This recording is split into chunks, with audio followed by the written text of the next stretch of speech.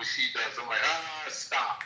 You know the whole, your brother and sister, we can argue with each other, but don't let nobody, mess with the other one. So that's right. Yeah, so she's my headache. Yeah. You know what? That's what I'm talking about. Headache. Can you ever like I'm sorry, I didn't mean headache. a 1 liter or a 2 liter empty Coke bottle? That's what I'm talking about. That plastic one.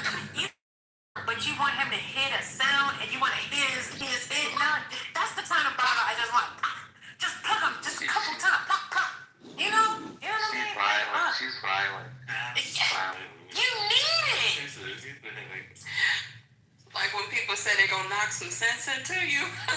Yes, that's it right there. That's all. I just need a good pluck. You know what I mean? Like, in the sense to catch you. Yeah, I still protected though. I ain't let nobody bother mess with you. Oh Lord, Snoopy and the No, you heard that. I said it on the You talking about the one shot. and the homosexuals. Oh, I don't know what you're talking about, but I saw RJ tell Eldorado don't get caught up in this vortex.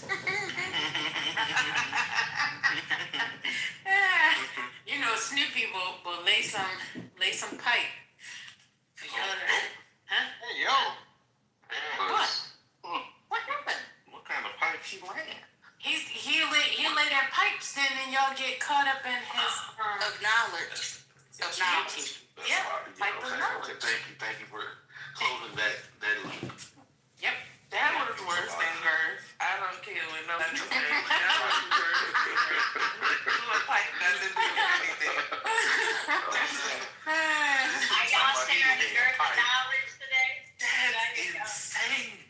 Y'all sharing girth of Snoopy knowledge? is laying pipe. I can't do that. And she gonna swear up and down she don't know what we're talking about. Like just. That's what I said. I was talking about, because when the pipes get clogged, I'ma say it. Oh my God. you need to unclog it. And he was telling him don't get caught up in the pipes. That's it. That's I it. feel uncomfortable. I don't know what. That might be a you problem. No, that's a us problem. Yeah, we Oh, know. dang. No, this is a us problem. No, this is the first lady problem. She knows what she's doing. She gotta stop. No, y'all have to stop. No, we're not. No, y'all have to stop. Together. Y'all need to work on Get that this. list together. Oh, y'all need to work on it. Man, are you there? Let me behave. Hey, Ben. Praise the Lord. Don't change the tonality. We gotta get What you talking about, brother? I just wanted to ask him how was service. Was it the pastor he want? I'm gonna get this list together. It's like, what's going on? We're gonna play the game later. But surely you're not on me. Man missed the civics lesson we had yesterday. He would have crashed. She was just Dang, you saying. missed it so bad. It was like, as soon as he left, the bullshit started. Though. He didn't need no more of y'all getting on his goddamn nerves yesterday. What did you hear last night when V started talking? Ben has met V in totality already. That's been exchanged. Yeah, y'all missed that. I paid for that. You paid for what? I said I would pay for that. Let me go. And see your ass right here.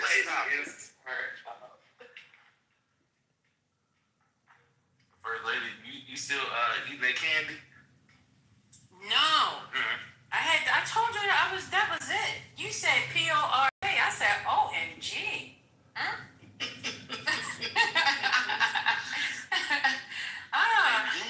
And then y'all new favorite, what was the name? Susan? She was like, pork gelatin. What? Pork gelatin. Oh, that heifer. Is that the one that sounds like Ramona? Yes. Let me tell you something. I almost called her Ramona. I was like, now Ramona? I'm glad I didn't, because she sounded a little off. And she tried to tell black people we telling our age because we talking about hot combs like people still don't use hot combs. That's what I said. Oh, Ramona's way too comfortable in here. She done got way too comfortable. Well, Let's take this right quick. go ahead, V. How you doing today, V? I'm conducted, yeah. Please, You what? You what? I'm sorry. Say again. He's been Conducted. Yeah, yourself. Wait a minute. Hold up. Yeah, you know. You're conducting traffic? What does that mean? You're conducted. What is that? What are you talking about? Conducted. Yeah, I'm structured out. You know what I'm saying? You structured? You're structured? Okay. All right. Well, that's a good way to be. Huh? Yeah. I can't hear you. So conducted means, structuring something out. You know what I'm saying? Okay. All right. Okay. That's good. Beyonce Well, I think is I'm like still 5'2". I think. No, he's tall. He is not tall. Yes, he is. Look at that picture right there. He's short. Yeah, I'm actually 5. Yeah, I'm 5'2". Yeah, I'm 5'2". But Yeah, that tracks. yeah. No, I'm actually 5'3". But yeah. Let's check it out though. Look, All right. What we check? The reason why a lot of people they don't understand what I'm reading and what I come across because a lot of people don't understand how Google works. They don't We don't understand. Wait a minute, y'all. He about to put y'all on to something. Go ahead now. Go ahead, teach us. You said we don't know how to use Google. Go ahead, brother. Yeah, they don't understand how Google works. It's based off SEO. It's not based off asking questions. It's based off making a statement. So you pretty much got to make a lie about what you're trying to find on Google so that you can find it. You know what I'm saying? That's not SEO.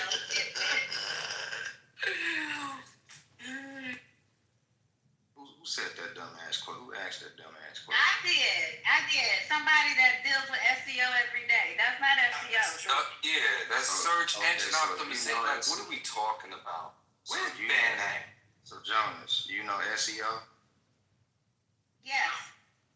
Okay, so how is it not based off? Jonas, brother. He called him Jonas. Because SEO doesn't have anything to do with those type of searches. You either have keywords or key phrases that are. Hold on, no, because you and those keywords. You use the keywords or the keywords or the key phrases. Those have to match the content on a website. So it don't have nothing to do with being so magically coming up with the words. There ain't no secret or anything like that. Like the burden is on the website content in order to match what the user intent is. Look, You're so sad. That's Johnny's name. look. What I'm stating is, it's all tracked by data. Alright? See, you make no sense. Please stop. Please, bro. Please stop. Rambo. God damn. Look, it's all tracked by data. It ain't just based off keywords. Keywords is based off people searching for shit. Yeah. SEO don't have nothing to do with data. Look, listen. How do you think ChatGPT finds shit? By data. ChatGPT, okay, that ChatGPT is based off of prompts and language models. ChatGPT. That's different than SEO. Listen. Listen, it's all about what people have on a website. So whatever I'm finding is based off what's presented on these governmental websites. That's what she said. See, But I'm not searching keywords. Keywords You are are people searching searching. keywords. You are searching keywords. Listen. Keywords is an industry term. It can mean statements. It can mean campaigns. Listen, do you know what crawlers are? Yes. Yes, when you get That's on how search engines index your website. Yes, I do. Okay. you know what indexes are? I just said it. Yes. Okay. Do you know what backclicks are? Yes. That's technical SEO, on-site, on-page SEO. Okay. Yes. So when all of that is presented on the website, how is it going to occur? So basically, what I'm stating is this: when you make a statement on Google and it actually shows up, that means that's presented on a website.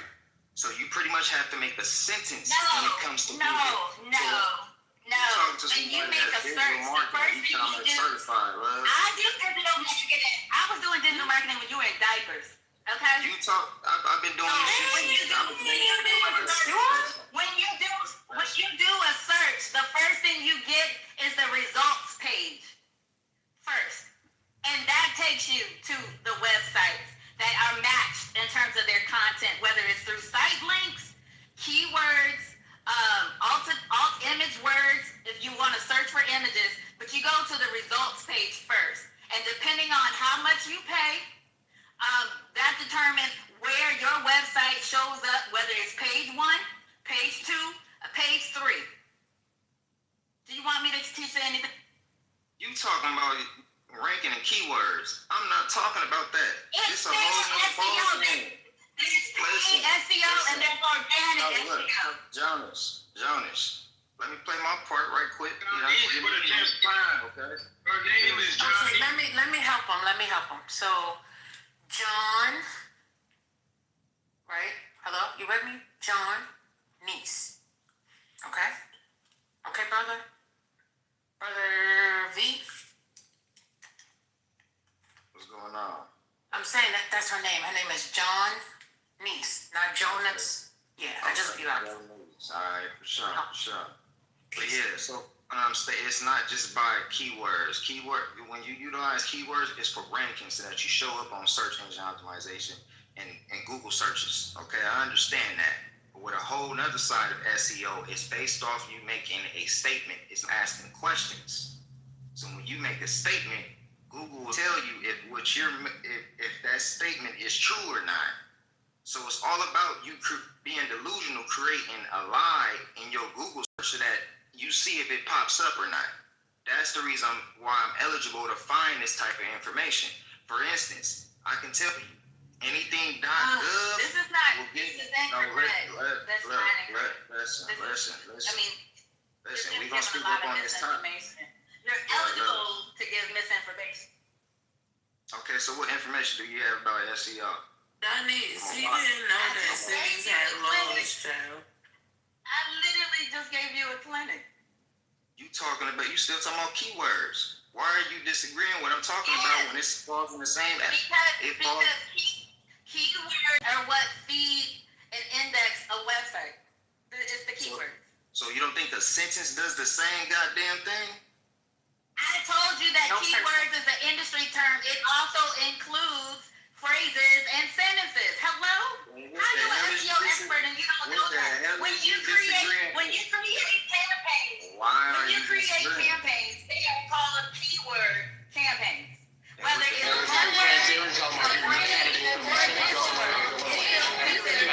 Chicago being the downtown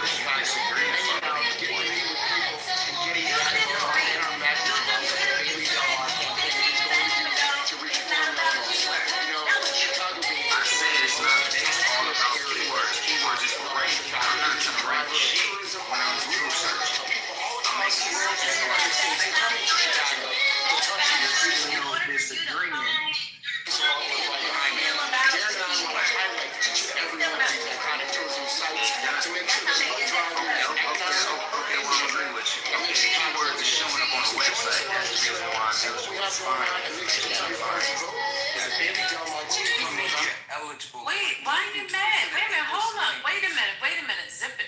What's going on? What's all the aggression for? What's going on? Why are you talking like that? We're just having a conversation. She didn't use no profanity. She didn't call you no names, no nothing. Oh no! Look, check it out. When I speak That like wasn't this, peaceful, sir. That wasn't peaceful. I'm just saying. Look, I don't need to arguing back and forth. I'm not checking anything out. I'm asking you to check yourself. That's it. That's all. It's not about your tone. you got to be a big dog. You gotta be a big dog. You gotta know how to handle it. All right. No, you can handle it in the cool. Hello? Okay. Right on. Right. But yeah. So chill back. Yeah, that's the statement I was making, Jonas. Okay, it's based off keywords and you making. Jonice. Well, Jonice, my fault. Yes, y'all all messed up. What's going on? But go ahead, B. Continue. But yeah, that's it. You That's know, all. it's funny. You know what I'm saying? I just took communion, First Lady, not too long ago, earlier today. And based off of what I'm hearing in here, I'm going to have to go back for seconds.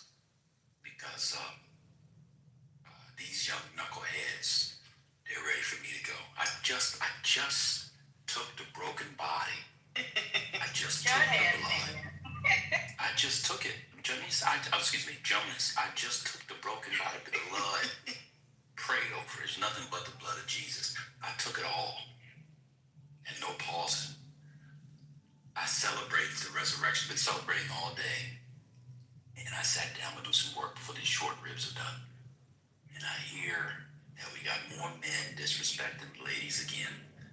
And like a superhero simp, I'm gonna have to drag me. Huh? You got one more time, brother, and I'm gonna get this communion all the way back. I'm going straight to hell. Someone ping Muhammad do. I'm ready to get it done. Thank you, brother. Sheesh. Jonice, yo, you on point, girl. Well, I'm gonna state this. I'm actually a motherfucking player. You know, I know how to conduct myself. You know, check this out. When it comes to topics like this, I feel it. Shut the fuck up coming on. That's just me. when it comes to topics like this, you better know how to conduct your motherfucking self. I'm gonna overpower your ass. All right. Power. So You you are this a power losing thing for you. power with each statement. Like, He you got short man. lose power. He got short man syndrome. Exactly. V, you smoke V? Let me ask you a question. You smoke weed? Don't do Hold that. on, Brooklyn. I'm talking to him. V, you smoke weed? Nah, I don't smoke or drink. I drink wine though. You know what I'm saying? Drink wine? Okay. Apparently, a lot of it. So you do drink. I'm a player. I sip wine so it can soothe the nigga out. I don't get drunk. You know what I'm saying?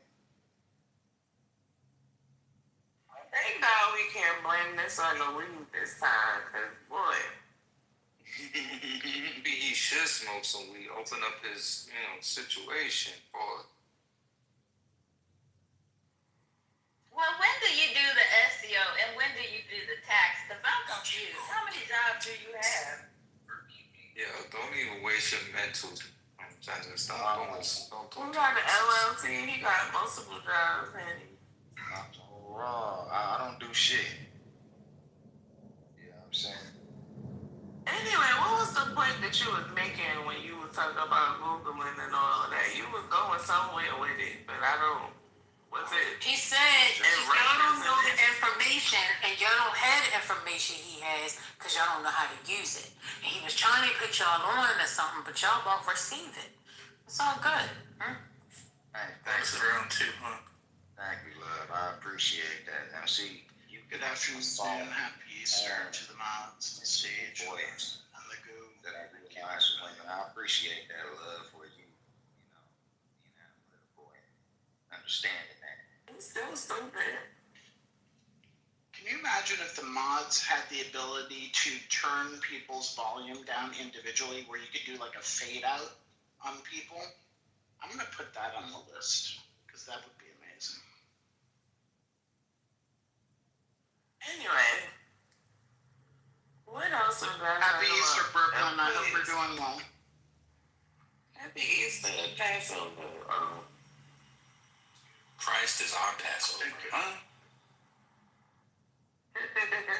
You know I'm eating this up. Happy Easter to everybody, Man, was it juice or was it real wine? It was a beautiful thing.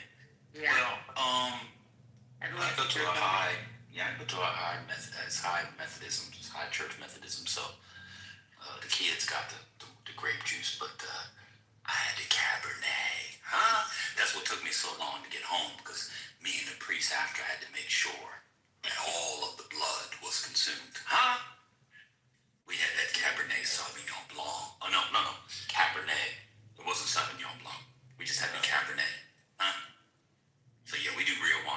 high Methodist brother.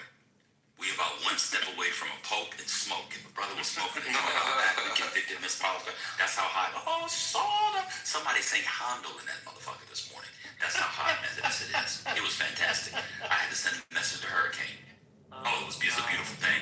Brother, they brought in horns, trombones, timpanis. Oh, they did the whole thing this morning. Oh, wow. Oh, it was a beautiful thing. Oh, soda. Man, you sound excited, man. You had a great one. Well, you know, when you have Easter and you can break the bread, the body of Christ, and you can have on your newly finished Sid Mashburn slacks that you just had a Chinese lady tailor to fit your body to perfection, and the boots that you brought in from Italy, huh? Oh, it was a perfect Sunday. Now there are negresses in this house, pound cake, short ribs, mashed potatoes, potato salad. Oh, I'm being this off for about 3 hours. I might not be on the app tomorrow because I might die tonight. It's just too good. But before I die, ping in Muhammadu. No, you're not. You're not finished with him? Oh, he wasn't. He left. That's mad. That you bad. Yeah, what's up, brother? Assalamu alaikum. Walaikum salam. Man, you sound like you're having a ball now. Man, we just came from Brooklyn. We did the Sankofa conference on the weekend. And, man, we're at Atlanta. Do you realize there's a union church up in here with thousands of people right this minute? It blew my mind. So friendly. They got all kinds of food. And they got gambling on one side, the church on the other side. I said, well, it sounds like my kind of place, you know? Mine too. I'm very excited to be back, yeah. Well, you said you back in D.C. You said you in New York. I'm in D.C. at the Live Casino, believe it or not. I thought you was over at Sankofa by Howard. You ever go to Sankofa over by Howard? No, we did the Sankofa in Brooklyn, New York. We just Oh, in Brooklyn, New York. Oh, okay. And we stopped in at the Live at the Anna Rendell Mill. And there was just a rack of people here. So we said, man, we full of joints. The guy, it was raining. And the guy came to pick us up from the car. And he got a shuttle van, a chauffeur-driven service. They got curbside service at the casino to get to the church. So I'm very excited to be here. Oh, I'm just saying. Brother, check it out. Go for it. So let me know that pastor said agree. And he did full Easter service and about to finish the last one now they brought us. So we thank you, man, for having such a politically correct network. You and First Lady always go first class. And once you go first class with the First Lady, you'll never go coach again. You know, I just did a little something. Okay, so you'll never go coach again, man. Hey, Ben, check my PTR real quick so I can take that down, and we'll talk later. Just take a gander. You ain't not getting better. Thank you.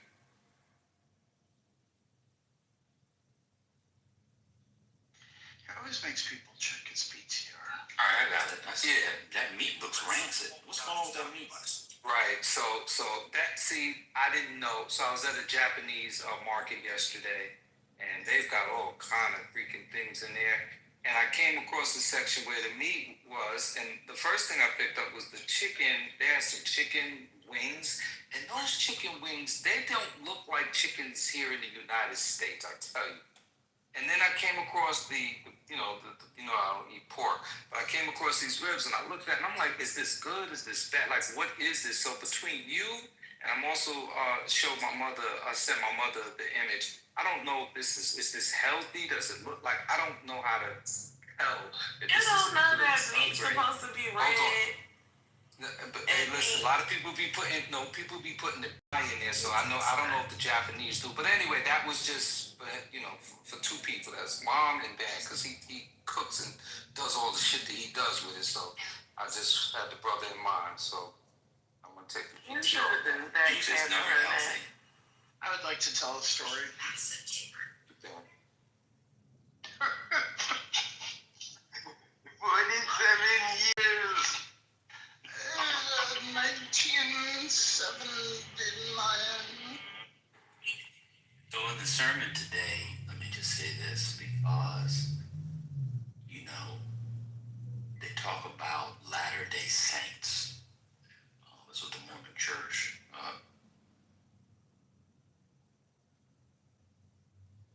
You hit the mute. Come back. Let's see. They talk about the Latter-day Saints. Joseph Smith, Brigham Young, etc. I think Brigham Young was into slavery. There was something about they lynched some people over there too. Anyway, the Mormons lynched. I mean, they had famous lynching. The Mormons did. Brigham Young made that process. Anyway, there are also Latter-day Prophets. And in the sermon today, boy, that shit was like 12 minutes. That was crazy. Couldn't have been no more than 15 minutes. Anyway, he was talking about Jesus' words, etc. I'm not going to go through it all. But at one point, he was talking about our algorithms and social media. He said, you'll never find the words of Jesus. Anyway, I don't go to it. But he said what the social media is doing is causing people, watch this, brain rot. Somebody in this act has been talking about on social media brain rot for 3 years now. I'm going to change my name to Jeremiah. I am the Jeremiah of the 21st century. Huh?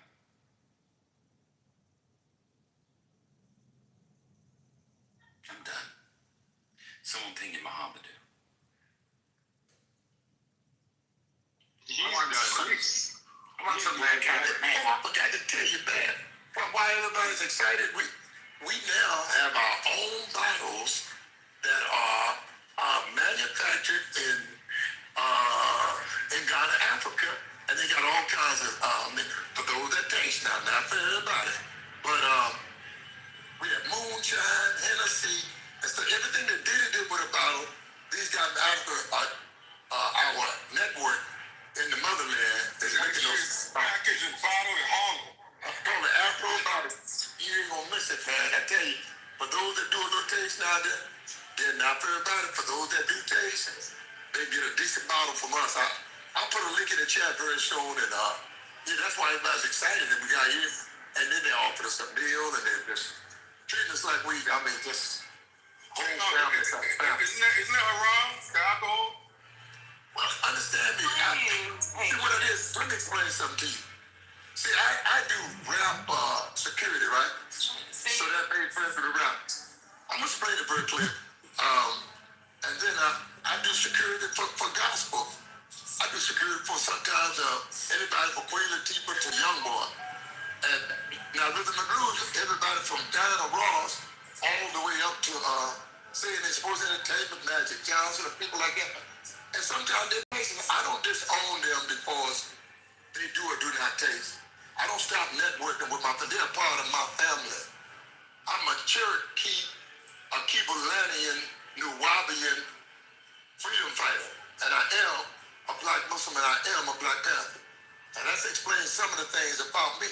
You may give your resume later, but whatever is haram is haram. I do not attempt to make the haram. I say for those that do. I don't attempt to make the haram thing halal. And I don't attempt to make the halal thing haram because it's two different worlds. Is that very, very clear to you? Yeah, Uncle. It was a joke. I'm bringing it down about the time. It was all right with you. But I got friends that taste and friends that like rhythm and blues. And I got friends that love gospel. I love it from gospel. I like it from blues. And keep it moving, mama. He understood. There you go. Everything very clear. So that's what I wouldn't deny them. If that's what they do and they like, and they make promise, they got excited, and they give me the meal, the best price in town, free. I didn't go to get the free food out of the way, but we went the Sankofa. It means to return to your authority, and all the people here have self-determination to return the man and the woman to their proper authority. And matriarchal family value system, most of them. However, we don't throw away people because they're patriarchal. So I hope that makes sense as well. Yeah. Y'all the father of the family. Thank you. And the family value system, With socialism and politics at the front door, my. My. As I was finna say. my. What happened? What else happened, y'all? Please. Who was that y'all was listening to earlier? The preacher lady. What lady was that? Paula White? That one? Oh, that's who that was? Y'all were saying, I'm not sure. The crazies? and I was saying, that she basically said that Trump is the new coming of Jesus. Oh yeah, that was Paula White. Spiritual, let me ask you a question. Oh, who's that? Go ahead. No, I'm just gonna ask, did y'all talk about Trick Daddy at the AKA? Yeah, we spoke about it last night. That's all. Oh wow. Paula White delirious. Yeah, we spoke about Paula White. Yeah, I could talk about it again. Yeah, that's what I asked Spirituals a quick question. Spirituals. Yes, sir. So, you know about bagel and Bailey's? About oh shit. Sorry, I just cracked the egg on the floor. I'm sorry, go ahead. Bagels and Bailey's? No. Bagels. Well, I know what bagels are. Bagel lox and cream cheese. He knows about. Alright, so Bagels and Baileys? is it Bailey's or Bialys? Bialys. Okay, I was arguing with my wife. Okay, thank you. Y'all can talk about Wait, you thought it was Bailey's? I thought it was Bailey's. Yeah, she's fighting. No, it's Bialys. It's just basically like a bagel without the hole in the middle. Yeah. And it's usually a little bit thinner. Yeah. Spiritus, do you hit the spot on 3rd Avenue, like in the 50s? That bagel spot for the lox. I forgot. It's very popular. Do you know it? I don't go to the east side, sir. Okay. Like, no, don't go to the east side. People. No, I'm not sure I'm not where you're talking about. But like where, like 2nd Avenue Bagel, Essa Bagel. No. It's like I can't recall the name, but they got the best. You know, they just have the best lox and bagel. And you see people of your faith coming in quite a bit. What you do on the Upper East Side, Rambo? You know you belong up there. Come on now. I used to have a client on 51st Street, so I spent a lot of time in that area with all those UN people partying, and there's a cigar bar over there that I like, so, yeah. Some have like consulates over there, apartments over there. There's a lot of money over there. Spoiled ass kids come in there because they got immunity and they wild out on the weekends. We'll talk about that another time, but I just wondered if he knows. I wonder how Paula White said that. All right, well, let me let you listen to it. It's a 3-minute clip. So Patty gave us a short. Let me give you a little longer. You hear this, Devon? I'm not going to say anything. I'm going on mute. The First Lady. It was like the Holy Spirit just zoned me in. This is the absolute best phone holder for your car. Your phone clips right into it and it attaches to your rear view.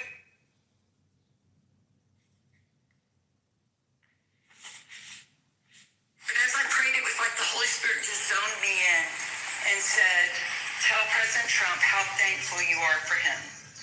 And I think I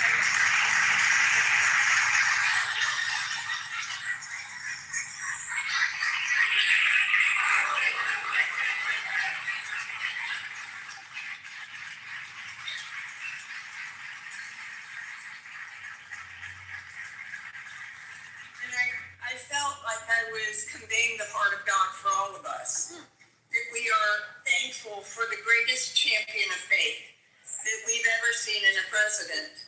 And we honor you because of your bold, unwavering conviction and stand for religious liberty here in America and around the world. And you recognize the power and the name of Jesus Christ. I remember when we told our first briefing, you can now pray again and worship again. They begin to shout and praise and say, thank you, Lord, and sing in their highest ways for your unwavering recognition that the strength of the nation is through Almighty God. And you have not backed away from any of this. Thank you for allowing me to serve you, to serve people of faith, and to serve the American people. I've heard many people take credit for you being here. or for some of your victories, and for being in the sacred office of the president. But the truth of it is you're here because of God and because of you.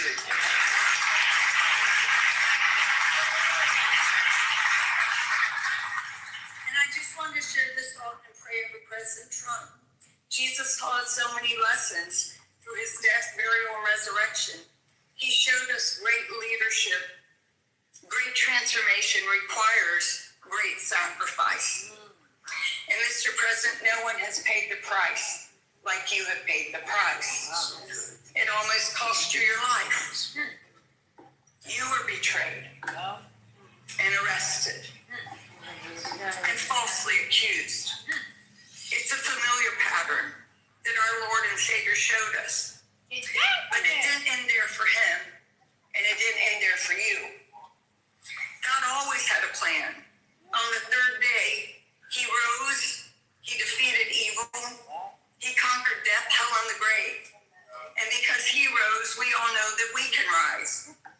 And sir, because of his resurrection, you rose up. Because he was victorious, you were victorious. And I believe that the Lord said to tell you this. Because of his victory, you will be victorious in all you put your hand to. Palm Sunday, Jesus entered Jerusalem as crowds welcomed him with praise, honoring him as king. They call me king now. Do you believe it? No king. Jesus.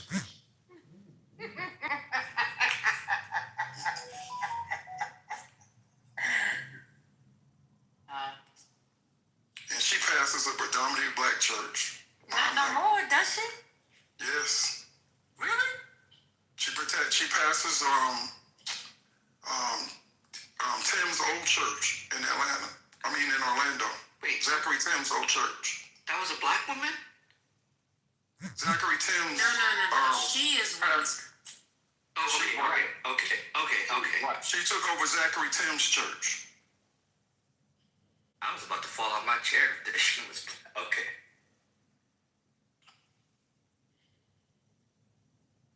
Straight blasphemy. Jesus. The rumors are wrong. He's still alive, guys. He's still alive. We never not believe that. What's going on? Wishful thinking. What happened? No, don't say that. What happened that now you believe? What happened? How old is that clip? Is that clip from yesterday? It depends on how old that clip is because Oh again. no, that clip was April 1st.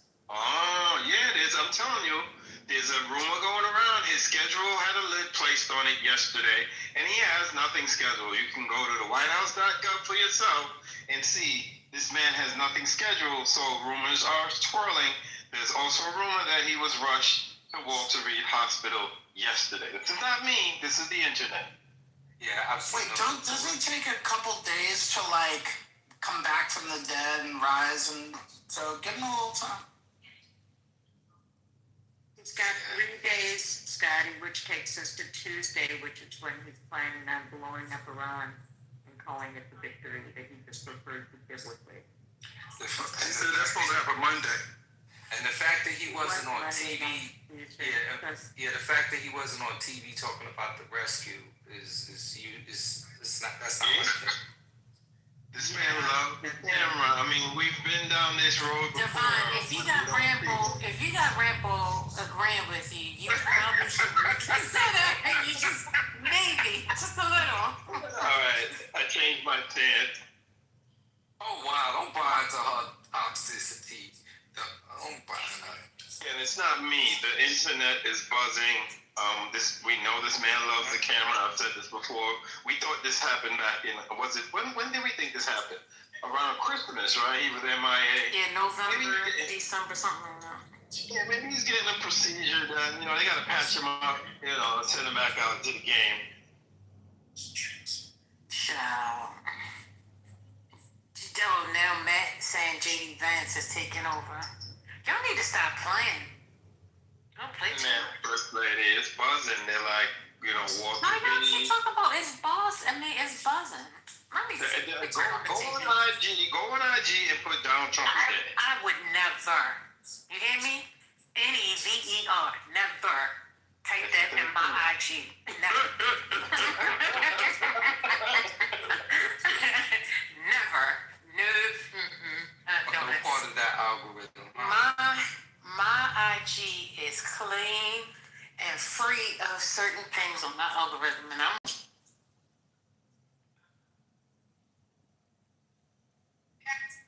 my algorithm is wholly divine. And all I see is dogs I admire you for that. Mine is filthy.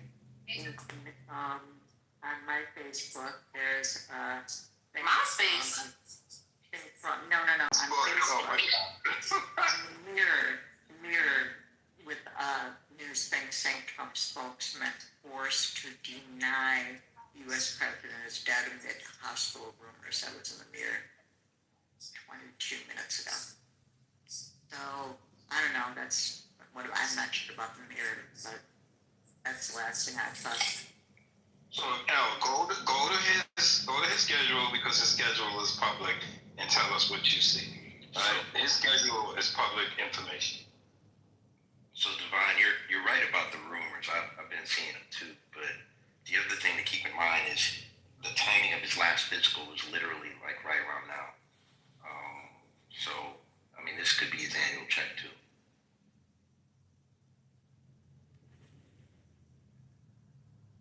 The holiday? Presidents always partake in some kind of event for Easter. Is it me? I mean, do we got a research? I feel like that's the common knowledge. The president does things, goes somewhere, he does some kind of event, he's at mass, he's claims to be a Christian, right? But I'm thinking that like year after year, we've always watched the president and generally their family at services on Easter. We haven't seen that. That's all I'm saying. And I gotta agree with Rambo. I'm sorry, First Lady. We rescued a pilot. Divine, he was spotted at the 2 Corinthians church down the street. Down the street from where? Don't worry about it. 2 Corinthians. He's quick to take credit. You know, our great servicemen rescued the pilot. You know, he likes to ham it up. You know, our great men and women of the armed forces. You know how he does. And, you know, the countdown, you have one day to open the straits, right? And where's the threats? Where's the you know, the acting? Where is he? That's all I'm saying.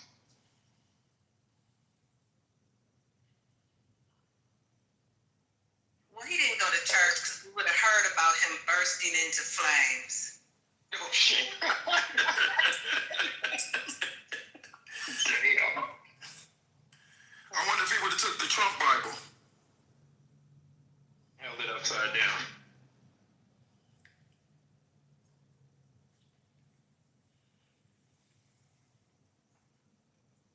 No, that man don't fear God because he actually has a Trump Bible with his signature in it. It's the craziest thing I've ever seen in my life.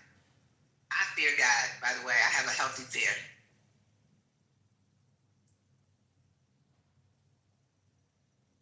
He believes he's next to God.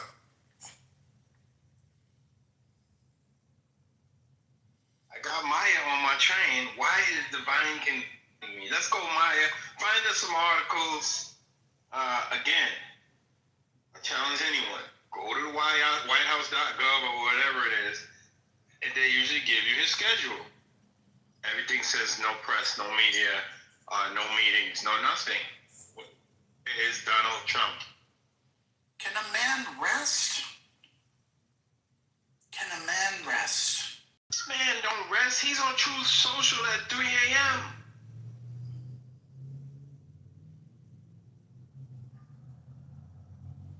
If Walter Reed Hospital is on lockdown.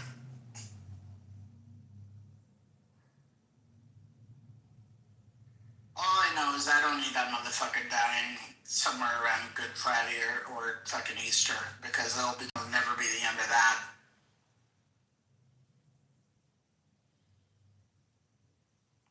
I think Susie Wise got him set down someplace where he can be quiet. She's trying to rein him in. and he's not going for it. I don't know. So I would be surprised if she doesn't quit. I think it'd be the worst thing if he were to pass, just because I really want him to stay up and see the American people reject him in the midterms. I want to see him isolated, and I want to see him understand that him and his family are going to be fucking investigated once he leaves office. You know, I kind of hope he lives to a ripe old age.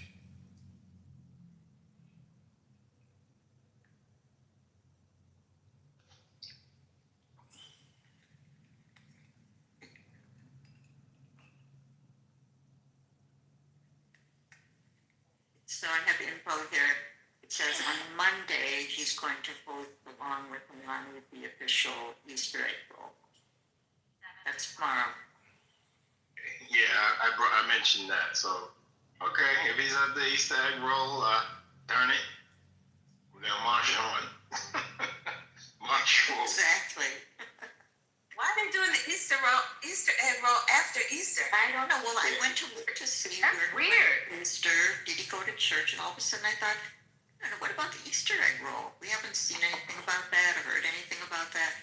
But Is it always the day after, Al? I think it's always the day after Easter. I don't know. I don't keep that close to the Easter egg roll at the White House, but for the sake of this conversation, I was just looking at his schedule, like you said. Has anybody spotted Vance? Where's Vance at? We haven't, when's the last time you saw Vance? I haven't seen Vance in 6 months.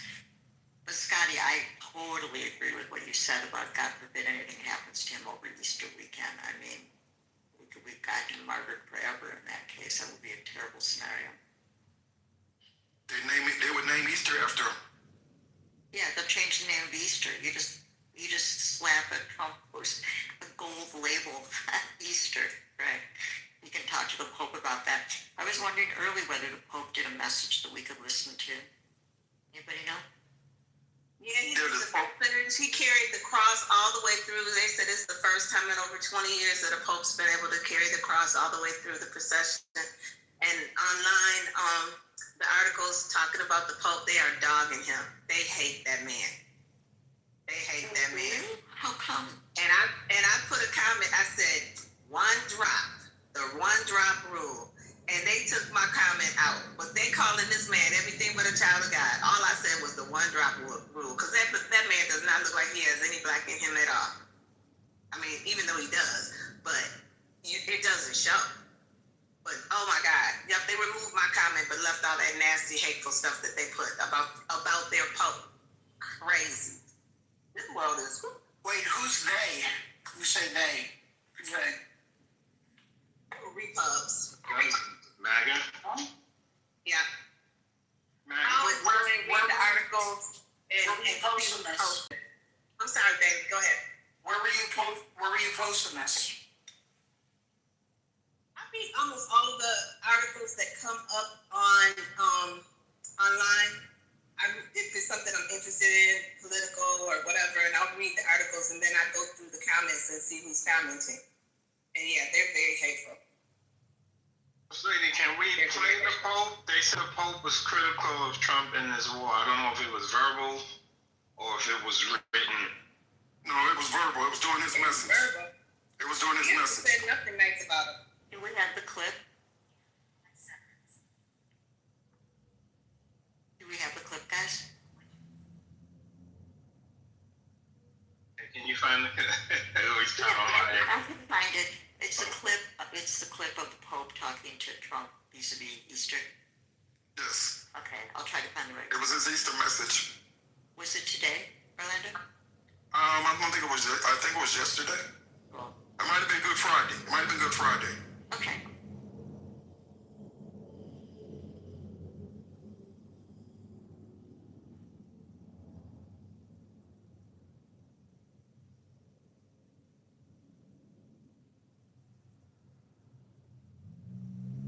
Divine.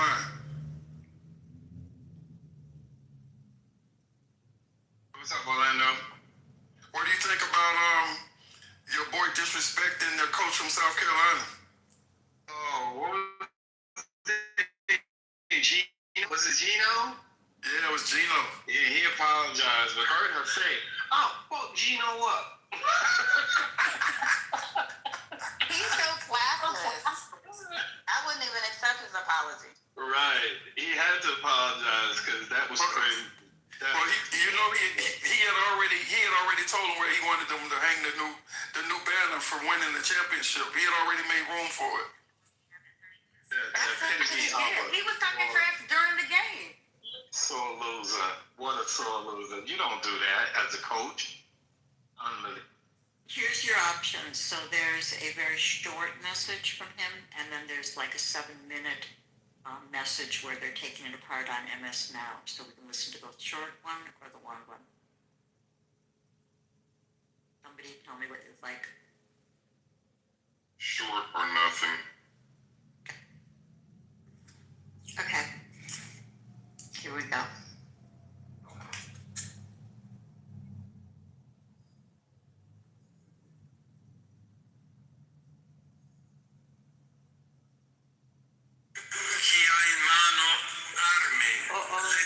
The other one, he was speaking in English. Hold on.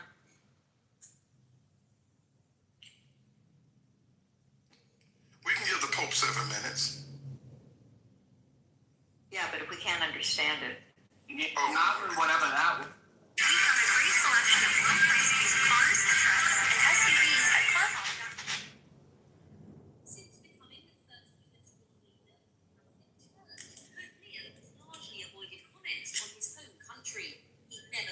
President Donald Trump publicly until now. President Trump? Okay. I think we got it. Help a little bit now. Sure, you guys said that took a minute. I think this is from Good Friday, it looks like. So here we go. Since becoming the first US-born leader of the Catholic Church, Pope Leo has largely avoided comment on his home country. He'd never mentioned President Donald Trump publicly until now. President Trump? But that era has come to an end, according to Reuters Vatican correspondent Joshua McElwee. So Vatican officials have been telling me for the past 10 months that Pope Leo is quite cautious about how he talks about the United States. What seemed to change this week is that Pope Leo has become more and more vocal in criticism of the U.S. and Israeli strikes on Iran that began the Iran war that is now in its second month. On Palm Sunday, which is the celebration that opens Holy Week for Catholics, the most important week of the year, gave a homily in which he said that God rejects the prayers of those who wage war because they have blood on their hands. This is a very strong thing for the Pope to say. Those comments were interpreted by conservative Catholic commentators as aimed at US Defense Secretary Pete Hegseth. May his almighty and eternal arms, Who's previously invoked Christian language to justify the joint US-Israeli military action. The Pope's sharp criticism of the Iran war and his direct naming of Trump Tuesday marks a significant shift in tone from the pontiff. he's looking for an offering. And hopefully he's looking for a way to decrease the amount of violence and bombing. The Pontiff Leo goes to use an American colloquialism the president and administration officials would understand. I think broadly speaking, Vatican officials, like much of the world, are aware that President Trump is taking a lot of moves that are controversial and divisive, and they're quite worried about the direction of the world. They're worried about the atmosphere of violence in Iran. Okay, so that was as close as I could get because any of his statements are in Italian.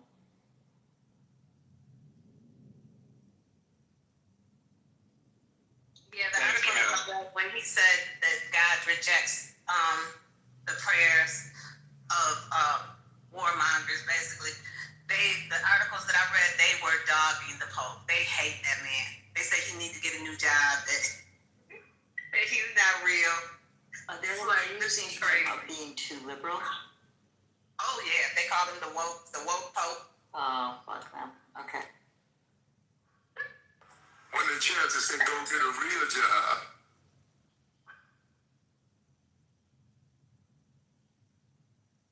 Here's your alpha playing that.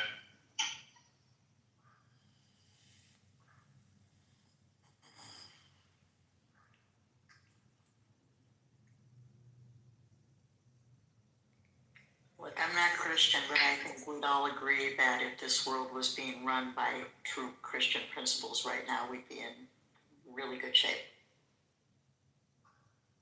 No doubt about it. Not a trace of doubt in my mind. Good morning.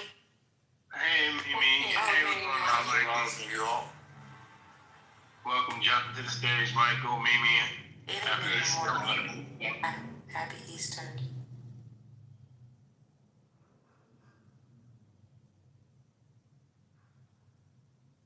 Well, by now everybody has heard the second pilot has been found. I took us down conspiracy lane. Where's Donald Trump? Not me. IG is buzzing. This man has had a lid placed on his appearances, as well as any meetings with the press or press having availability to him. I doubt he's dead. I just find it strange. Someone mentioned he might be getting his annual checkup. Odd timing. It is a huge holiday here in the USA. And we know this man loves the camera. I don't wish death on nobody, but I do find it strange. Where is he? What's going on? We're at war. I don't know how you guys feel about Vance, because we know what happens. Vance has to step up. I don't know how you guys feel about Vance running our nation. I feel like we don't hear from him much.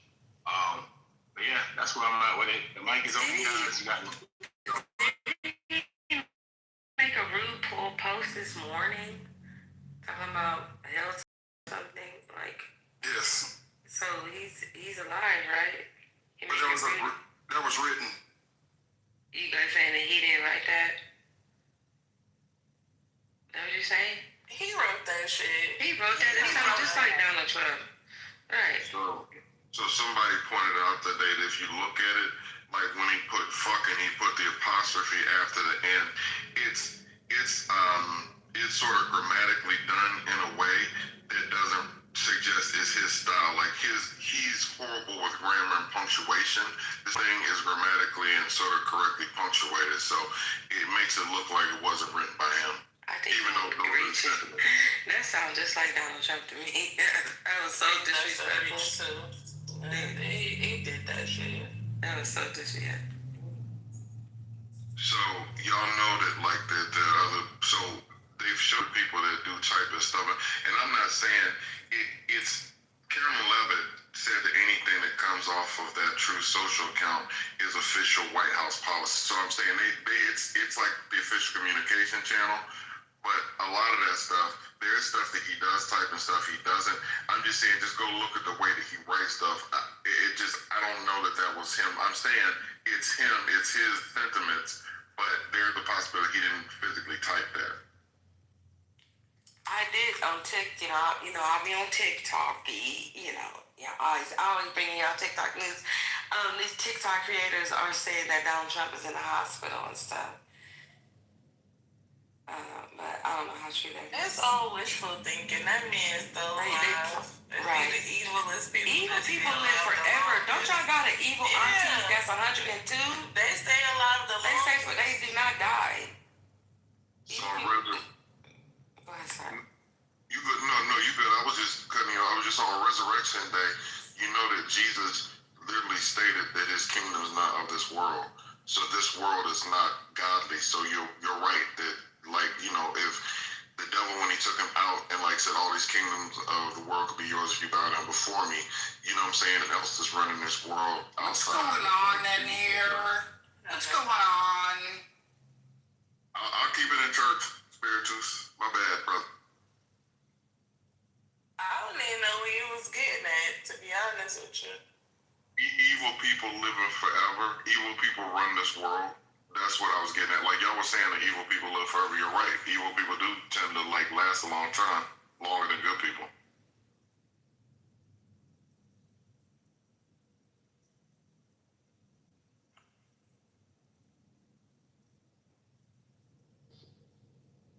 Well, CNN is having a ball with that tweet that he tweeted. They just keep saying it. I ain't never seen them curse so much on CNN before. Donald Trump did that when he got on the plane.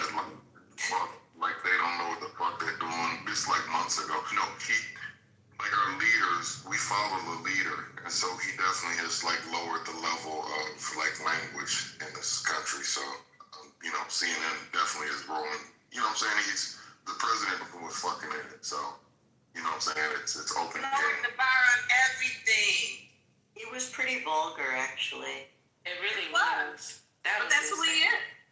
And we all look like we under him, unfortunately. And the whole world's looking at us like we're just a bunch of dumbasses. Or either. And if you're gonna make a move, why announce it? Why are you telling the enemies what you're about to do next? That doesn't even make sense either. Especially from somebody that says that they don't want to let them know what they're doing. This is just, all of it is unplanned, and there's literally people documented what he said over the past like 5 weeks, and he literally says something different every day about what they're doing, or he makes a different like quote about the war. It's just there doesn't appear to be a plan. Well, we know he's not smart because he keeps talking about having to take all these cognitive tests. He doesn't even realize why he's taking them. An average American person that knows what's going on, they might take a cognitive test right before they turn 80, but they don't take 3 in 1 year. He doesn't get it. The emperor has no clothes, yet no one is dominating. I think it's a systemic problem because, I mean, and don't get mad at me here, but I think he is surrounded by people who protect him. And I think in some ways that was true of Biden at some point as well, where people weren't being honest with him and he was saying shit that made no sense to us because that's the information he was getting from the people closest to his. I think at this, I'm sorry. No, go ahead, Brooklyn. I was just gonna say, at this point in history, we have an age limit on how young a person could be to be president. They need an age limit on how old they could be as well, because seems like it's bad. Ooh, that age is hitting them real bad. Yeah, I agree. I felt like that tweet should be enough for the 25th Amendment. The guy is not well at all. If it had been any other president, it would have been. But I see now when he was running, people think that dementia, like, it's just like Biden, like, forget words. But some of them, if you've been around older people, that they will get, they say rude stuff, they crazy, but they losing their mind. And it's like you have the older crazy auntie that she has the energy, but she's losing her mind. And I saw that in Trump when he was running. I was like, he got the same issue Biden got. You could tell. But nobody's seen that because they looked at it like he was energetic, but he was just saying all that crazy stuff out of his mouth. You know, people are claiming it's frontal lobe dementia based on, like, you know, people, experts that, based on the way he talk, like his loss of filter, a lot of stuff that he's doing, they're saying that. And to the point that Elle made earlier, going back to Reagan was 73, I think, in 1984. So when he came out of office, he was 77, and you know the last part of Reagan wasn't good. It's just, you know, he had a wife that loved him and they protected him as well. They all get protected in some way. That's crazy. Unfortunately, this Trump doesn't have a wife that's right now. Sorry. We might do better with Vance because he's younger and he may be willing to, like, you know, compromise people to actually listen, because he got to think about his career in the future, because he has a future because he's younger. Where Trump, he really don't have a future, so he don't give a damn. You know. So the problem with Vance though is that he's like this whole thing with Peter Thiel and Curtis Yarvin and its dark enlightenment. You know, where they want a CEO basically to run the country as opposed to democracy. If he goes in, they're probably going to greenlight a lot of stuff. They're probably doing it in the background anyway. But JD, they need to do Article 2, Section 4, and just remove everybody because they're all incompetent. Well, so they need to do that. Oh yeah, I forgot about that. Well, they won't support Vance if he became the president. They won't support Vance. Eggs prices are down. Ain't that's what y'all wanted? That's why y'all want. You said egg prices? Ain't that's why they voted for Trump? They was like, eggs is $8. But everything else is Biden. If Vance became president, the Senate would start doing their job. The only problem is that Trump has set precedents as far as with executive orders. So if we get midterms, which we'll get unless he stops the election, if we get numbers in midterms, then Trump is done. Like, everybody's going to be handcuffed if the Congress is doing their job. But if you have it the way it is right now with J.D. Vance, a lot of stuff's going to get greenlit, and it's just he's not going to be as upfront about it. We're just not going to see it. Yeah. I'm listening to y'all. I ain't gonna hold you, but y'all sound like y'all got that deranged syndrome. Like James Carville. Yeah, you damn right I got whatever it is. I've just been cooking and listening to, what about, he's got a, he needs a frontal lobotomy. Or all that shit. Why? Because That don't even do him any good, because he doesn't have any brains anyway. Yeah, I didn't say anything.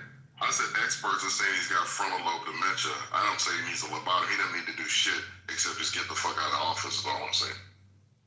Well, like they say, I'd rather have a bottle in front of me than a frontal lobotomy. Thank you.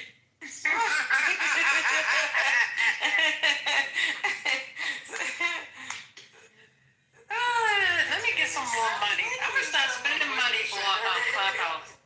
This is funny. Clubhouse, if you listen, I'm gonna stop spending money on y'all. That's my last time. Until next week. You said you're gonna stop spending money? You ain't spent no money with me yet. But whatever. And we could turn the mirror around and do the same.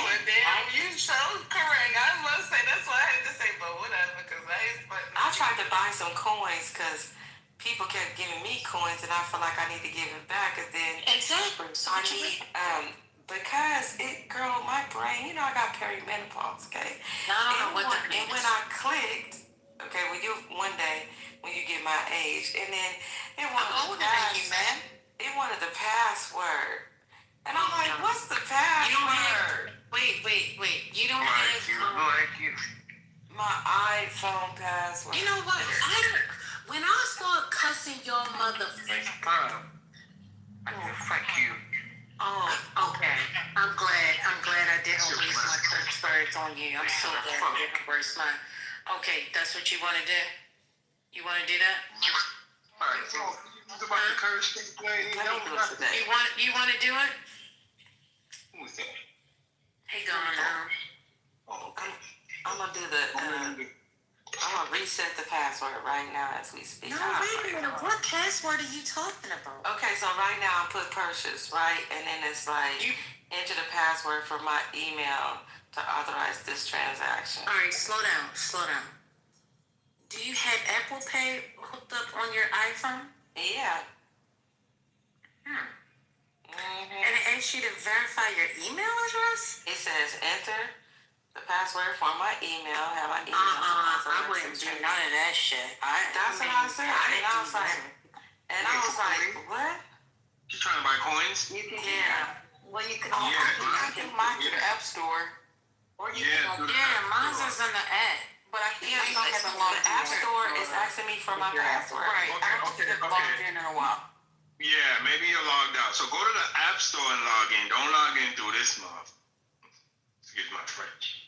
You just said mom. That's all you said. Happy Clubhouse anniversary. She can log in from her phone.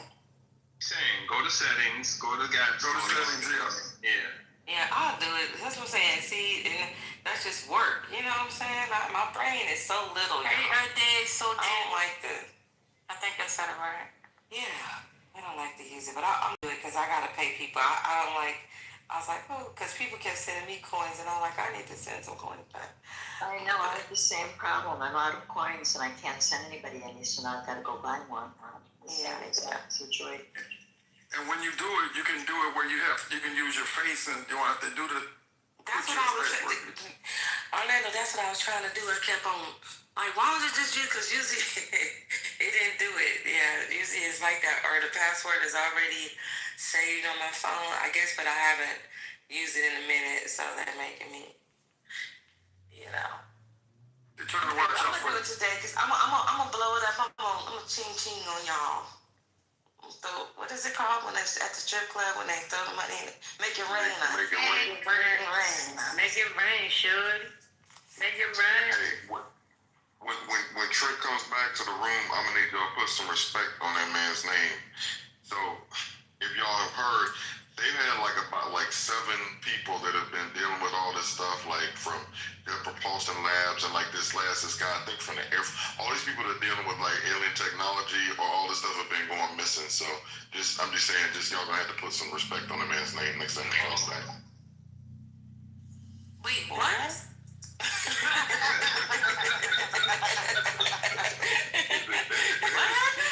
I just ask you to do is just put some respect on the man's name. That's all.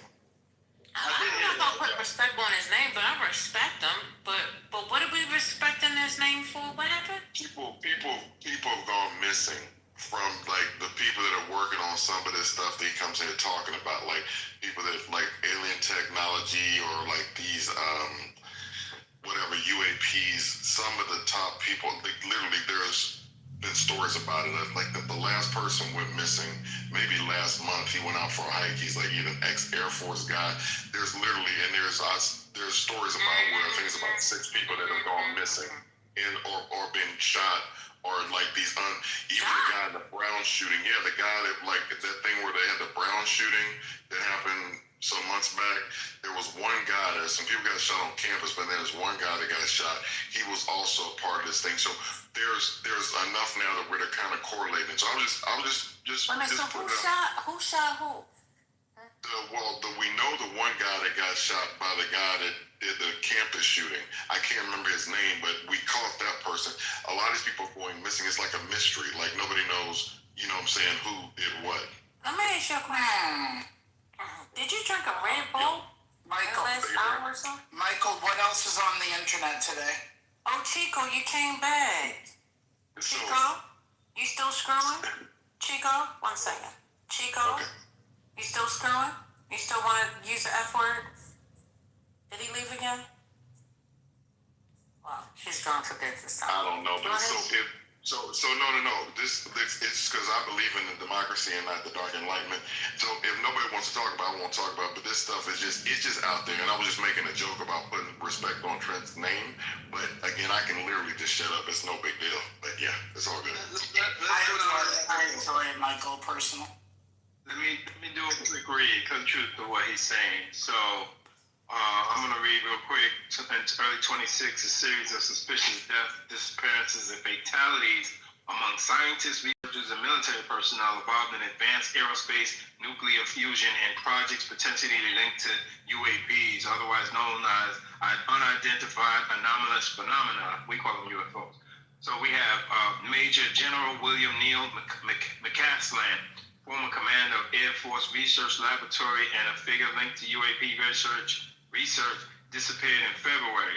Monica Jacinto Reza, a NASA-linked aerospace engineer specializing in advanced rocket engine alloys, it's called Mandalay. She vanished in June 2025 while hiking. Dr. Nuno Laureiro, an MIT physicist and director at the Plasma Science Fusion Center, he was killed in the shooting in late 2025. That's the one Michael was just talking about. The guy that went on campus and killed some students. He also killed Nuno Laureiro. I believe he was an Argentinian.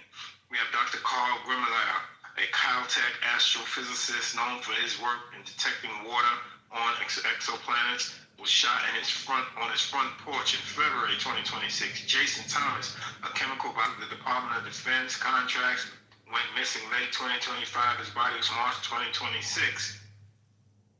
AFRL personnel deaths. In October 25, Jacob Pritchard, AFRL project manager, reportedly killed his wife and First Lieutenant Jane Gustus, TSSCI cleared operations research analyst, before taking his own life in a case with no officially identified motive. So there you have it.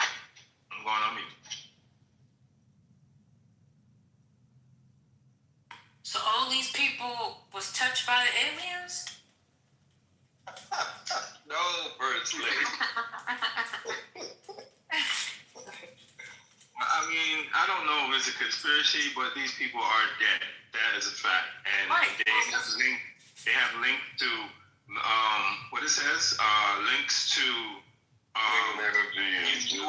UAP, aerospace, and nuclear fusion. You know, nuclear fusion is supposed to be the power generator of the future. Free energy. Yeah, free energy, pretty much. Yeah.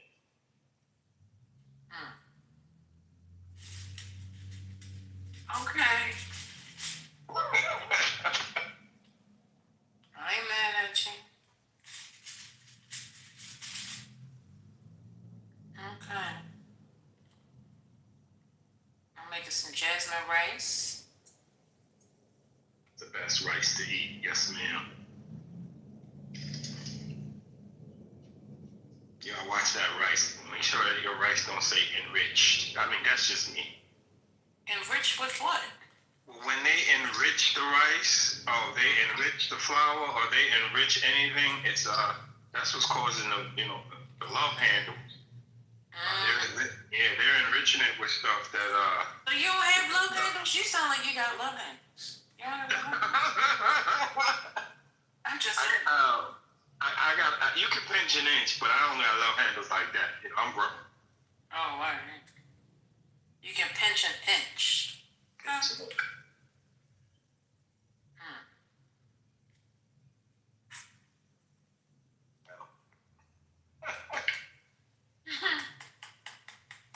Well, thank you for sharing that. Any other alien news?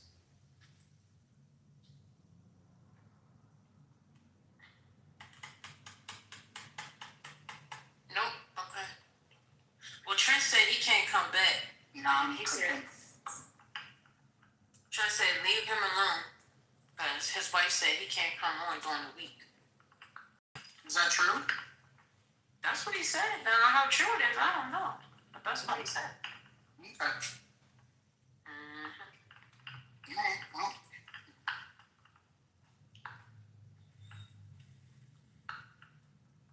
What you cooking, Sturgis? I'm making matzo ball soup. So we're doing the balls right now. That sounds delicious. I love it. Are you rolling the balls? Yeah. I'm rolling them. Javon, you have to stop laughing at me, because these people be thinking I'm saying stuff that I'm not really saying. You're just crazy as hell. I just asked him if he's rolling. So I'm ordering Peeps from Instacart. I just realized that's what's going on. That's what's wrong today. I don't have any of those sweet marshmallow rabbits and chickens or whatever they are. So I just ordered 4 packs, yellow, pink, blue, and green. That's my Easter. Wait, you actually like those? Are you kidding? I live for those. Yeah. So it's my dirty secret. Some black, I'm here. some eggs, and I couldn't find it. Jelly beans. I couldn't find no black jelly beans. No, not in the drugstores. Yeah, I'm here. Normally they have tons of it, because I think I'm the only person who likes them. Yeah. Yes, I'm here.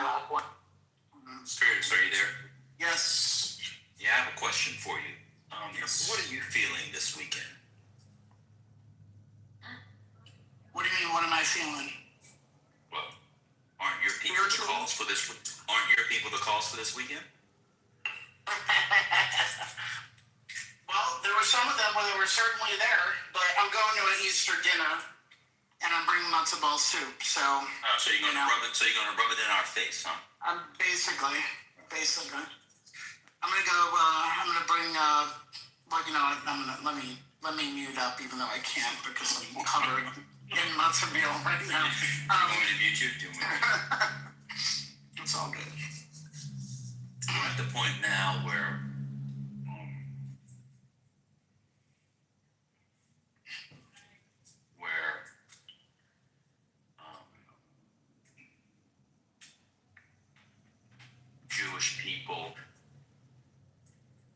now taking credit for the weekend. Did you all just hear what Spirit said? He said he's having some champagne in celebration of the weekend. Huh?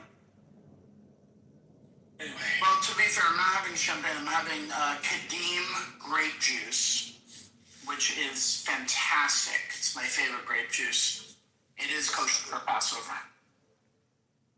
That sounds good. When is Passover over? Tomorrow? No, it's over. Is it Wednesday? Wednesday or Thursday? I don't know. I'm keeping the strict diet though. I have not broken, so I'm doing the whole. Yeah, Leavened bread? No bread, no pasta, nothing with corn, nothing with vegetable oil, nothing with corn starch. I'm having a little bit of matzah. Yeah. Have you? You are eating matzah. Did you make a matzah pizza for lunch this morning? No. I made what did I make? I made like an egg hash, almost like a matzah brie kind of thing. Egg, cheese, little piece of matzah. Oh, nice. I have a friend who I think they call it a Messianic Jew.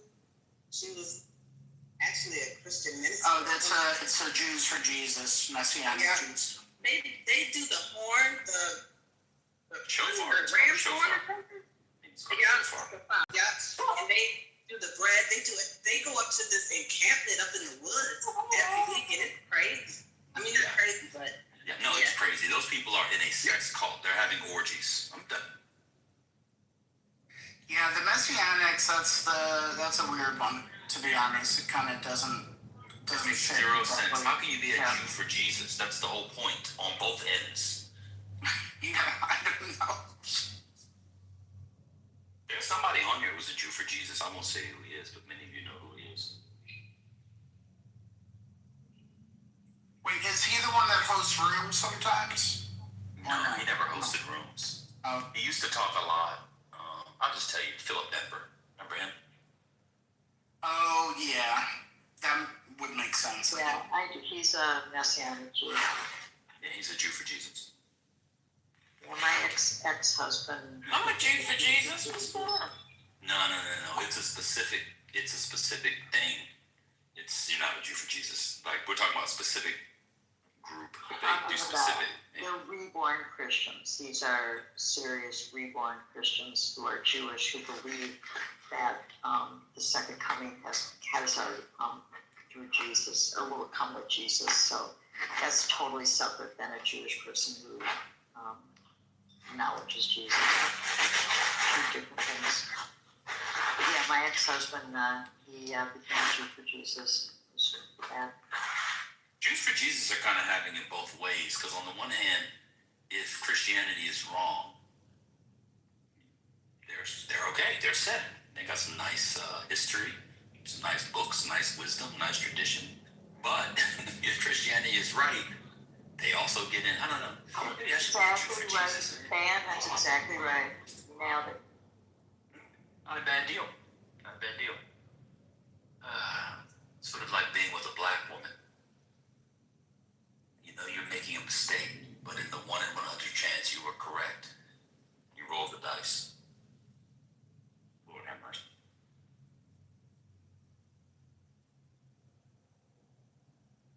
Are you making your short ribs, man?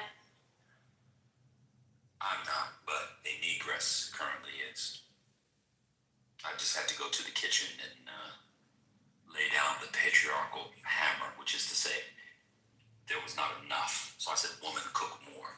And they did. It's several of them in there.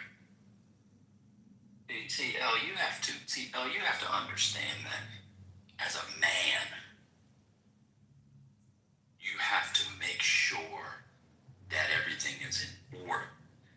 Because if you leave the woman to her own devices, the children won't get fed. The elderly won't be taken care of. They'll be cold and shivering. The poor won't get their blessings, you see. And so it requires a man to get up off his chair once every 3 hours to make sure that everything is in order. And that that is what a man was put here for. To get up off her every 3 hours, survey the situation, make sure all the parts are working, make sure it's well tuned and oiled, and then go back and sit down and watch sports. And if there's any interruption in that, the order's been thrown off. Yeah, that makes good sense, man. Sort of like mansplaining, it's like man management. Yeah, exactly. It's micromanagement, I guess. In fact, let me explain it to you, because I'm not sure if you'll get it as a woman. Let me explain it to you as a man.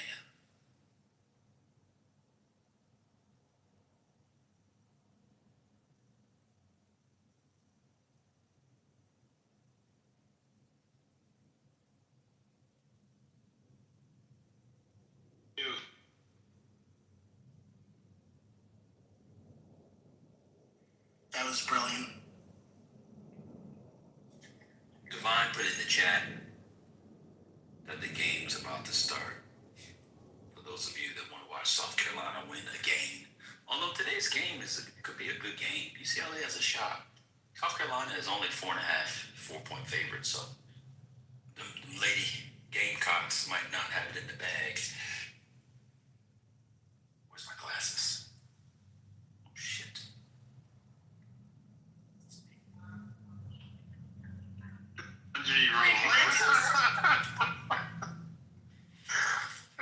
Remember that day you found them in the laundry room? You was happier than a kid on Christmas morning. Oh shit, I found my glasses.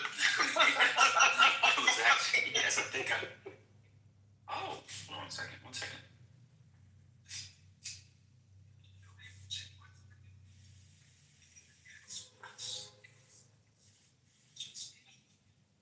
Is that the name of the team for real? Cause I read that on the background. I'm like, why are they calling themselves the Gamecocks? Or was that just a joke? Cause I don't know nothing about sports. Ain't no man in this house, so ain't no sports in this house. Wait.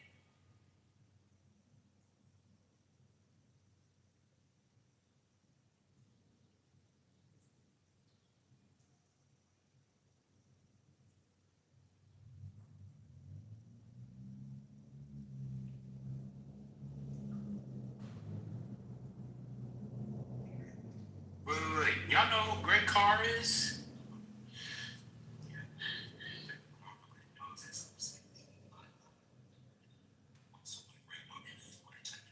To answer your question, yes, ma'am, that's their name, the Gamecocks. Right. To play on foul, not to be confused with. Okay, I got a dirty mind then. Cause I was going. You be hanging out with First Lady. Y'all want to stop. That is awful. Y'all need to finish. I didn't do any. You cut off my, you see. But he said Carr, that name sounds familiar. You said Michael Carr? Why does that name sound familiar? Dr. Carr. Is it my kid? My urban view?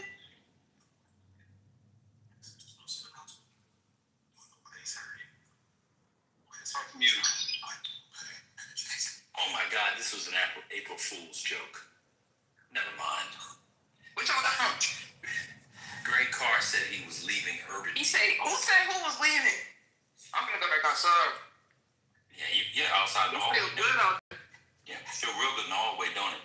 It feel good. Oh, you feel good all over. Even though you're not in this room, you feel good.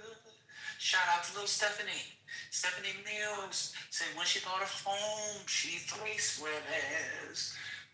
Love overflowing. Feel good. You feel good in the hallway. I feel good and I'm all over. Imagine.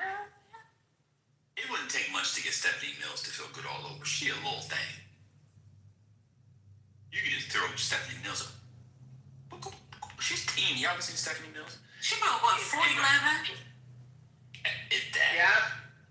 Yeah. This is an April Fool's joke. I got a video. She's of almost Ray as Carter. tall as her son. I mean, she's only a little taller than her son. That's what I mean. Yeah. He said he's leaving.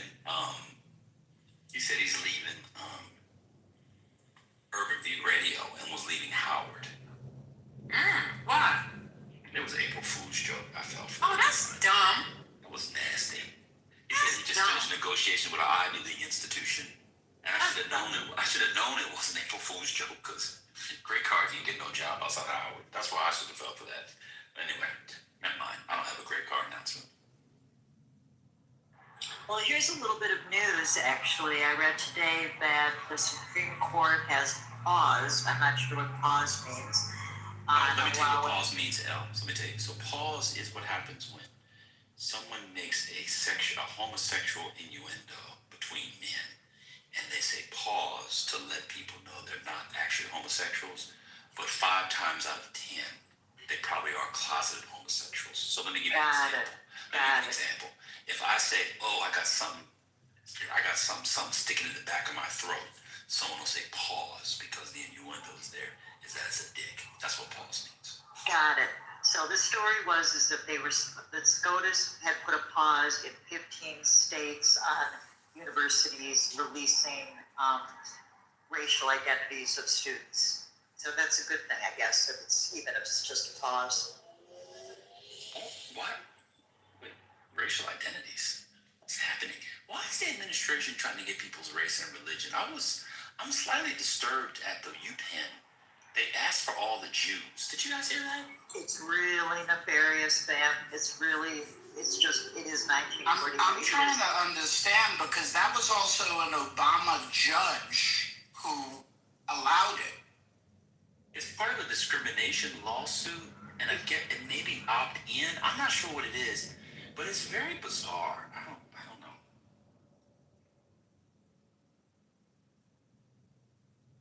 Question is, it'd be a good thing if we're talking about a scholarship that might be based on race? Is that a thing?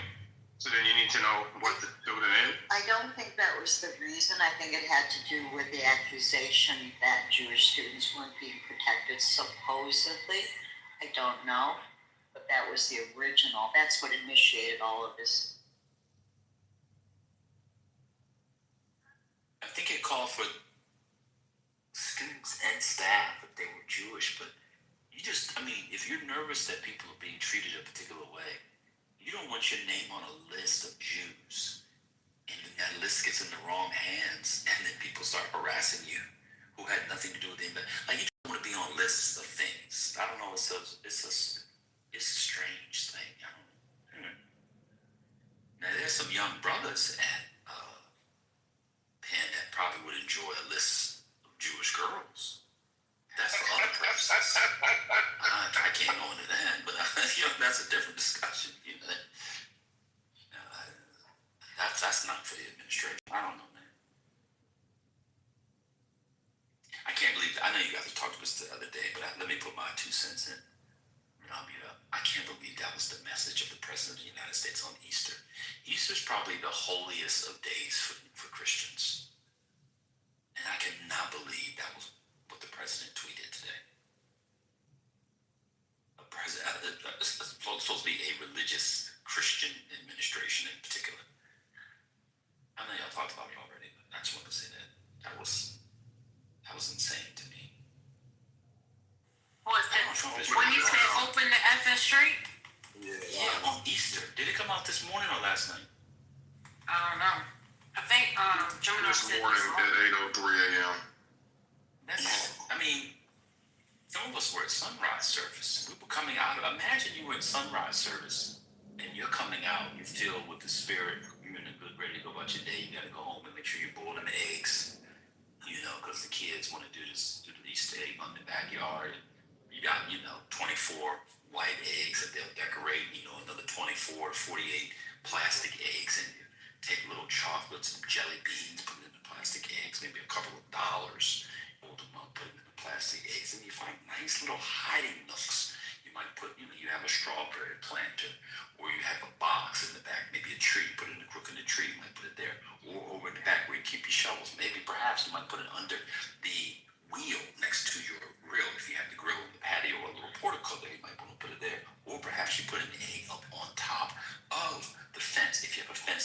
around perhaps a slatted fence where the egg can go there. There's all types of perhaps you have bushes, the begonia bed, you might put in begonia, just like that Miss Berkey put it, he might go around the begonia bed and the eggs. There's all kinds of things one can do. That's insane. It's insane. Now, Matt said, don't forget what Biden was on at Easter at the White House. Well, let's see. There was a Trans Day of Remembrance. I don't know if they had a thing at the White House, but that day is the same day every year.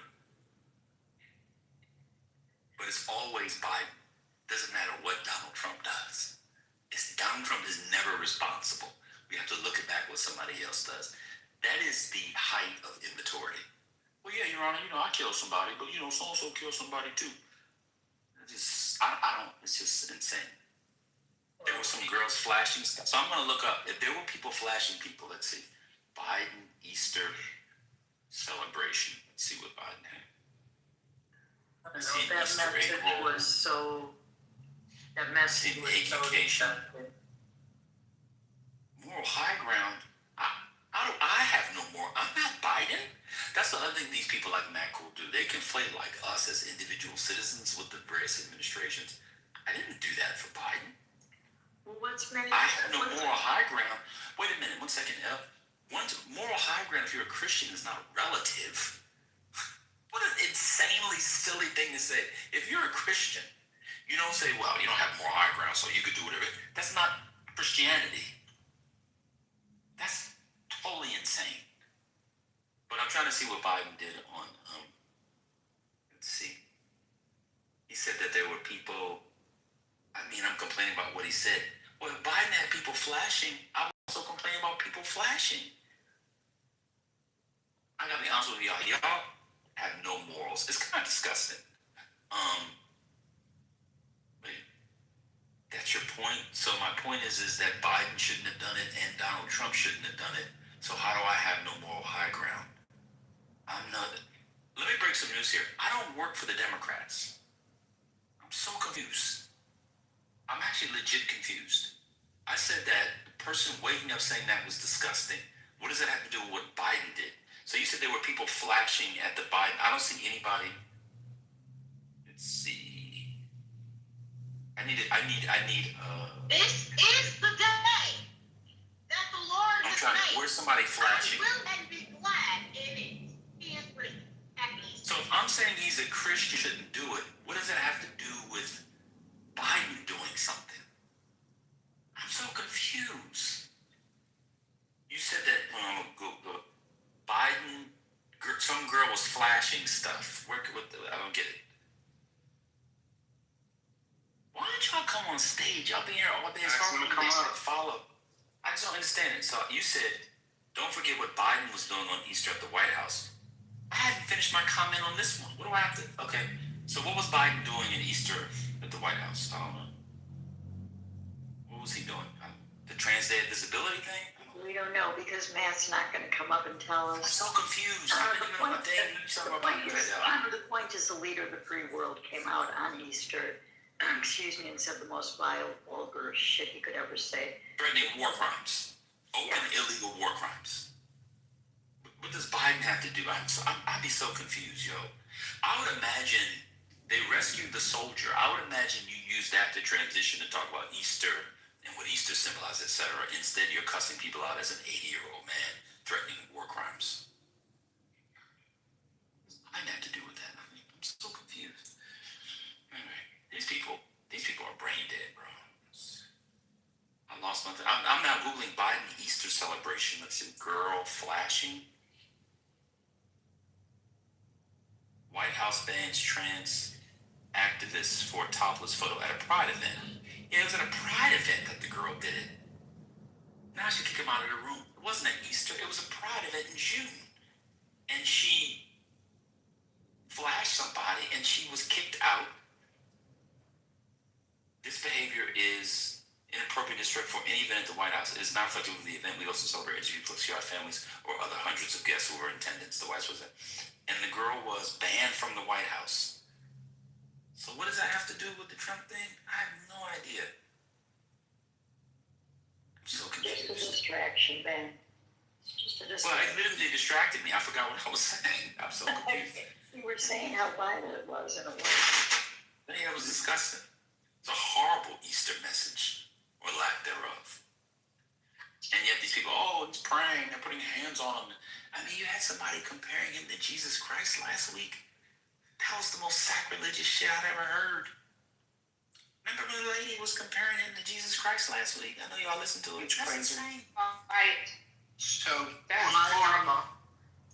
my deep religious conspiracy says that Trump is doing all this, particularly the Easter message today, to test real Christians and real religious people on if they're actually going to show the cojones to push back on the statement.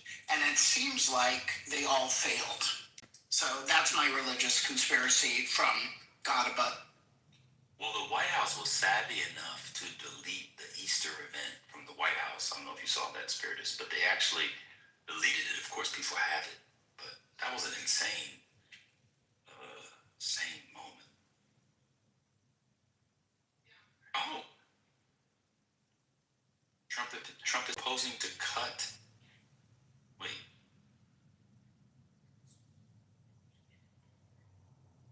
OMB wants to cut NASA by $5.6 billion.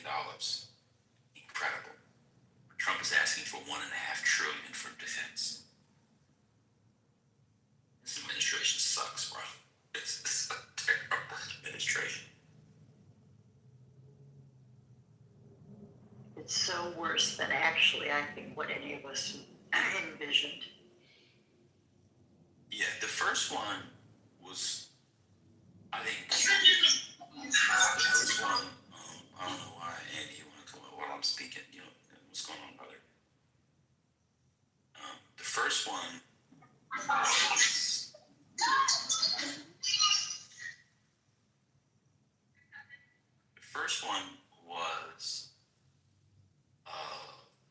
what's his name?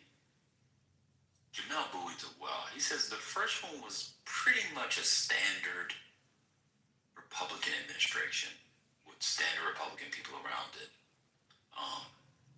with a deplorable person at the top, depending on your perspective. But it was a pretty standard Republican administration. The wheels fell off around COVID, because they didn't know how to handle that.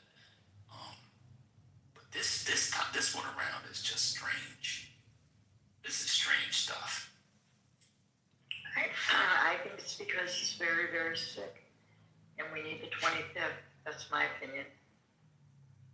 I think this is so beyond being a bad person. This is like so fucked up and so psychotic of behavior that I don't even know why we keep talking about it. Like, they gotta figure out a way to get him out of there somehow.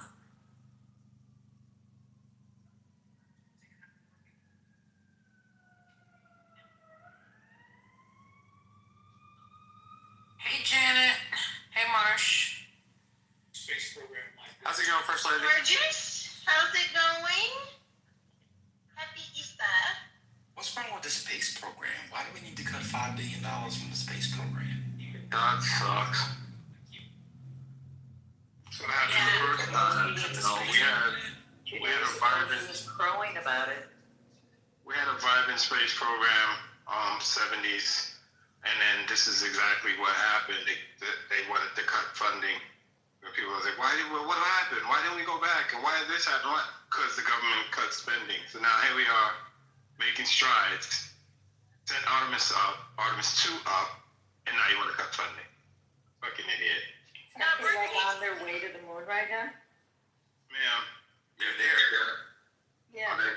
It's day 5, yeah. They're probably looping around, and then we went around once already, Yeah, ain't got no gas money to get back because of Trump, dumbass. Well, Janet, since the bathroom stopped working, they can use the piss and shit for the fuel, because I don't know if y'all heard the bathroom stopped working. Again? First day up. What? Oh, they fixed it?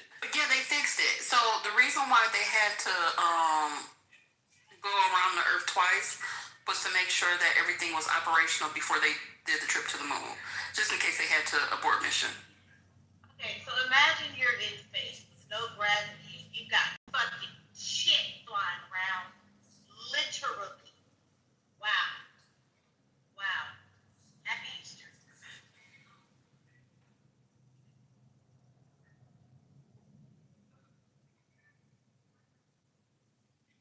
saying they're cutting it to redirect the money to Elon Musk SpaceX. But I don't. Why would you need to cut for that? That's what I'm saying. I don't understand. You wouldn't need to cut money for that. You would just do like they always do, and just send the money there. Oh, I mean, it's about the IPO. How much money? I don't know. I think it has more to do with tax cuts than it has to do with sending money to Elon Musk. I don't. That's not a lot of money for SpaceX. They're about to get tens of billions this week or next week, whenever the IPO is. But I don't. They can just send the money. They don't need to cut it for that. Whatever. It seems so un-America first. Outside of the border, from their perspective, outside of the border, these are some ugly shots. I ain't gonna hold you. Outside of the border, I don't see much America first from this administration. I really don't. The president the other day saying Medicare and Medicaid were scams, and the government, child care, we can't take care of child care, but requested $1.5 trillion for the Pentagon. That's insane. This may be a stretch, and I'm okay not knowing, so I'm going to ask you guys: is there like a class action suit that Americans can take, like when our leaders just do some off the wall shit that is just undeniably like just selfish, and it almost would kind of like seem like treason a little bit, borderline. Like is there something like, is there a clause? Is there like we can even if it's on a civil level, right? Like maybe it's not criminal. Maybe like we just all sue Donald J. Trump, and then even if like we can't get him out of office, we just stop his royalties and we just drain him with this suit. So no more Trumps. Like, is there any way we can do that, or she's going to file bankruptcy, or could a suit still be there past the bankruptcy? Like, how does that work? There's nothing to be done. I don't think you're trying hard enough, man. We got to read somebody's bylaws. There's something somewhere. I read them. Because he's not Donald J. Trump that's doing it. He's the president of the United States, so he's not personally liable for the fuck shit. So he's got to wait for the midterms, and you get a check by the Congress if the other party wins, and then in 28 you don't elect a Republican because they're going to be a Trump-like figure, or want to be Trump for the most part. So got to make sure they lose. So stop worrying about the okie doke. When he sued the IRS, he's doing that as Donald J. Trump, the person, right? Yeah, he is doing that as a person, but I don't think that'll go anywhere. Okay. I don't know if they filed it. Oh, God. It's just really, it's like y'all, I know it sounds funny, but I really almost want to cry. Like, this is bad. It's to the point where the alternative is find somewhere to live for like maybe the next 3.5 years. Like, what are the alternatives? No, not that long, girl. Damn. You got your dates mixed up. You got 2 years left. I got 2 more years? 2.5 years. Yeah, 20 years. 2.5 years. Sorry, I said.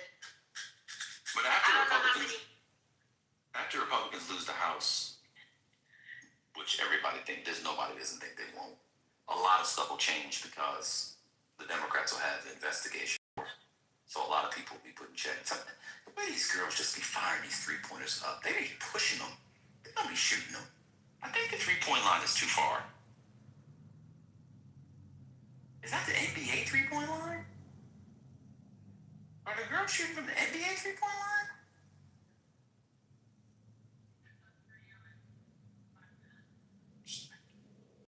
Was Jesus on the main line? Was Jesus on the main line? With the 3-point line? Yeah, I'm watching. That 3-point line looks far as hell for these girls. I thought the 3-point line hit the top of the key.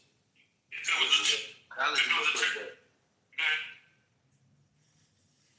was a transgender, it wouldn't be a problem. Ain't that what I mean?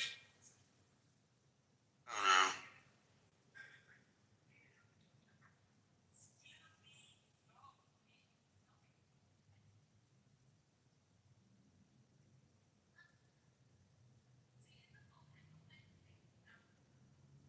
Oh, it is. They moved it back a couple years ago. I don't know why I didn't notice distances, so they moved it back. Wow. I don't know why. I've been watching games too. Maybe because of the way that girl shot that, it just looked like she was pushing it. I think it's too far. I think it's too far for the men's for college. I watched the college 3-point competition today, and it did look like they were pushing it. But when you watch like Caitlin Clark, like she was shooting logo threes. Some of the girls have different sort of shot mechanics than others do. I think the boys should be closer to. For college? Yeah. I don't know. They don't stay that long though. So I guess like prepping them to get ready for the league. I mean, I just generally Michael once with his girl got hit in the throat. Yeah, I ain't gonna hold you. The white on white UCLA joint with the tall white socks look dope. Classic. It's classic joints. But I just want jump shit. I just want jump shooting to come back to mid range. That's why I like, Mr. Pushoff, SGA himself. I don't know. It's like either shooting in the paint or shooting a three. That's all people do now. To me, that's the influence of like AAU or whatever, just that they don't practice like they used to. If you look at how European players play, like they play more mid-range in some cases than our kids play. That's one reason why they're gonna be better players in the long run, because they have a more complete game. That's what I think is gonna happen. I think we're already seeing it though. Like when you look at the kids out there, it's funny. We'll shout out like the Cougar Flag and even like the Boozer kid. Cam plays a pretty good game or whatever too. I don't know, but we definitely, the kids don't practice as much as we used to. And again, I'm old or whatever, but just the way they do this stuff now, just AAU and watching those kids play AAU, it's like they're just out there just sort of just free ball. Yeah, that's what I look like sometimes. So Cayenne, he plays. I guess his dad is a heavy influence. Camilla Anthony's son, Cayenne, he's at Syracuse, and he's pulling up. He's taking those mid range. He's like, one thing my dad taught me is this is one of the easiest shots you ever want to take. So he's doing it. I don't know why he went to Syracuse, but I guess he want to follow his daddy. But yeah, that's a different story. Super excited for that kid. Has anybody seen how he's done it? Good. Is he there? Yeah, it's good, yeah.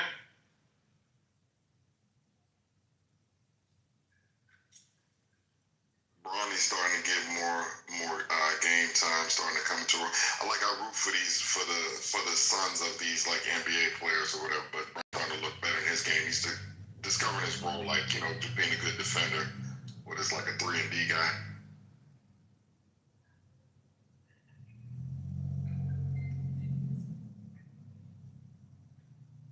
Yeah, Michael, I brought up that game against OKC. Man, they got spanked. Oh my God, it was like 139 to 90, it was bad. They spanked the Lakers horrible. You know what happens in the league though? Like historically, like even in championship series, you'll get games like that. But without Luka, they're pretty much told, unless LeBron is gonna like turn back the clock, like get some energy. But the second season for them is so long because the playoffs start in April or whatever. Run through like June. Yeah.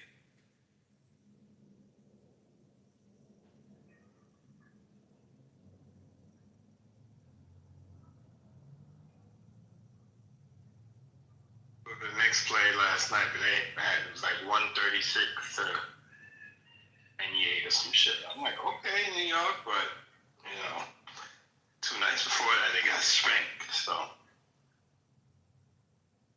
yeah, and I've been following the NBA much. I am kind of interested to see what Cleveland's going to do because I think Cleveland has James Harden now. And with Donovan Mitchell being there, with James Harden not having to be like relied upon to be like the alpha dog or whatever, it'll be interesting to see how he plays during this playoff series. Like Cleveland might be somebody to watch out for. And again, I don't even know what they're ranked because I just don't follow the NBA like I used to. Oh, they're in the top 4. Okay. Okay, so that it should be fun watching them move through the play. Yeah.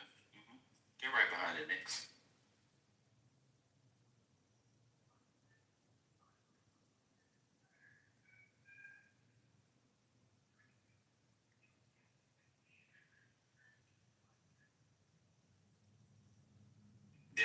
There's like I will include the Knicks. I know I'm not supposed to, but I think there's like, let me count them.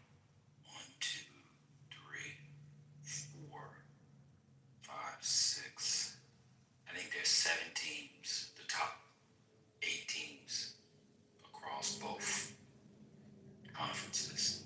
Take the Lakers out. The Lakers are done. I wouldn't be sad. It wouldn't if any of these teams won. Maybe the Knicks would shock me. Maybe I wouldn't be shocked though. It's gonna be a good playoffs. It does make it nice when the field is like this. Yeah, it's nice. I'm interested in seeing if San Antonio is going to be able to sort of go against having to like get close and sort of learn and come back, make your wounds get better. You know, the way they're playing is going to be interesting to see what they do in the West. Because I think they played pretty well against OKC this year. I mean, the Thunder are probably going to repeat. I mean, they're probably better this year than they were last year. Was the thing. Yeah, that is the thing. SJ's probably better. He's going to win the MVP again. I just can't believe we're in a world that Shai Alexander is going to win multiple MVPs, multiple championships, and will be the top 50 all-time player by the time he turns 35. It's absolutely insane. Nobody saw that coming. That's a fact. But the way he plays, he literally is unstoppable. His game, he can do whatever he wants to on the court when he wants to do it. Whenever he wants it. That's exactly right. Yeah. This will be a good rivalry. Spurs will pop. Yeah, super. Yeah, me too. Super excited to see what they're building. Active Pop is still in the mix, I'm sure, with the team building aspect, but it is exciting to see them coming back around. Now she banked that shit. She took that all the way to JP Morgan, came back around to Bank of America, ended up with Wells Fargo to bank that 3-point in. She had 3 banks for that bank shot. She just threw that shit up there. Ooh, nice little first layup. I don't think Pop is involved.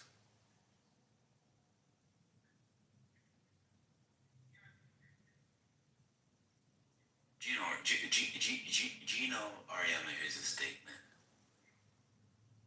Oh, these people swear their life. Like, I'm sorry. God bless women's basketball. God bless men's basketball. God bless the coaches. But like, God bless all time. But Gino Ariema is not that big of a deal to be acting like that. Like, you coach college basketball, bro. Get over yourself. You go to the Whole Foods gym where you send somebody just like the rest of us like that. That's just insane. That was an insane moment a couple of days ago. It was. Beat that ass. That's what the problem was. So here's something that they say, and Gino's done some things before, and don't quote me because I can't. It's just I got other stuff in my mind. But going back over the years when he had some stuff with him and Pat Summitt, he could have also done that to take away from, like, take the pressure off kids, take away from the fact that they got their ass whooped, and just that whole situation, because everybody was even taking shine off of South Carolina, because all anybody talked about was what he did after that game, as opposed to even people still not talking about the way they got demolished. It's just been about, like, what Gino did. I saw stuff where Lip Reader showed, like, what Don Staley was saying. You know what I'm saying? It's if he was trying to do that, he did a masterful job of taking it off of his players or his coaching job. It's just about, like him and this stunt. What was he saying? What did the Lip Reader say he was saying, Michael? Don Staley was saying, "I'll beat your ass." It was they were showing because it was shot from like from behind, we could like catch more of what Don Staley was saying. There was some of what he was saying, but it was about like something with a handshake, and I can't literally remember verbatim, but I just know that Don Staley like said a couple times, "I'll beat your ass," or whatever. Well, not thank you, brother.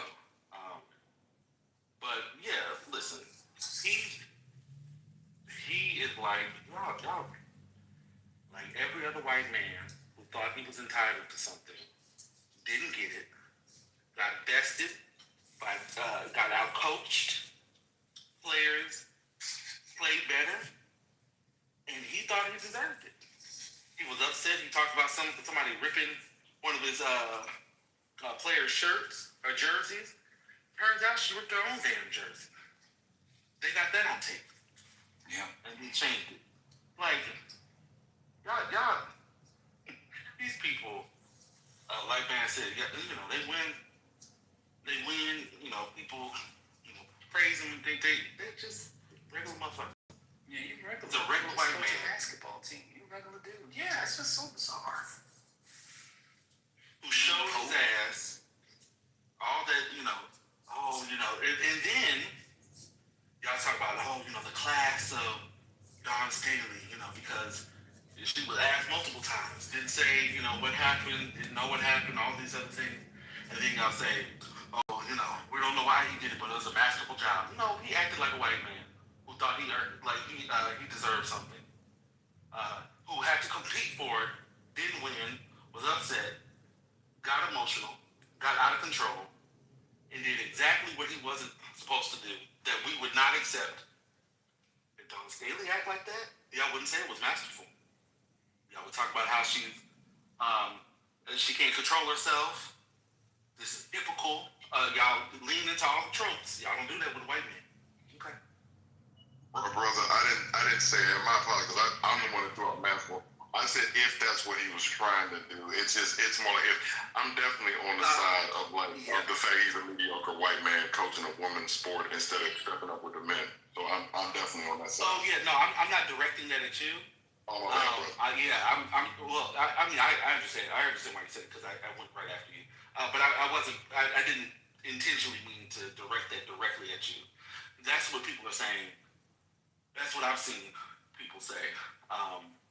And it's ridiculous. I mean, I'll be honest with you. I think I was reading somewhere, somebody was like, yeah, Pat Summitt said the same thing about Gino long time ago. So this is who this man is. Like, he ain't, I don't know why we think he's, he's some great, wonderful, upstanding, citizen. He's a jerk. They got caught on camera. Right, and that's the thing I was saying, brother, about Pat Summitt. They literally, I can't remember exactly, but him and Pat Summitt definitely had beef because she was it. Like, she was the one here to get, and listen to what he's like a bully. It's like he's a dude coaching women, and he's a bully towards women. It's just, he's been like this for years, the way he's trying to, sort of bully these women, and just Don Staley just wasn't having it.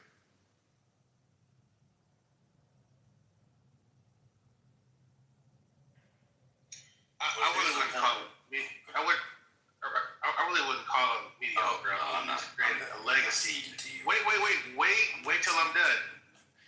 You wait till I'm done. I'm not giving the floor to you. There's a whole there's a thing where there's men's sports. It's mostly in men's sports, but it's in women's sports too. People like Gino. The reason why they do college is you also know how Gino like to bully his fellow coaches, and he's done that for years. That's another reason why I like a lot of these guys do college and not professional, because they can bully these kids with scholarships, and they basically run these things like they're the lords of, and they have fiefdoms. This is why somebody like Nick Saban could do what he did at Alabama and couldn't do what he did in the pros. Now, you have the rare Pete Carroll, for example. But Gino, a lot of these basketball coaches that you think they would have gone to the pros, they have to stay at the college level so they can bully the kids. Can you imagine Gino trying to coach, the Miami Heat or whatever? Them niggas, who are you talking to? I make 10 times what you make, knuckle. And what? He don't know how to deal with that. But these girls, and he's got this program and this aura or whatever, he's able to act like he's able to act. I'm gonna be honest with y'all, I lost respect for Gino Raymond a long time ago. And you see it, it comes up like this. He hates the fact that he's no longer the top coach name in college women. He hated Pat Tuck for the longest time, and now he hates Donstelle. That's why. She's cooler than him. His program is more successful than his, and she's bringing shine. That's all. And then at the end of the day, he took an undefeated team up against a team with 3 losses, and he got not just lost, but he got his ass beat. And she's reloading. The best players want to play for Dawn. See, I remember what folks said about her in the first couple of seasons. Right? I believe, yeah. And it felt, as she said, it's going to take some time. It's going to take some time. And it did. And now we see the results. Yeah, people are mad. And him in particular. She's won at every level, even when she's being a Virginia Cavalier and getting to where she's gotten to, being an Olympic star, doing what she's done in her life, and bringing that process. A lot of people, sometimes great players can't teach it, just Magic Johnson, or just people that can't. But what she's done is she's just a proven success. So I love watching what she's done in her life or whatever. Now there's so much out there with Don Staley Appreciation, where they're just showing things about her career, and even her being on Martin back in the day with Cheryl Swoops and some of the girls from back in the day. I saw that this week. I watched that episode this week when they was playing the team, the WAC Martin. When he called that foul on her, she was nowhere close to him. But Martin was great. That was good. There was another coach, and I apologize because I don't remember who it was or what team, but they showed another slow-mo, and the coach was, and you could read, there was someone who was sort of, reading her lips, you should see, what she was saying. And she got into one of her players. But it was, I'll see if I can find it. But it was actually, it was inspirational. Yeah, she was like, you got locked in. Yeah, this is your story. And then you saw how she played afterwards, right? Tough, absolutely, but affirming in a way that resonated with the, with the player without all the extra, I don't know, the way that folks. Yeah, it's wild how people think they, these coaches get to talk to students and to athletes any kind of way. Just absolutely insane. You do know. What you think you don't know, you do know. It's it's being a servant leader. It's about the players. It's about getting them to their full potential. So what that coach did for Maryland, she said, she was young, but she's I believe in you. This is your moment. And the girl, I think, had a bucket before that or whatever, she had to get in her behind. And she went out and had, I think, 17 or something after that. So I'm saying, but it's because it was focused on the girl. It wasn't about the coach. It was about the girl. So Gino and a lot of these coaches, it's about them. And so that's where you get into all that. And to what Ben was saying, and I hate to even say this because I'm gonna throw a disclaimer because I love this man like he was my grandfather or something, or my uncle, or whatever. I went to his camp 3 years when I was a kid.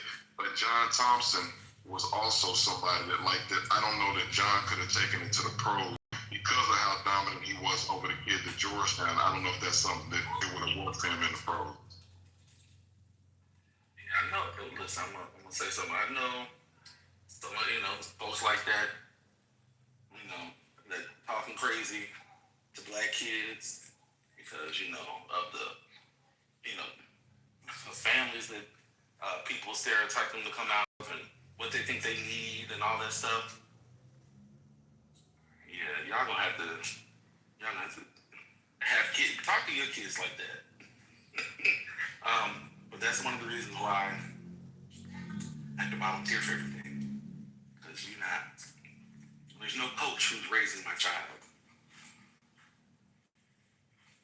You do have to be involved like that. And it's funny because if your children decide to go on and play college, you know what I'm saying? Like at some point you're gonna have to like let them get. And it's just sort of finding, like if I had a son, if I was older, I was like actually an age where if I was better or taller, where I could have played. But playing like for Bobby Knight, like I wouldn't let a child of mine go and play for Bobby Knight back in the day. It's kind of like, you know, this parents got to make, you know what I'm saying, good decisions. So these girls that allow their kids to go play for like a Gino or an Alma, you know what I'm saying, they're kind of, they're okay with it or just co-signing it. But, and maybe he's not like that bad to his players, but definitely he appears to be like a jerk. But a lot of these coaches, to the point that everybody's making, stuff they get away with in college that just, and they sort of keep it, you know, in their sort of fiefdoms or whatever.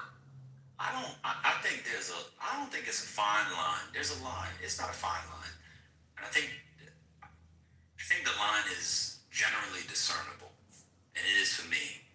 And it's a line between being hard and dogged and a disciplinarian, which I'm actually fine with, and being abusive. She telegraphed that 2-on-1. You gotta get this easy layup. Oh, she didn't turn it over. Oh, she got it anyway. She went all the way. And there's a fine line between that and abusive. And I'm fine if they're hard. I don't mind if the coaches cuss at them and that kind of stuff. It's a line there, because I do think. But you know, when you're getting close to, when you're like getting in the face and spitting, and then the touching is almost never good. Yeah, that's what I'm talking about. Like I don't, you know, somebody, you know, get your ass, you know. Yeah, I'm sure you've been cussed at many times. Yeah, it was appropriate. It wasn't disrespectful, you know, but it was, you know, just the normal course of language. But it's the physical stuff. Yeah, that's a no. That's a no for me. It's funny with me being so old. So when I played football in college, literally coaches would just like take and grab our face masks, grab by the face mask, like push you into position. Like they definitely touch us. We used to get touched up back in the day, like I mean, like crazy. Yeah, the best coaches. I'll be honest with you. Go ahead. Real quick. I'll be honest with you. You get that money? Take that. I kind of don't mind the grabbing of the face mask a little bit in college. I don't know. It didn't bother me. Let me put it this way. I kind of feel like, let me put it this way. This is going to sound strange, but for those of you who know football, this might make sense. If my kid plays right tackle for Oklahoma, God, I wish I had a kid that played right tackle for Oklahoma. We'd be rich. But that's a different discussion. But anyway, if my kid played right tackle for Oklahoma, you almost certainly get drafted. My kid played right tackle for Oklahoma, right? And his offensive line coach is giving him the business while the defense is on the field because he let, he whiffed on a block or he didn't slide protect the right way or whatever, and the guy got a free shot at the quarterback, and there was a fumble, a sack fumble, and the defense recovered it. If he was giving him the business and grabbed my son's face mask, 21 years old, I probably would be okay with that, actually. That I probably would be.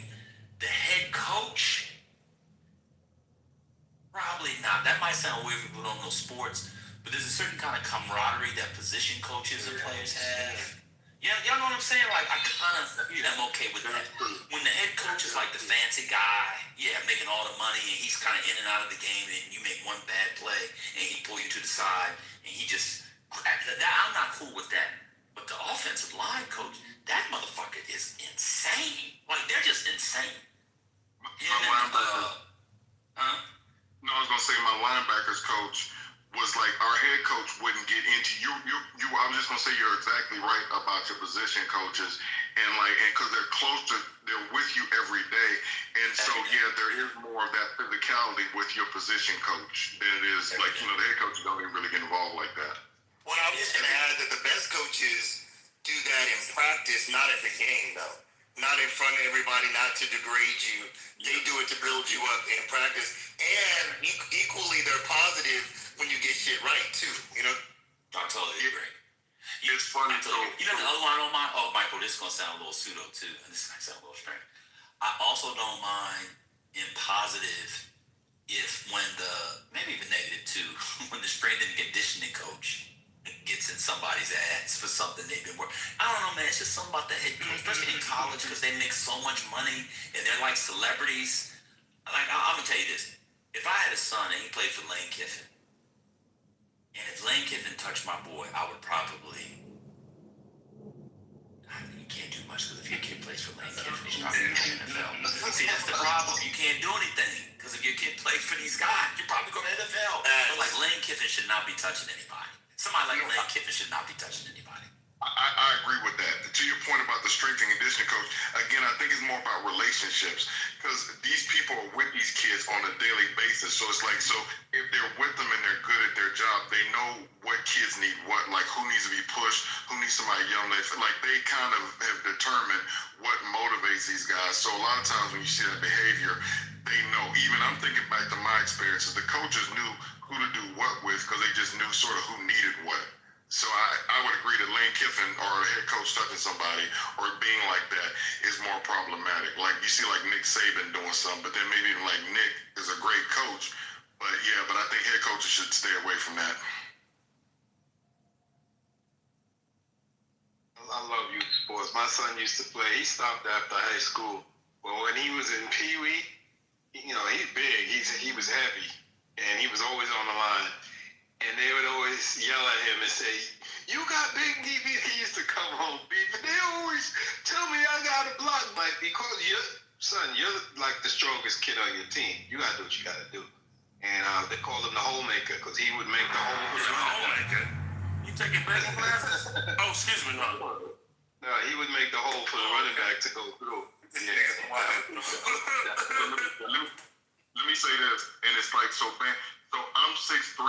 I'm like not like now, you know, because when I got in high school, like I was maybe like 6'2".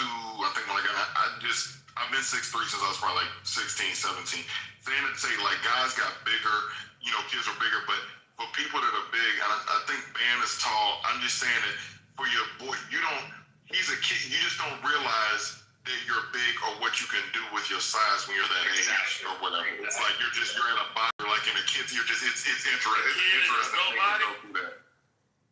Yeah, you don't know. I struggle with that too. Yeah, you just don't know that you can do all of what you can do. Like it's a thing. It's like an avatar. Yeah, I get that. You just got into your avatar from the movie and shit, and the motherfucker's 100 feet tall. You gotta adjust and shit. Like, okay, I didn't know I could do all that. All right. We had a guy in our high school team, just soft and huge, but he was just soft, a big Polynesian guy.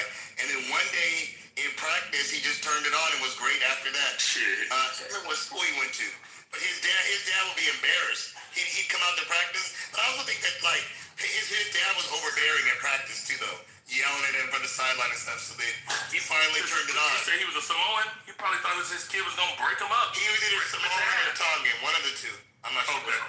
Y'all gonna think I'm making this up, but Tim Duncan was the same way because in high school he wasn't into basketball. He was on the swim team, so I used to run circles around Tim Duncan. And then Hurricane hit in '89, Hugo. All we had was a basketball, and that's when he started coming into his own. But he wasn't used to his body size and that way to play basketball back then. You just have to think about when you're a kid, unless you like grow up in an environment like where you have a lot of stuff, you like fighting all the time. If you come up to where you actually have to use your size for something and you understand sort of what you can do in the world. When you're little, like the story that Divine told, you just don't really understand what you can do. Like you learn later. So it's like when you're a kid, a lot of times big kids don't have that sort of dog in them yet because they just haven't had if you're big, nobody messes with you. So for one, smaller kids are normally better fighters when they're younger just because nobody messes with you when you're a big kid.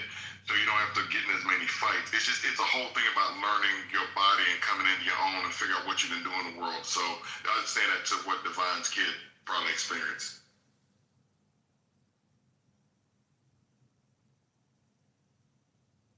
It's amazing, like to what both you and Brian said. Once they learn what they can do, and I call it the switch. Once the switch turns on, Oh man, when they was 10U Super Bowl champs, you couldn't tell these little kids. I mean, it's you guys might think I'm crazy. There's nothing like watching 10-year-olds run plays. It wasn't we didn't pass a lot. We were a running team. And man, we used to whoop ass. He's grown now. I always reminisce about I got all his memorabilia, all his little trophies and stuff. Oh man, fun time.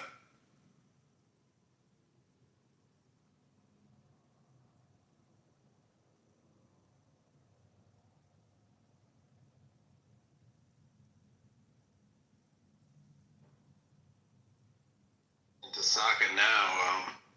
There's a youth soccer team that I've been watching, and I don't watch soccer on TV, but watching high schoolers play soccer is exciting. It's fun. It brings a little unity. Because we kind of forget. I think sports kind of died down. I think it's making a huge comeback. Especially around where I'm at now, there's a gazillion little Pop Warner teams. I'm like, yes, let's get these kids off the streets. Let's get them involved. Soccer is a real fun sport if you just watch it and just sort of just understand basics of it. Soccer's a lot, you know what I'm saying, it's the most popular sport in the world, but it is a fun sport to watch. It's just in America, we just don't vibe with it as much, but I do enjoy watching soccer. When I don't always watch it, but I do enjoy it when I do actually get to Soccer's a lot of fun because at the half it could be 0-0, maybe the game finishes at 1-0, so it's a blast. So that's the thing, Spirit Dude. It's not about the scoring. It's like when you actually watch the game, it's just, there's so much going. It's just, I don't know, because I can't really explain it again, like asking me to try to break down something on the Sunday after. It's an enjoyable watch. It is fun. It's not all about the scoring.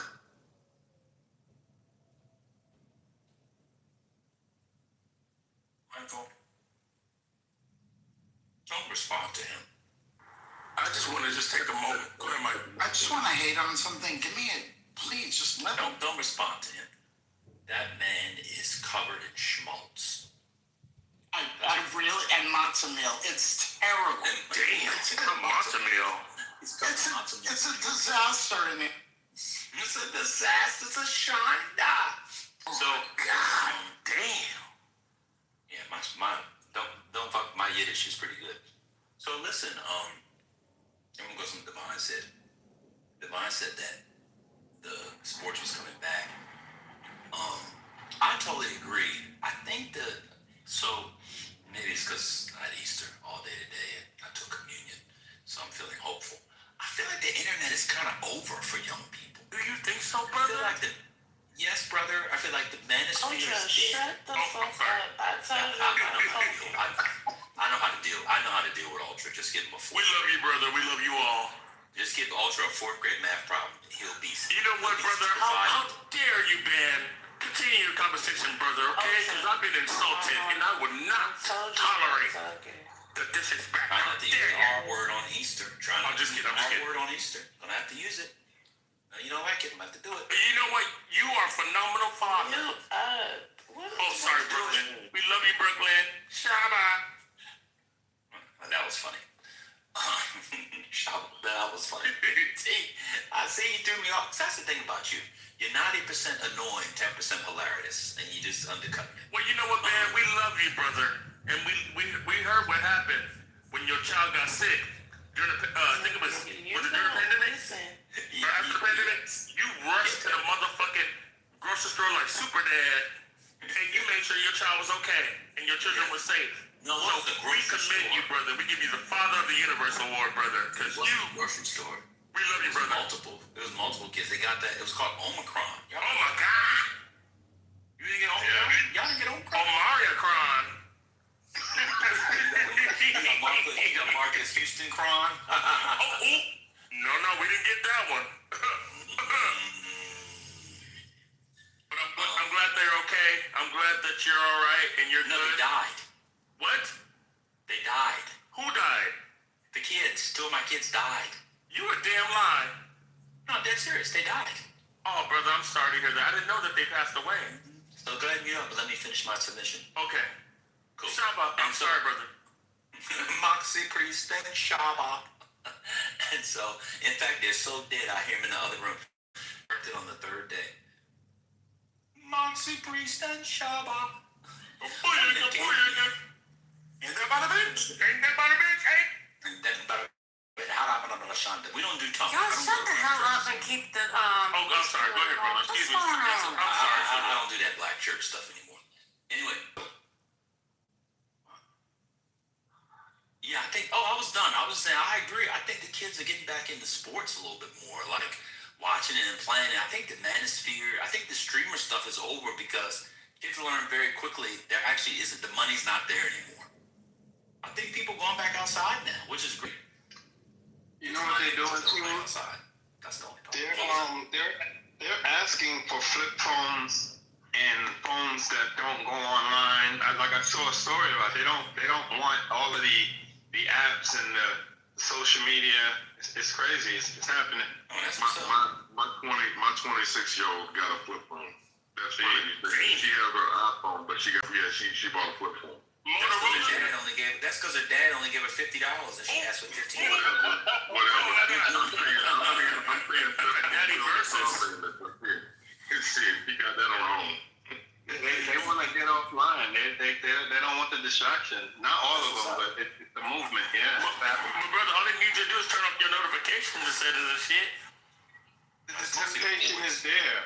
It's there. It's there, but you don't have to press it. Hell, I do it every day with these bitch ass dating apps. Made me think I was crazy. They was crazy. Nobody swipe his iPhones. Ain't nobody swiping his Look, I have a swipe. Look, let me tell you, they swipe all the way left around in a circle, brother.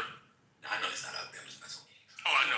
But I'm just saying, he is crazy though. I'd rather be crazy than stupid. I'm a psycho on any day. I mean, psychic. Mute us. Let me know if you're a free fucking reader. Be out. Never mind. Sorry, Miss Cleo. The girls can do better with it though. It's really the boys. I mean, if you had to choose, if everybody's not gonna leave, you got to get the boys. And I'm not talking black. I mean, boys. You got to get the boys off the internet. Agreed. On that porn. Internet. They cannot. Oh, the porn is bad. God. It's the least of their problems. But dropping it on Twitter, nigga. The porn, the violence. You gotta get the boys off. Every time I pull up my Instagram, I see all these fights, and shit.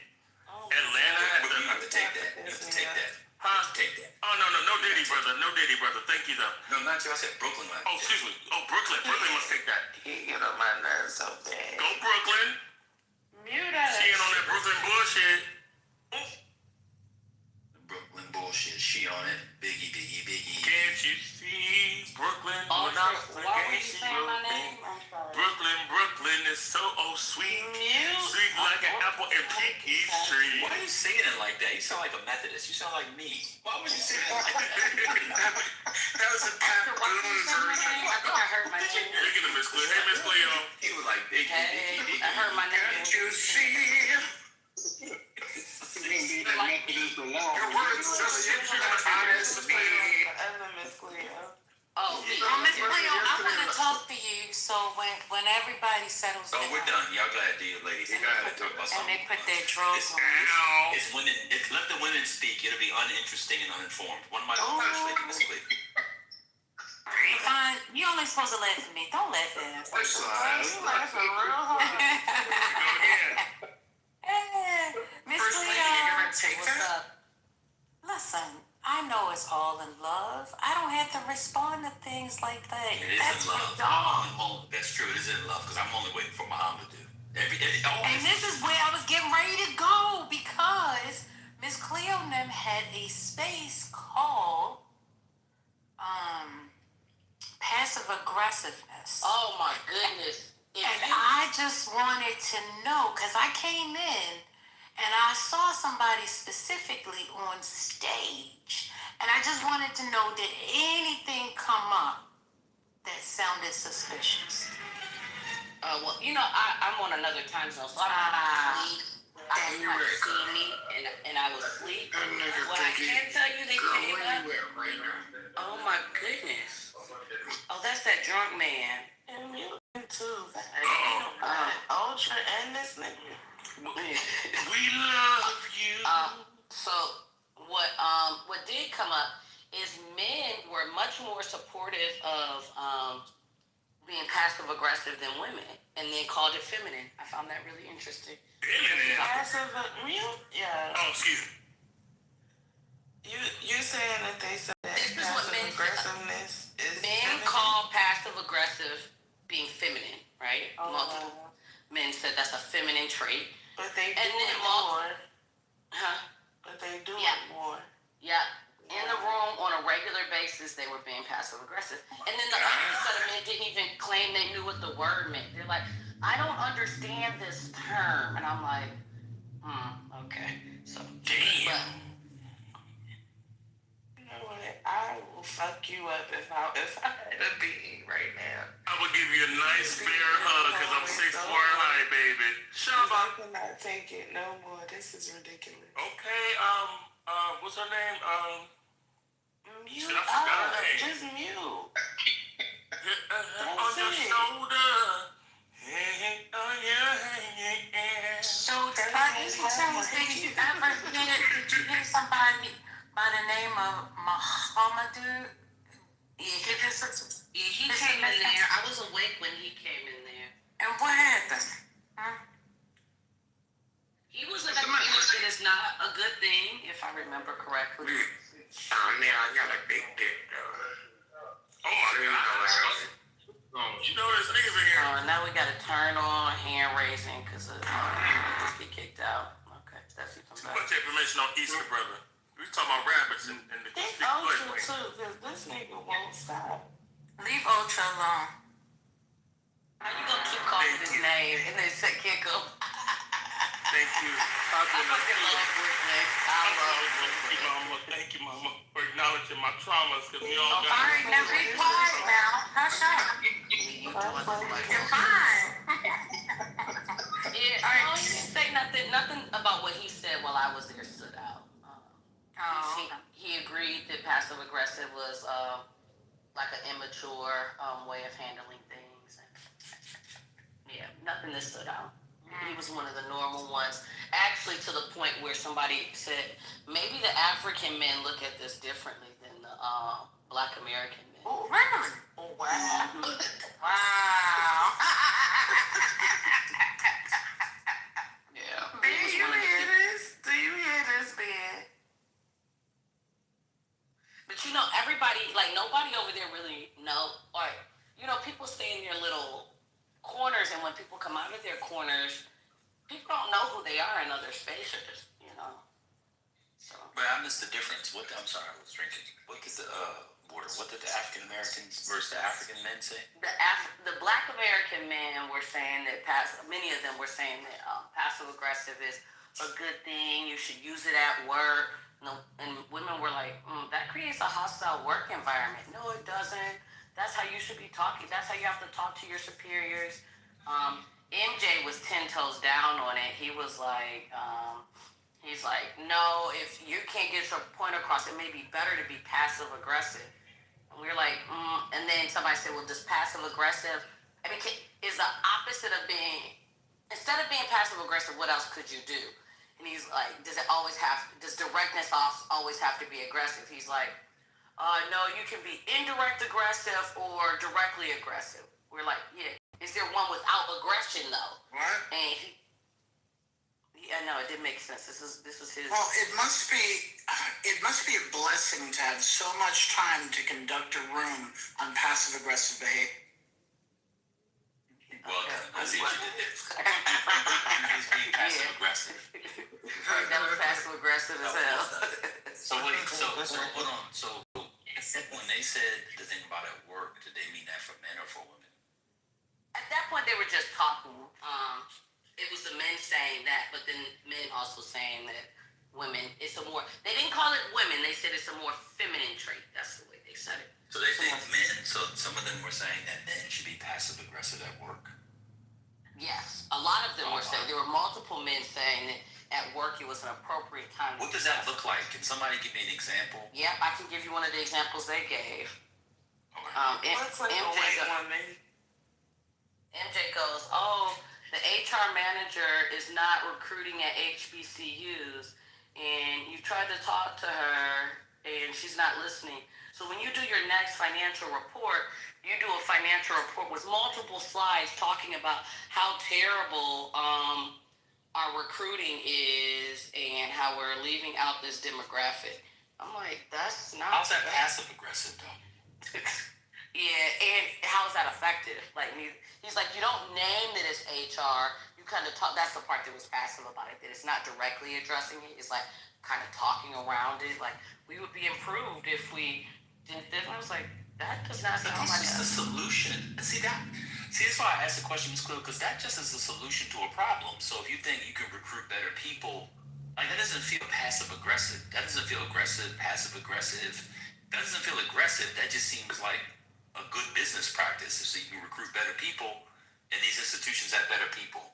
But the way he's going about it is to actually, what he said is to actually demean HR about their recruiting tactics without saying it's HR and their recruiting tactics, which is passive aggressive, right?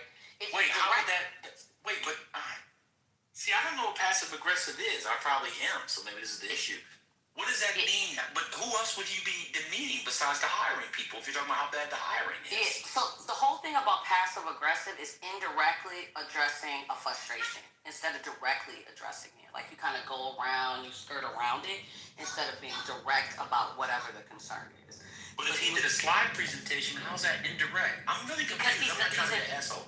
No, I get you. Because he's intentionally leaving out information about like who he's actually talking about, what he's actually saying, and skirting around it. And I was like, yeah, that to me that's not a successful way. I was like, I don't know what businesses you all work in, and you can be passive aggressive on a regular basis. He owns his own business. That's why he doesn't know how these things work. Does he? If I might, Ms. Cleo, he's a business owner. I was going to say to the point about what you were saying, Ms. Cleo, the direct is to be like, I'm looking at these numbers and I've noticed that we don't have enough minority hires. What's going on in HR that we're not hiring people? Like just talking to it, speaking directly to it as opposed to talking around it. But that wouldn't be aggressive though. Yeah, so no, passive aggressive would be saying, I don't believe in passive we can do a better, progressive would be like, oh, our hiring is great, but maybe it could be better. Do you think it could be better? Like it's great, but it could be better. So like a rhetorical question? Yeah, so it's more passive aggressive. Because it's great, but it could be better. Van, the way if it's great, how could it be better? Van, if you like backhanded compliments, treatment, saying or like weaponizing confidence. If somebody said, well, how do you think it'd be made better? Well, I don't know. Y'all niggas went to business school. I can tell. This doesn't make any sense to me. It doesn't. It's super ineffective. Like the thing is, it's super ineffective because, like somebody said, like if you weren't doing good at your job marketing, it would be good for your supervisor to be passive aggressive with you. I was like, what? No, it wouldn't. I said your boss should actually sit down with you and go through what your numbers are, where you can improve, and strategize about how to get your numbers up. It would be terrible to be indirect and passive aggressive with them. So the whole thing is the opposite is not necessarily another form of aggression, right? The opposite is assertiveness, actually. Give me an example in dating. So you're not passive-aggressive? satisfied.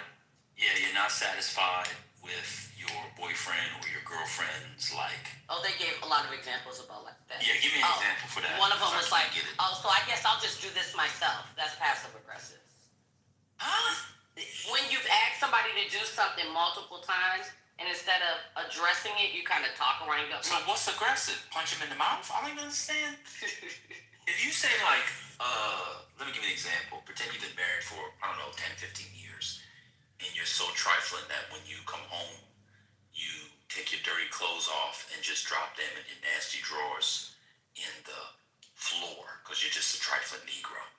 And your wife has to write a list to remind you to pick up your underwear even though you're a grown-ass man. And if the wife goes, well, you don't tell me, this is your nasty underwear, I just do it myself. How is that passive? That would seem to be direct. So the first statement is actually what removed yours from being passive aggressive. You started with, since you're not going to da-da-da-da. The passive aggressive person goes, so think about passive language in English. Remember passive think think of it the same way. Passive language in English, you don't directly say something like, that's the same thing that happens with passive aggressive. So instead of saying, since you're not going to clean this up, I am, which is very direct, passive aggressive goes, well, I guess I got to clean up after you all the time. Instead of saying, I clean up your mess so I don't have to keep cleaning it up. Okay. I kind of see it a little bit. Now, would a woman be saying that to a man? Because the woman should just clean up after her man anyway. I mean, there you go with that bullshit. He did that on purpose. Hey, everybody. Happy Easter. Dylan, I got my back jams, girl. Dylan, my back jams, y'all. No, I think passive aggressive is this. This is an example of it. Now, hold on a goddamn minute. I said, when I went in the back channels, you know what? I'm on. Oh, I'm sorry. I don't know why I was in the back channel. Sorry. I mean, this is an example of it. I had a boss who thought I was passive aggressive when I was really pretty direct with her. And so when she left, I couldn't stand her. And they asked me to sign the card. They should have never asked me to do that. So I wrote, because she was going to Atlanta. And I said, I hope the people of Atlanta are as nice to you as you have been to us. Because she was a bitch. Is that That's passive passive aggressive. Yeah. Okay, that makes sense to me. Yeah. Mm-hmm. Damn, what a hell of a thing to put on a card. In a way, that hits more than just saying you were a bitch. Like that, it's like sometimes I feel like passive aggression is more effective in terms of cutting somebody. That's a nasty cut. To put it in a card. Yes, I put it in a card. It's what the Southerners call nice nasty. It's nice nasty at once. It's definitely not passive at all. Well, it kind of is. Well, it is. It has. Well, I mean, it kind of passive insofar.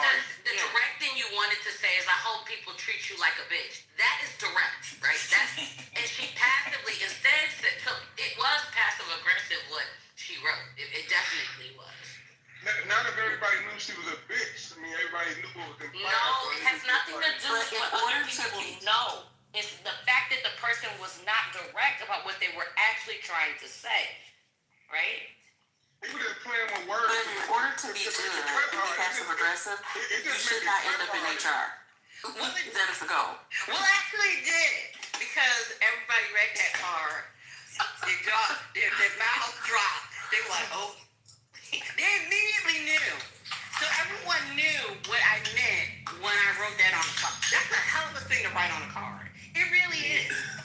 Especially when everybody in the department knew that you were a bitch. They knew immediately what I said. Sherry patted herself on the back. Because that was a good line. That was pretty good, though. That was good. So actually, the thing I said about when passive aggressive might be, like, helpful, I said satirically passive aggressive is really good. Like if you're trying to be humorous, that's actually an appropriate time because certain jokes only land when you don't directly get to them, right?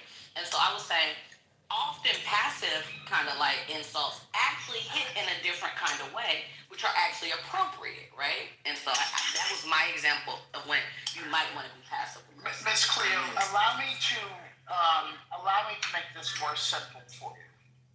Ooh. The way that was what I wanted to say, and then I realized. Well, he's also a white man, so he's well versed in those ways. Who's he? I'm gay. If that's what makes me a little versed. Oh well, Wait, white men do passive aggressive? Oh yeah, they do. I don't know. Are you wrong? I don't know. Really? Has anybody ever seen Women Office do it Space? the best.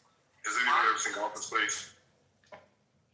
Of course. The manager in Office Space used passive aggressiveness.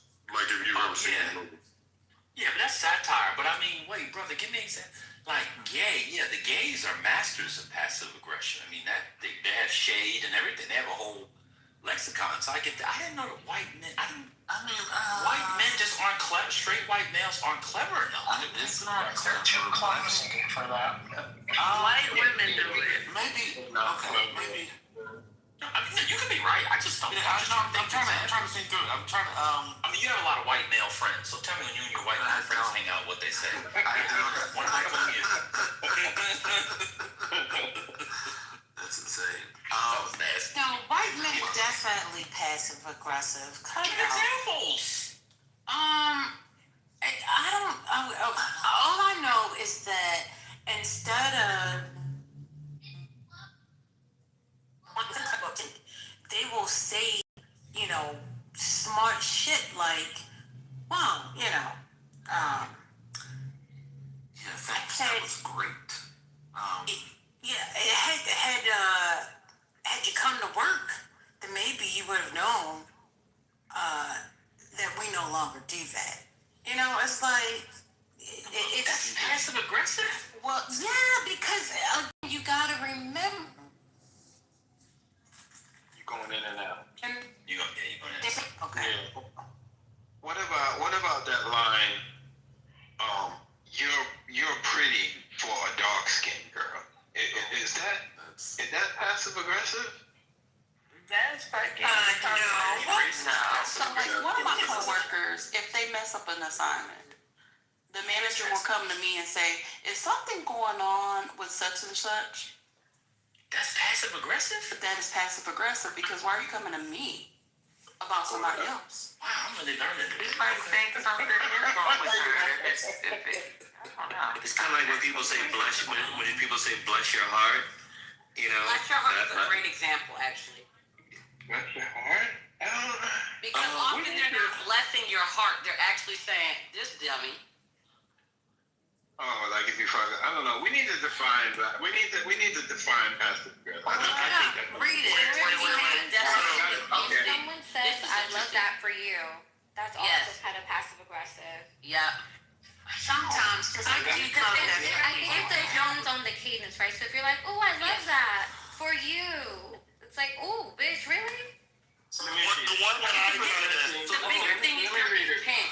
If you're not actually trying to say "I love that for you," you're being passive aggressive because you're cloaking what you're actually trying to say under something else, right? So if you hear something you're like, "That shit is crazy," and you go, "I love that for you," that's passive aggressive because what you really want to say is something else. And that's if you kind of want the. Here's the other thing. Sometimes you're not saying what you want to say because you're just trying to be polite. That's different. That's different. If you want the person to catch an inkling of you don't actually believe what you're saying, that's the passive aggressive part of it. That you want them to know, I actually don't fuck with you, but you're not going to directly say it, that's passive aggressive. Yeah, because you're avoiding conflict. Yeah. See, that's the part for me. So it's like, rather than saying, so I'm trying to, I haven't really had a lot of interaction with white men recently, but I'm thinking of like, if you go back and you read, so and so, if you read closer, then you would see X, Y, Z. Right? I've heard stuff like that. It's not the same type of engagement that I've had with white women, but there's another type of sort of way of I don't know. I think of a different example, but yeah, I've come across it a few times. So mine, Wait, I had the prime example. He asked me for example. I got cut off. I got cut off because y'all said y'all couldn't hear me. So his short and sweet. Trent. A conversation with Trent is passive aggressive, okay? When he says how many people say yes? Yes? Yes. Yes. That is it. I mean, we're talking about a white person now. You make a statement and it goes. Well, he is right. He's right. She's like, first lady, I like you. It was a Yes. That's definitely passive aggressive. Yes. Does not look down. When I say, I really like you. You're a good person. You're a good person. But But a good example would be what happened the other day with when you heard about Rondis and his honeydew list.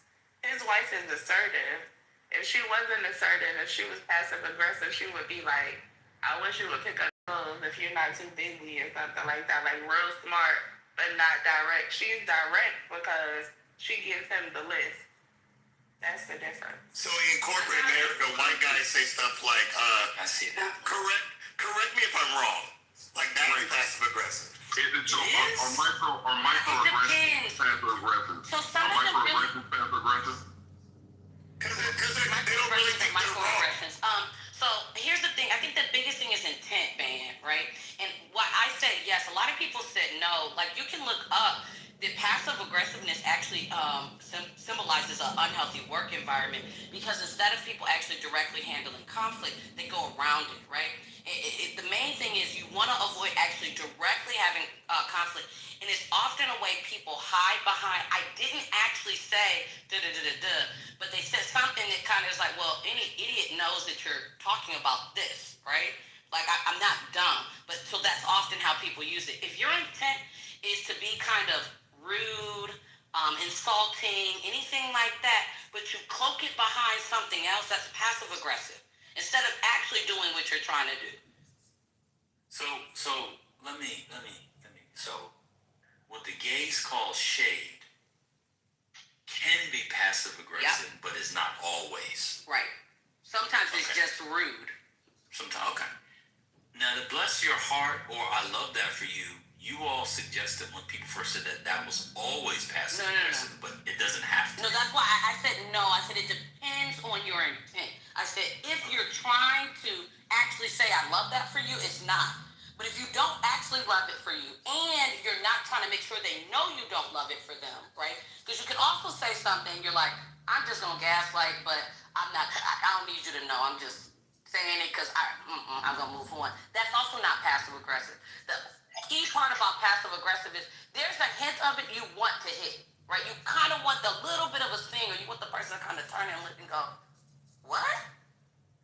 If anybody's read the book 99 Ways to Piss Off Men or 109 Ways to Piss Off Men, that book is littered with passive aggressive statements. What a horrible book. Who came up with that? That is not a good title either. It's a terrible title. So this is fascinating to me because people say people don't say it a lot, but I'll use myself as an example just because we're all in here. People call me passive aggressive. I'm an asshole and a jerk and mean. How could I be passive aggressive? You're very aggressive. You're very assertive. Well, so a lot of people will call assertive people because people call me passive aggressive. I said, no, I insult you directly. If I don't like you, I tell you. Like. So now let me ask you. That was literally. No, you do have the tendencies to be passive aggressive sometimes. Okay. I mean, when they have to let me know. Not you, miss. I'm talking about the other. I think being an asshole is synonymous with. I think that assholes and a lot of times are passive aggressive. Part of what they do is being assholes. Yeah. I was calling passive aggressive shit. You get popped. I'm not passive aggressive. You're definitely passive aggressive. You are. When it comes to intent, when people make assumptions about your intent. You're the example, brother. Everything he does is passive aggressive. There's nothing passive aggressive about calling someone a closeted homosexual and hoping that they die. That was just yesterday. I said what I said. I think everybody on this stage. I think everybody on the stage has a tendency to be passive aggressive. I definitely am a passive aggressive type of person. Not at all. You don't think so? No, I don't think People make you say passive aggressive. Oh my God. Go ahead.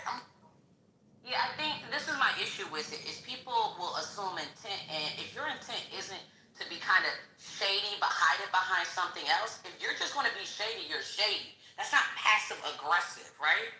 Like, and that's the part that I get people, I'm like, stop calling shit that's just direct passive aggressive. People be real confused. Yeah, I ain't passive aggressive at all. I don't play them games with people. I don't want people playing them games with me either. I'll smack the shit. Yeah, I don't per se. When you say passive aggressive, I think it sounds like you're talking about levels. So you might end up on a level 10 where you end up, but even if you're at a level 1, I can't think of one instance of you being passive aggressive. Not one time. I don't think people on here are that passive aggressive, really. People on here kind of let the balls have. Y'all people let it out on here. I mean, yeah, I think that's right, and I think also, I mean, I know that sometimes sarcasm can be associated with passive aggressiveness. But if that was the case, then I was passive aggressive ever since the age of 5. What is happening? Yeah, I don't get it. So, all right, so I understand it. All right, so Ms. Cleo, just as a way of, because I'm learning here. By the way, South Carolina, they're not getting passive aggressive. They're getting aggressive by UCLA. They get that ass. So I understand it interpersonally better. I still don't understand it at work in terms of like the HR example. I don't think MJ's HR example is a good example of passive aggressive.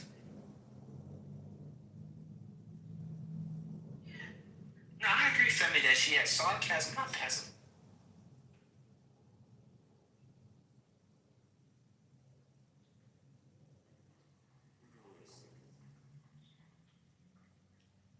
Yes, yeah. Oh, yeah, that's a good one, Matt. Yes, condescending for sure. Yes, condescending, ironic, sarcastic. We definitely do that. I definitely do that. Condescending. Yeah. At first, passive aggressive. No, she's not passive aggressive. She said she would go ahead and blend my nuts. She would crack my nuts. She called me nuts. She said, "Fuck you." The lies. You check the lies. She said, "Fuck off." Yeah, she said, "Fuck off." Yes, none of that was passive by any means. Yes. Now go back to an example, Ms. Cleo, at work. I don't think MJ's example is a good one.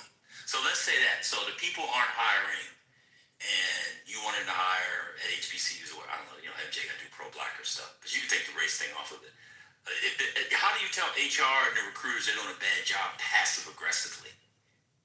And in a way that would be effective, because people were arguing that they should do this at work. So just don't give me an example, but one that's ineffective. Give me an example of an effective way to be passive aggressive to tell the recruiters and the hiring managers they do a better job. I don't think that.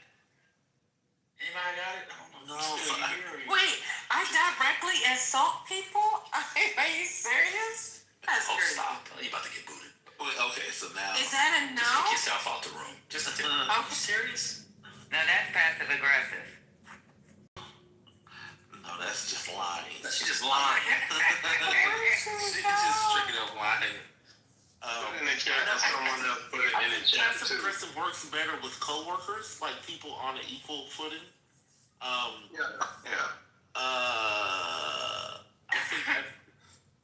think those. But again, maybe it's or people on, or maybe not even on the same. So I could see like I was thinking maybe coworkers, but not with the distinct power imbalance. You would have to make it a joke, though. In order for it to work, it would have to be a joke. Do it for the hiring manager. Do it like for a work problem, not an interpersonal problem. If you can only do it with an interpersonal problem. Like, so we need to hire better. And the last cohort we brought, we're a consulting firm. We brought in 4 people. We got 500 applications, and the 4 people we got, they're all ass. How do you tell them? How would you tell the people to do better and be passive aggressive? I don't think that's possible. Janice has a soft spot for, so and so, and name like a type of a group of people. She has a bleeding heart. So and so has a bleeding heart for. I don't know. Say it without obviously. I don't know how to think of something like that, but I could see. I don't think it's working. Yeah, I don't think it works, brother. I don't think it works in a professional, and I think it's ineffective. And people can always see, like, you never actually told them, you didn't communicate something. Like, you in a professional environment, you need to be direct. It just doesn't really work. If you're trying to get something accomplished, it's one of the worst things you can do, in my estimation. Well, yeah, you'll get accused of not being communicative. I mean, you'll be accused of having lack of communication skills. Yeah. That's what you. Oh well, see, no, I don't. Yeah, I don't think that there's. So yeah, for me, I don't see the passive aggressive being a part of like the evaluation of like an official evaluation of a performance. I see it as more of I see it as more of the everyday sort of interaction, right? So I think it's something that I think can help create a culture, right? But I don't think it, or maybe it sort of sustains, sort of a pettiness within the culture. I don't know, but I don't. Yeah, I think with evaluation, you would need to be specific, right? You would have mid-year evaluations. You would have like markers or some level of assessment, right? Specific assessment. I don't. And especially if somebody's doing poorly, you would have to document that pretty clearly. But they were saying, I was asking because I guess I guess the African American men, I'm gonna come after that, by the way, were saying it's a good strategy in the workplace. Yeah, that's ultimately. Okay. I'm sorry. Men that believe being passive aggressive is good for work. It's not. It's not good for work. Give me an example. What's what they were saying? Hold on, black men were saying. Yeah, Black Americans and Africans were telling them they were wrong. So I need to talk to them.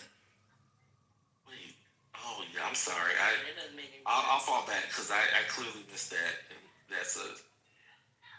Miss Cleo, I think when she brought it up like 15 minutes ago, or when we were talking about it, 20 minutes, whatever, she said there was the split within the gender. The African men were saying it's not good, and the African Americans were saying it is good. Yeah, no, I don't. I'm sorry. Yeah, I disagree with that. Yeah, I don't see that. I'm sorry. Oh, I definitely disagree with it because it has happened to me. I mean, my manager accused me of being passive aggressive. Chase, there's two people that have accused you of this. Yeah. And I think I'm very direct. Now I can be sarcastic. I can be a smart ass. I can be all those things. But one thing I'm not. If there is something that I have on my mind, I will tell you. If I don't, yeah. So if I went to HR and just said, you guys just hire anybody in here, that would be an example of being passive aggressive. It would? Yeah. If I go to them and tell them you just hire anybody? That sounds pretty harsh. Well, that's nice nasty. That's nice nasty. So to that point, TT, I was thinking, It is. y'all have a bleeding heart for. Oh, sorry. I was gonna say it is because she didn't say who it is that she got a problem with. Now, if she would have said, "Oh, y'all hired Stephanie," and Stephanie is doing a bad job, then it would be assertive. But because she didn't mention anybody and said, "Y'all just hired anybody," it's passive aggressive. It is. No, I think now if you were to go in there and say, "Oh, this looks like the Rainbow Coalition," I don't know, something. Okay, standards look a little flexible these days. It's like, oh, okay, y'all really embracing DEI. Yeah, we really going downhill. That's another example. Also an example, yeah. That's why I was asking if some microaggressions, like when you talk about like the way somebody speaks, or just if that can go into being passive aggressive. Yeah, because I think with that, it gets it, like the meaning behind what you say can be interpreted different ways. Right, it's like, oh, y'all really embracing and that's why I was trying to get at the y'all got a soft spot for folks, for XYZ, I don't know, something that can be sort of reinterpreted, in multiple ways where you can sort of deny, right, the sort of the negative part, right? You can mean it and then somebody accuse you of it. It's like, well, I didn't say that. That's not what I meant. Like, I'm sorry you took it that way, right? Which I think is which might be another form. I mean, if somebody walked up and told me that I just hire anybody, no, that is taken to be negative. Because you're just telling me that I'm just not good at my job. No, I think it's avoidance, right? Because it's not. Right. Maybe I don't even know. I don't know. You say that it's kind of hard to take that as a positive. Y'all. No, that's not a positive at all. Yeah, I can't take it. I can't.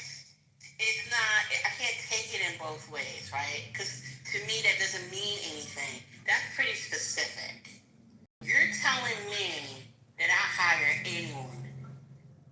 In other words, you're saying to me, you just don't care who you hire. That's what it tells me. That's the meaning I get from that. Right, but you might see passive aggressive is supposed to make you not want to get it's supposed to avoid conflict, but it doesn't always avoid conflict because some people catch it and they'll be like, "What you mean by that?" You know what I mean? So I think it's true. People don't do passive aggressive right. I think you're right about that being. Yeah, it sounds like y'all. It sounds like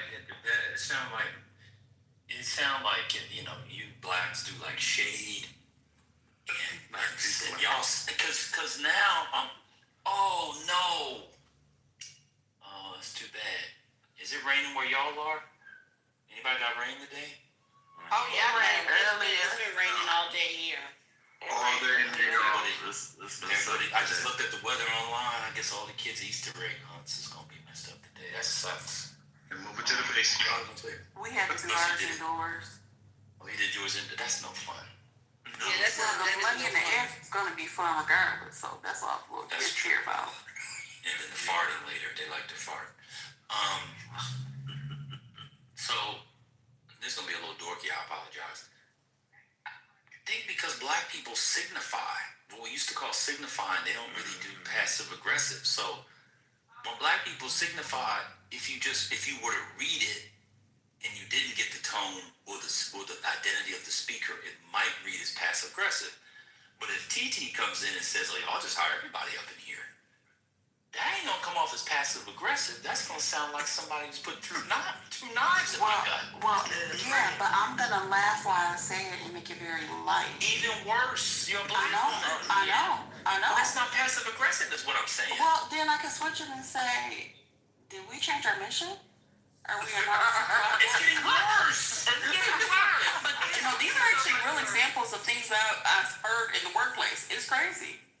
No, I'm saying if you say it in your traditional way where you come out of versus if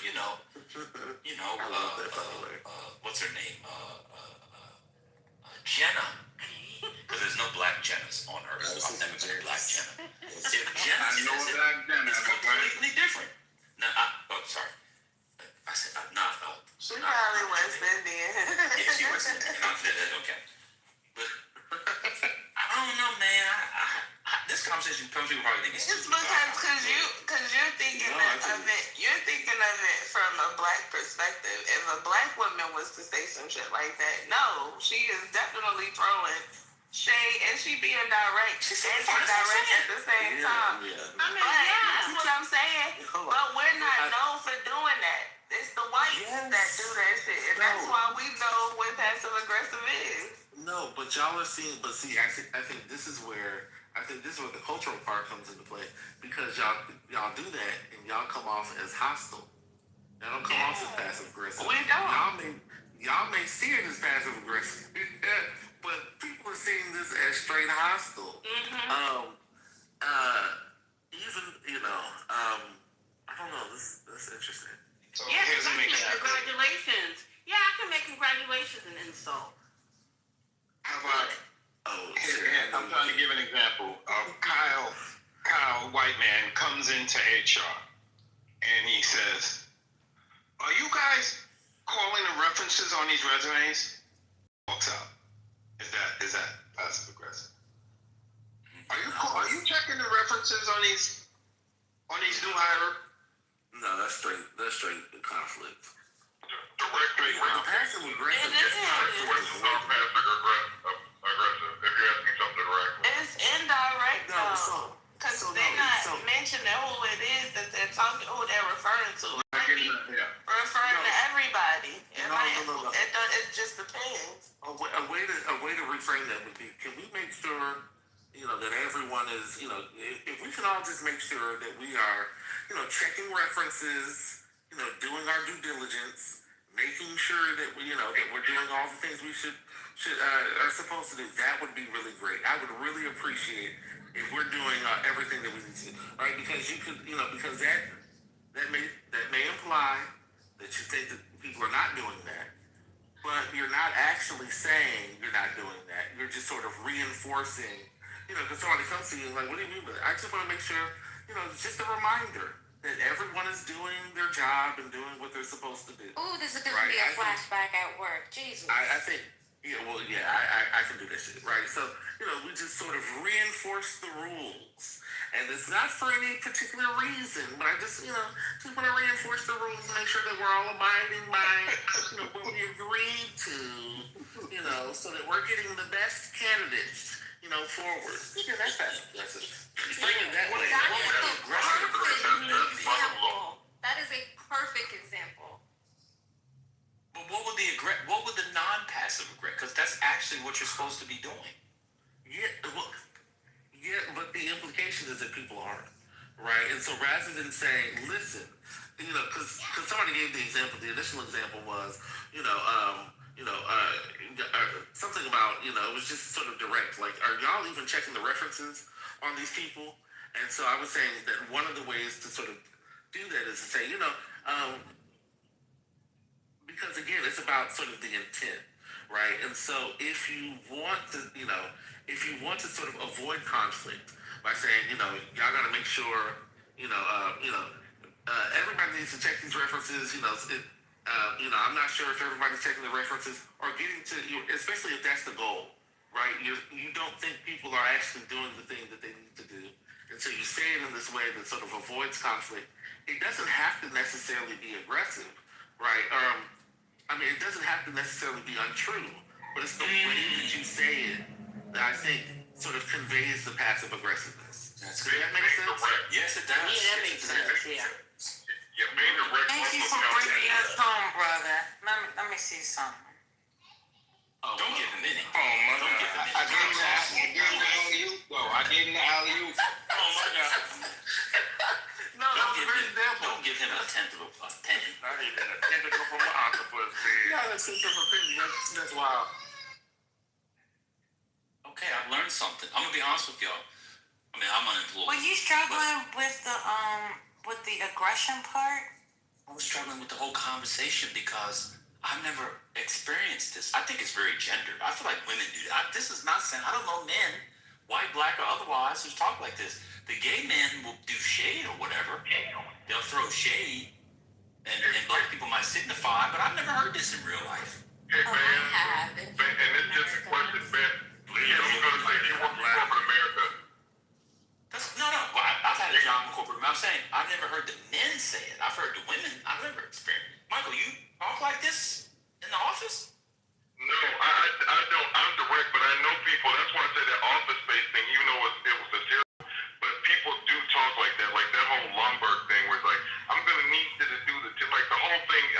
White people do talk in that way. In corporate America, people, because I think people are scared to be direct. I definitely am direct. White men talk like that? Yes. Some of them do. All the time. Never experienced two men. Heard this shit 3 days ago. Mm-hmm. Hold on, Dylan, who's speaking? My bad. Dylan, I'm saying to men, now if you're on my back channel and you're really a man, I'm gonna block you from the room. I'm talking about speaking to men, so if you heard it 3 days ago and now you're telling me you're a man, I'm gonna have to put you on the block list. So you're in the back channel talking about all kinds of fun. What's wrong with you, girl? Or guy? What are you doing? So let me ask you, Dylan, are you a male or a female? I'm keeping myself on mute. Oh my God, I got the trans in the back channel. Look at that baby, mom. Anyway, no, I know that they talk to ladies like that. I mean, you have to be, you can't be direct. Y'all don't want me to go in there, I'm about to turn the manosphere. I can't have that conversation. But I've never seen two men talk like that. I see two white guys in a corporate environment, non-corporate environment. I've never seen them talk to each other like that. I've never seen that. But that's why I'm saying something about the micro. So I'm 6'3" and I'm black. Like, and I'm saying when you have like a white manager might be like 5'7", and like the way that people speak to you, they definitely, sometimes people are direct. It could be out of fear, but people definitely do that passive aggressive thing. It's something I've never seen happen from men, from like white men. Give me an example of something that you can remember, not word for word, because maybe you're calling it passive aggressive when it was just weak to you. Like maybe it was weak, but not passive aggressive. I've never seen that. It's hard for me to think of an example. I think a lot of this stuff I'll probably put out of my head, but I'm just saying the feeling, instead of directly asking for something, because again, when you don't do it, then the person that you're asking can say that you never actually said what it is. You know, if you have a problem with something, you're not getting it accomplished. But unfortunately, I can't give you a direct example, but I know it's happened before, yeah. Can any of you other guys give an example of like men being passive aggressive to men? I've never seen it. So like, I remember, younger days, regular jobs and odd jobs, like at banks, Wall Street or whatever, in the building downtown. I don't remember those people. They was pretty. I mean, everybody was coked up, but they were pretty. Oh, Couples Court with the Colors. That was a great show. I used to watch that show. Remember watching that? But like, they were pretty direct with each other. That's why I was asking, are you struggling with the aggression part because are you good on the passive? No, I'm good. I'm not good on the. No, I think I'm struggling on the passive part. So being that environment. Michael, 1 second. But you asked something specifically about the physical part. You said, well, it doesn't have to be physical. You asked that question in the chat a while back. And then some people say, yeah. Oh, I think I was responding to something else. Okay, never mind. Go ahead. Can you give examples? I was going to say, Van, of what you were saying, in the environment you just mentioned, like banking, when you're talking about people that have to be aggressive in what they do, it's not, you don't get into that indirectness because those people, like, they have to be sharks or killers. They have to go out and sort of do, that's the environment you mentioned, you're going to have that type. It's going to be more direct people. Y'all got to give me an example now. Y'all not giving me an example. You got all these men. That's why the larger point here is, I mean, it's all due respect. There have been several examples. You keep turning the examples down. No, the examples you You're not accepting the example. Listen, lady first, her name. The examples y'all are giving, with all due respect, are feminine examples. So like going to HR. HR is a female space, even if men are in it. Let's just keep it real. I can't break it down. I can give you this. That's for girls. Oh, do people disagree? HR for boys now? Okay, thank you. We all agree. Oh, the hiring. No, it's for everybody. Okay, we can't have this combo. You know that's a feminized space, HR. Everybody knows that. And where I worked in New York, not many people can do passive aggressive well. They're very direct. I mean, I even had one man to say, "Well, this is a backhanded compliment." I guess it's not backhanded anymore. They don't do passive aggressive well in New York. And that's a man, and they don't do passive aggressive. They don't. But for the most part, it's something that black people don't really do really well either. That's what I'm saying, Brooklyn. Brooklyn, you've been the best good example so far. I'm going to go to Brooklyn. She's the only one to get a good example. Brooklyn, can you give me examples of two white men in a corporate environment in the Midwest, not New York, or Oklahoma, where the people are nice, being passive aggressive? I can't. Never seen it. I can't. I've never seen it neither. I wouldn't have said that white men would be passive aggressive. I think the conversation last night was amongst the black men. That's why they said black Americans versus African. Is that you have to maybe listen to it? You got to move the scenario out of the workspace and maybe put it in a relationship. Like, I relationship example. Yeah, the relationship one I can understand. No, I totally can get the relationship one. That one I'm with. But they're saying that people can be the white men or that men. I mean, again, I'm not being homophobic. I'm just being the gay men do shade. I understand shade, and black people signify. I've never seen a white guy with another white guy be passive aggressive ever. They're not overly aggressive, but I've never seen them do passive aggressive. I've seen examples. Hey, Bob, if you didn't have so much Miller Lite, you wouldn't have shot a birdie instead of an eagle. Like what? But man, was it passive aggressive? Hold on, Ben. Was it passive aggressive when I walked into my office? Oh my Not my office, but the office. Excuse me. Yes. I walked into the office. I said, "Good morning" to my boss, and his response was, "Would you fuck off?" No. He's joking. That would be not passive aggressive. That would be relatable. That would be. Oh, that's hilarious. It's passive aggressive when you don't want to pay $3. That's what passive aggressive. I think it was $2. That's nasty. Hold on, because the problem is that it is feminine in nature.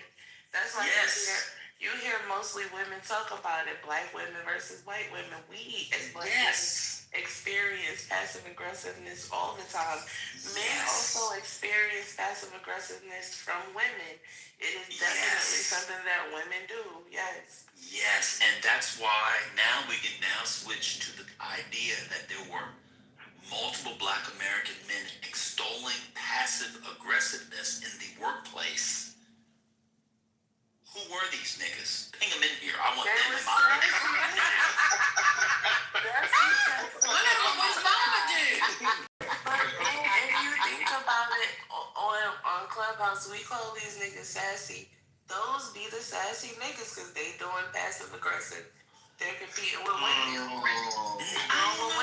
They say I'm sassy when I'm going back and forth, so I don't think it's the sassy one. I wouldn't say you're sassy. I would just say you're an asshole.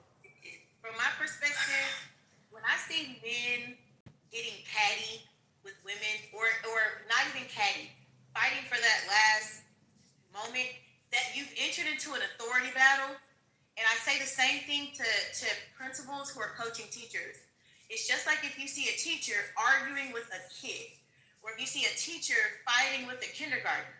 At some point, somebody in the room has to say, "Ma'am or sir, you're the adult, and we expect more from you." And so with men, I grew up when men were masculine, and there was this thing called stoicism. And when you are stoic, you release the power of not fighting with other people and just hold on to the power within. So for me, I just can't do it. But I'm not to say where y'all are in the combo. I just picked up right here. Do you make an exception for men on this app where all you have is your voice? And, it's not like in real life. On this app, you got to fight for that last word, because if you don't, you get trashed, completely trashed, and thrown to the side. So I carve out an exception for this app. If a man wants the last word in real life, that's feminine. But on this app, that's all you got. But what do you mean you don't? Last word. So you need the last word. So, do y'all agree that manfinity is passive aggressive or no? No. Yes. No, manfinity can't even spell passive aggressive. You're too stupid. Oh, Lord. When it's about the $3, absolutely. Nobody want to go back to $3. If you don't You wanted his money back. I'm just trying to keep it real with you, man. You ain't trying to keep shit real because you wasn't there. You don't know what you're talking about. You told us about what somebody be saying on this app. That's not passive aggressive. What he doing right now? I resonated with what was that Penny? Who was that? That was Penny. Oh, that was Jen. Yeah, with the there's a list of them on the app, and we spoke about this earlier. I like you. I think you're a good guy. I think you're a smart person. Why you gotta lead with that. Just say what you gotta say. I don't like that shit. I don't give a fuck if you like me. I don't need you telling me I'm a smart person. I don't know. Let's just have the conversation. I think that shit is annoying. You have men on this app that do that all the time. I never lead with that bullshit. You know who does that? Michael. Hey, man, Philly, I really like you, but you're a nigga. You're a nigga. When I say stuff, I really literally mean that. I actually do like you. I was talking about music, all the stuff that we talk about. Your political views are trash, but when I'm saying it, I'm not blowing smoke up your ass. I literally do like you. You know, it's just the fact your political views are what they are. Right, but what I'm saying is, when you have an issue, when you have a bone to pick, get to the bone. You don't gotta flower it up with, "Hey, I really like you," because that's already been established, right? Just get to where the point of contention is. That's what homeboy's saying. Yeah, that's just me being kind, because it's like if I'm gonna I'm saying that when I do that, I tell you that for real though. But that's all I'm saying. No, but your attempt to be kind is actually received as being passive aggressive, because you want to get to an insult, but before you get to the insult, let me pump you up a little bit. That don't work. I'm not going to disagree with you the way you perceive it, but what I'm saying, next time I do it, I'll try to stop myself, and I'm literally telling you because I want you to be better. So, but I will try doing that if it's coming off that way. No, you ain't got to stop. It's fine. I like it because I'm a sucker for flattery. But what I was trying to say was, on this app, the reason why men who otherwise don't want the last word in real life, like I ain't going back and forth with my sister or cousins or girls, but on this app, all you got is your word. All you got is your voice. So you got to fight. No, you don't. So as much as you want to be the stoicist the woman just said, which I agree with in real life, but on this app, this is a carved out exception. Because all you have is your word and your nuts. And if you don't say shit, they rip your nuts out and they throw it back at you. But but man, Infinity, who cares? Because when I leave this app, I'm going to bed, I'm going to sleep, and forget about it the next day. Yeah, but while I'm on this app, I want a semblance of respect. And the problem is, some people are going to respect you for fighting back, and half of the people ain't going to respect you for fighting back. Well, they want you to sit there, and they want you to be a doormat. It depends on what room you're in, because some of these people will show up at your house to fight you. Oh, hell no. People want me to be a doormat. It People depends want on you to what. be a doormat on this app. You ain't got to be a You doormat. ain't gotta be a doormat. Some people show up. I done seen the videos. Man, They Fandy. showed up at people's house to fight. These people Man, crazy. Fandy, I got a question for you on this good Sunday of our Lord's resurrection. Yes, ma'am.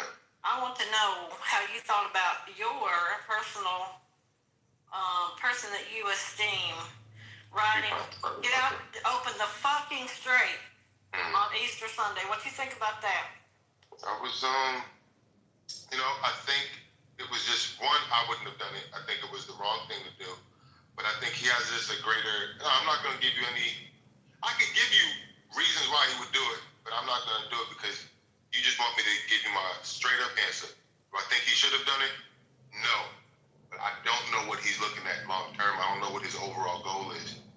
So when he says praise be to Allah, I don't know what, I don't understand him completely, but I do understand that he's got big goals, and sometimes you got to do big goals to get to these big goals. Stuff that I wouldn't be willing to do. But if I was in his position, who's to say, right? Who's to say? Just say it's wrong, man, Fanny. What he said, I did, but and leave it at that. Just leave it at the this. reason I don't want to leave it at that is because then you have no concept Then you of why he might don't have done it. really think it was wrong. You think that he's justified because he's looking at something we can't see. When past presidents have been pressed in different times and have not gone that route of looking at the total composure. No. We're not going there. We're talking about composure and carrying yourself as a man, as a leader, and that was not it. Yeah, he said open the fucking straight. You okay with that? The president dropping F-bomb? I'm not okay with it, but I understand. There's no buts. Just say I'm not okay with it. But I understand it. You understand it? I understand it, but I don't agree with it. Do you understand What do you understand about the president dropping F-bombs on Easter Sunday? I understand that by taking that approach, he's communicating to the whoever he's communicating with that he's 100% serious. He ain't playing no game. He's willing to go there so that communicates to the person on the other end of that message that damn, this means this dude's about to do something. So he's trying to be really serious. So not the right timing on Easter Sunday, the day of Christ's resurrection, probably not the right thing to do. But I think he's just trying to get results, and he thinks taking the road less traveled will get him there. God bless him. I hope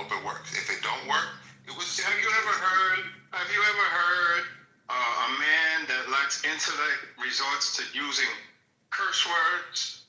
That's why he looks right now. You're right, but there's an exception to every rule, and he's the exception. Oh, hell no. You know what? If that's the rule that's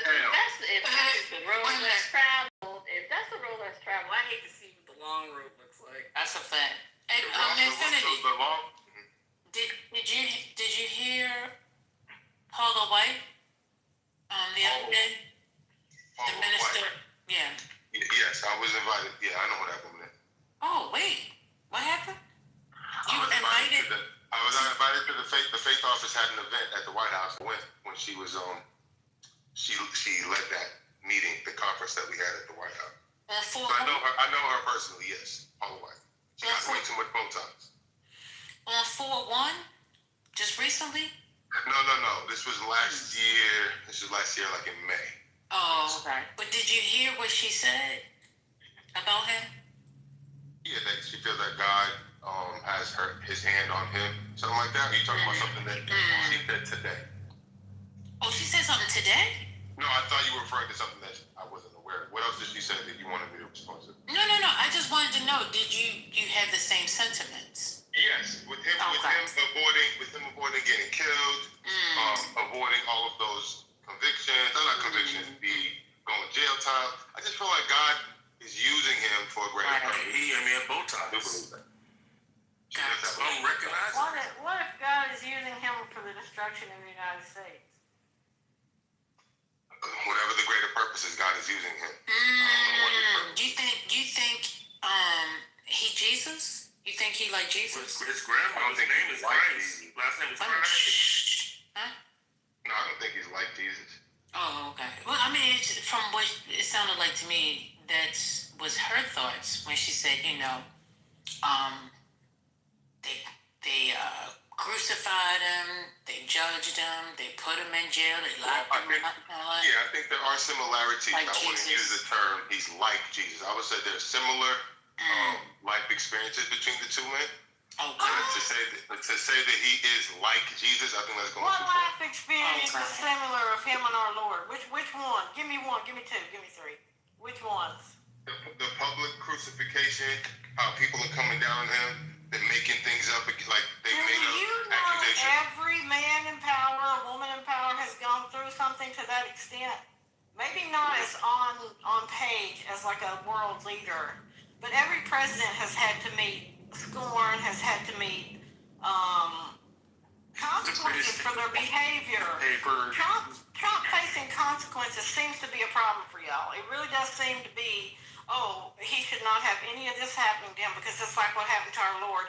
It's sickening to me. Sickening to have a comparison between him and the Lord. That's just disgusting and vile, and it's a Christian nationalist tactic.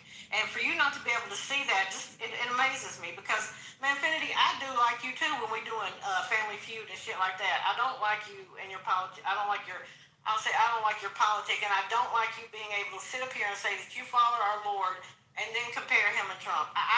No, I can't. But what if there are valid comparisons? There's I can't sit here and stipulate them right now so you haven't. There's not. Jesus healed people.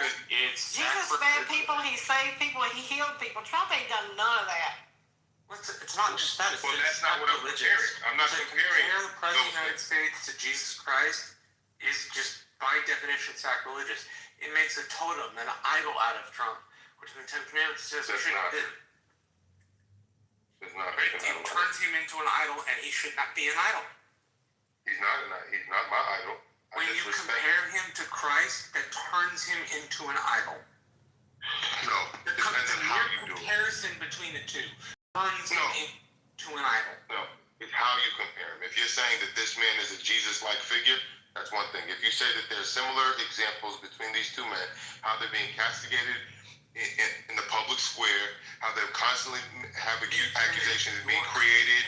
President of the United States. It doesn't matter. I can do that without praising him. I'm not praising Donald Trump. To somebody who was sinless.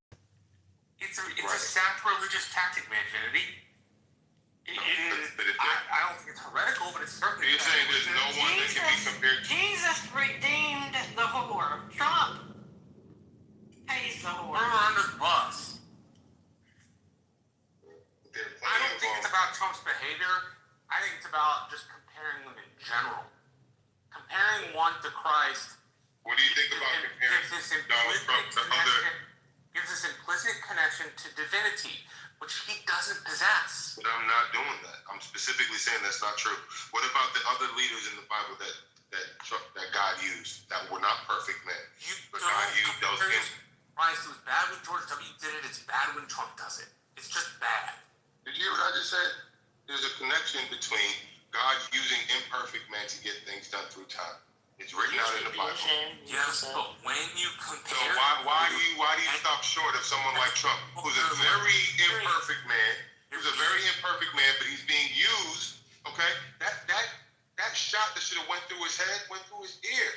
You don't think that God had anything to do with that? Someone else's head. You don't think that God had anything to do with that? To spear him? I think he did.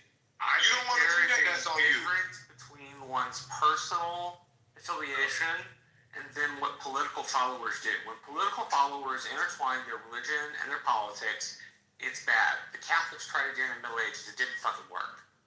Okay. You're jumping all over the place. You didn't hear what I just said. God used imperfect men through time to accomplish his goals.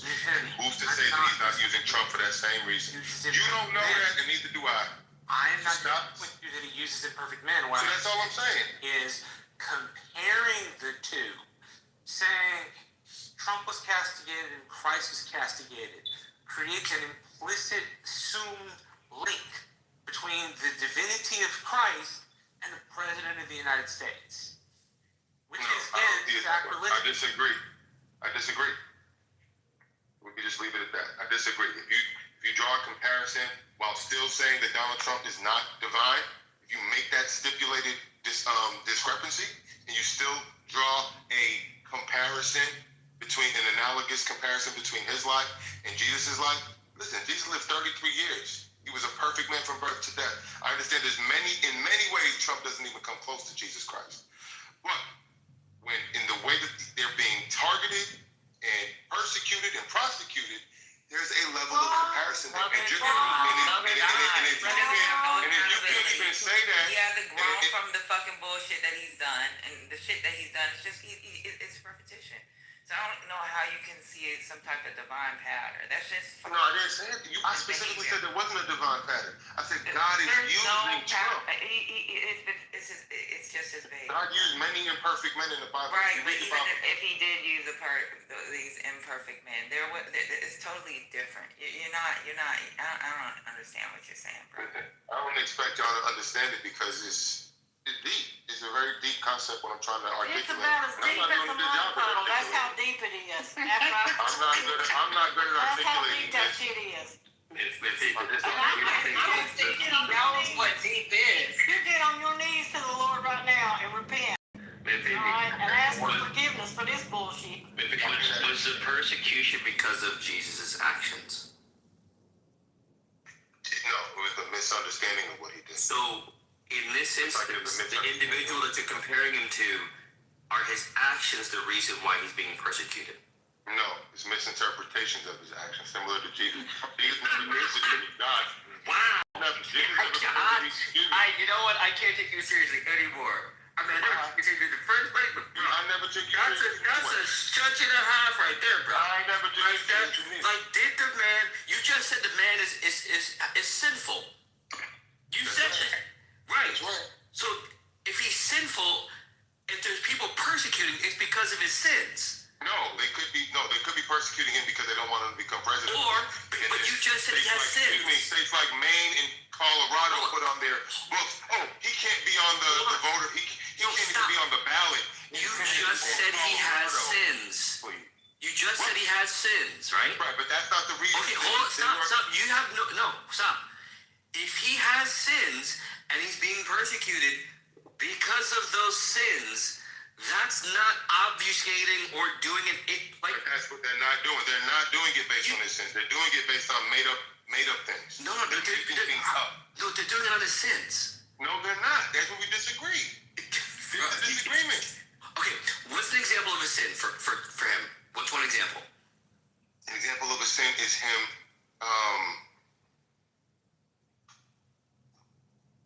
Let's see.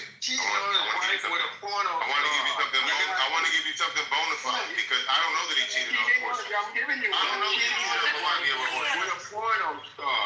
You don't know if that's true. You don't know if that's true. He denies that to this day. You don't know if that's true. He watched the trial and he didn't deny it. He didn't deny it. That's crazy. He did not deny it. It's kind of never sleeping with horsemen. What did he over the rest of a horseman? Hello. He said he never slept with horsemen. Y'all might as There's a lady trying to speak. Let the lady. Go ahead, Brooklyn. Y'all might as well move on past this because y'all already know what it's gonna result in. The man is indoctrinated, and this is a waste of time. Can we go to something else, please? Well, what do you have to say? What do you want to talk about? I'm just saying, like. I'm just saying, since we want to stop, No. we're gonna stop cold turkey. Well, we're enjoying ourselves. Oh, are you? Okay. All right, go ahead, man. Infinity and all that. Go for it. So again, for me to give you a specific sin that he did, go ahead, do your thing. That's a bona Get on fide your sin that he knees in did. prayer right now, Miss Cindy. That's the first fucking thing you need to do. Get on your knees in prayer because this is the day our Lord rose and he defeated death. And you up here comparing him as a sinless figure to a man who is nothing but sinful.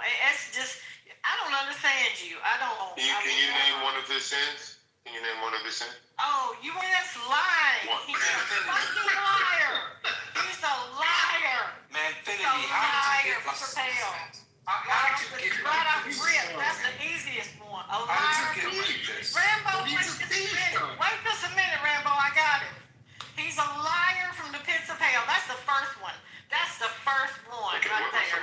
what lie did he No, you ain't got. You tell me. You tell me You something. see what happens when No, you push people on exactly. No. specifics? You When you tell push me people how on he's like specifics, they Jesus. say, you tell me. You tell I me asked you how what the he's like specific Jesus. lies that he told. No, see, now you gonna sit there. Moving his I line. want to pray Wait a for minute. mortal soul. Hold up. Man, Finity, by your own admission, you said he tells stories. Now, come on. Now you're going to add adversary. I believe he exaggerates, he uses puffery, he definitely language to stretch the truth. Huh? But everything he says, at least on the political, I'm not talking about before his political career. So, it's directionally true. He speaks in a directionally true way. Everything he says is directionally true. He's a blatant liar. Okay, He's all right. a blatant All right, liar. so you don't believe he's a liar? You don't believe that he's a sinner? You really believe he is the Son of God? I do believe he is a sinner. I just can't sit here and tell you what is said because I'm not living with That's so You can't see it. You got to stop. You're not. Problem. You know what it You is. wouldn't even begin to compare specifically, our I can Lord. tell you he's a sinner because all men are sinners. You sinning right now comparing our Lord to All Trump. men and You women really are are. sinners. You I need can help. say So I can confidently that he understand how is a you sinner. can't see it. I understand how you can't see it. I got it now. Man, Finity, this is a vile man in every sense of the word.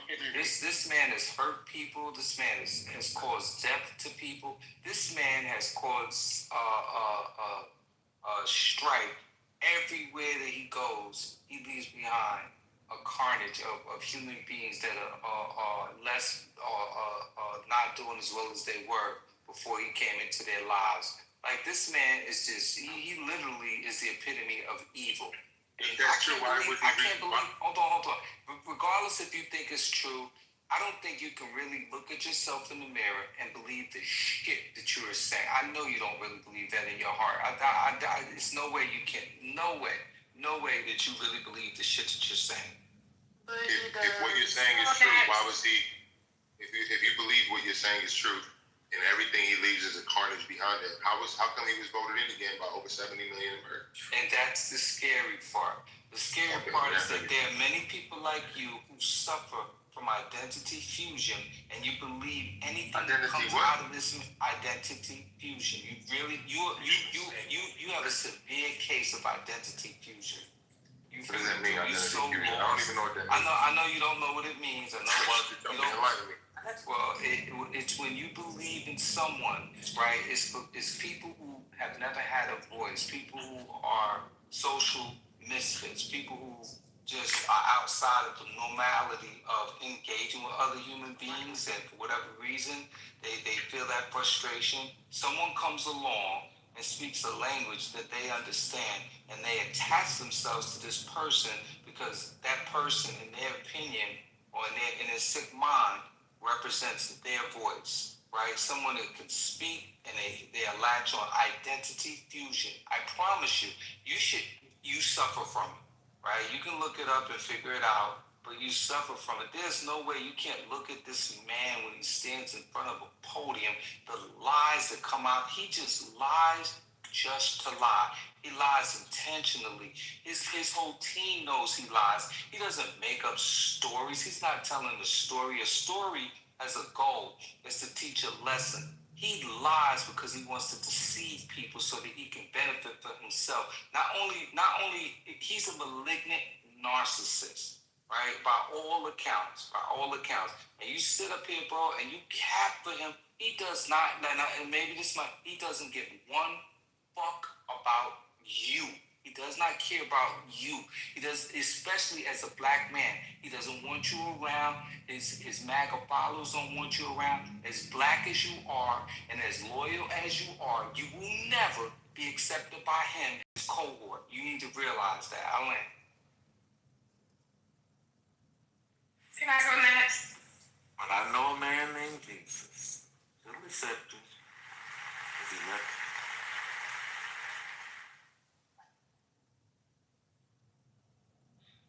I just wanted to say that we all sin and fall short of the glory of God. For that man to make the statement that he made at 8-something a.m. on our most holiest of holy days is absolutely absurd, and it will never be forgotten. 150 years from today, people will be talking about the comments that he made and how horrible it was. You use the F word today, Sandra. You got a lot of nerve judging the man with the same thing. What did you say? How many times have you used the F word today? I haven't used the F word today. And I'm not the president of the United States. He's supposed to be our leader. And he went and said what he said on our most holiest of this is Resurrection Sunday. That's crazy that he said that. It was just insane. I say this in the front to many Christians, including yourself.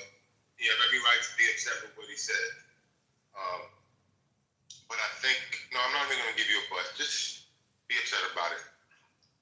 The way I look at it, me personally, I can recognize it as being wrong, but I'm not going to overreact about it. It's enough to understand what he did was wrong, but in the back of my mind, I'm like, there's a greater strategy at play that I'm just not aware of. In the same, it just... You really are not aware. You just stop right there. Just stop with I'm not aware. Just stop, and you'll be perfect. Just say I'm not aware, and you'll be done. I am not aware, neither are you, of what he's trying to fix. He's trying to aware get of to a what a goal. motherfucking devil he is. That's what I'm aware of. But that's the problem. Don't you know the Bible tells you not to judge, and you're over there judging? What the Bible tells me is that God will judge all. You know you're not supposed to judge people. God You're going to call will them a judge devil. all. He didn't say, April, don't you say your opinion on somebody. He said he will be the judge. He didn't say, I don't get to give my opinion on a motherfucker. Right, but the thing is, if you understood what was going on, even if you did think... Don't you sit up here and tell me about what I understand and don't understand. When you comparing Donald John Trump to Jesus Christ, you have lost your mind. I'm not even a man of the cloth. And somebody need to help you. Somebody, I don't know who it's going to be. Maybe Jesus will come to you tonight and heal you. Somebody needs to come. You need to seek the Lord, man. Seek the Lord. I'm not even a man of the Lord. I'm not even a church leader, but there are church leaders who make the case. You told me you was a preacher. You told me that you was a preacher and that I'm you not a spread the church word of leader. God. Okay, so now you're lying again. No, I said I'm not a church leader. So you understand Trump because you lied just like him. That's how you can put this shit together. No, what I'm trying to explain to you is that I'm not a church leader, but many church leaders have explained how Trump is being used by God. Not just... And they could be wrong. Church leaders can be wrong. You know that, right? You know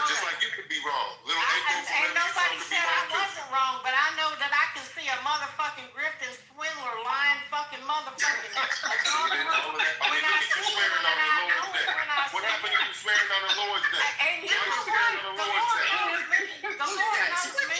You see what I'm talking about? The same people want to go after Trump do the same thing in their private lives. Not April's call. Go on mute, man. Comparing myself to Jesus Christ, I am not. The Lord forgive my sins every day because you know what? I sin every day. Every single day. Just like your president that you hold up like he's Jesus next to Jesus. That's sick. I'm so sick of you right now. But listen, Donald Trump never once said he was like Jesus. He said he don't ask for forgiveness. He said he don't even ask for forgiveness. I don't think I'm going there. What? You remember that one? That's his faith journey. Okay, He maybe ain't he's got afraid to no hide. faith to have Maybe no he's faith. afraid to hide because he don't want to do His faith is in grifting. That's what his faith is in.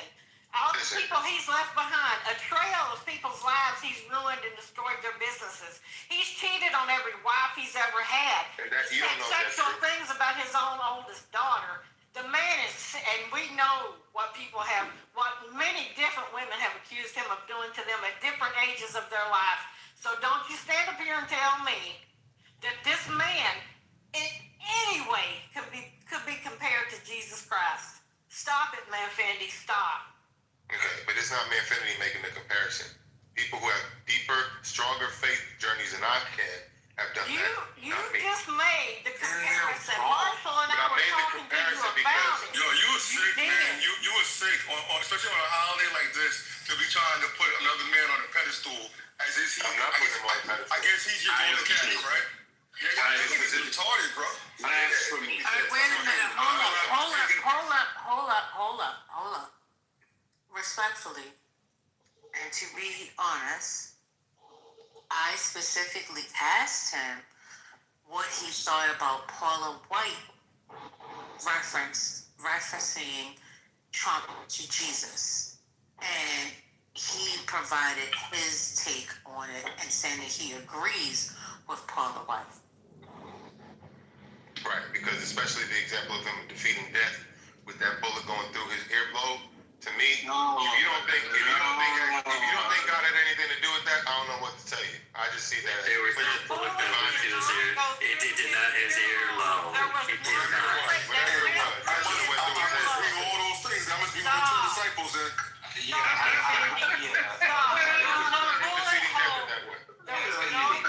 can assure you.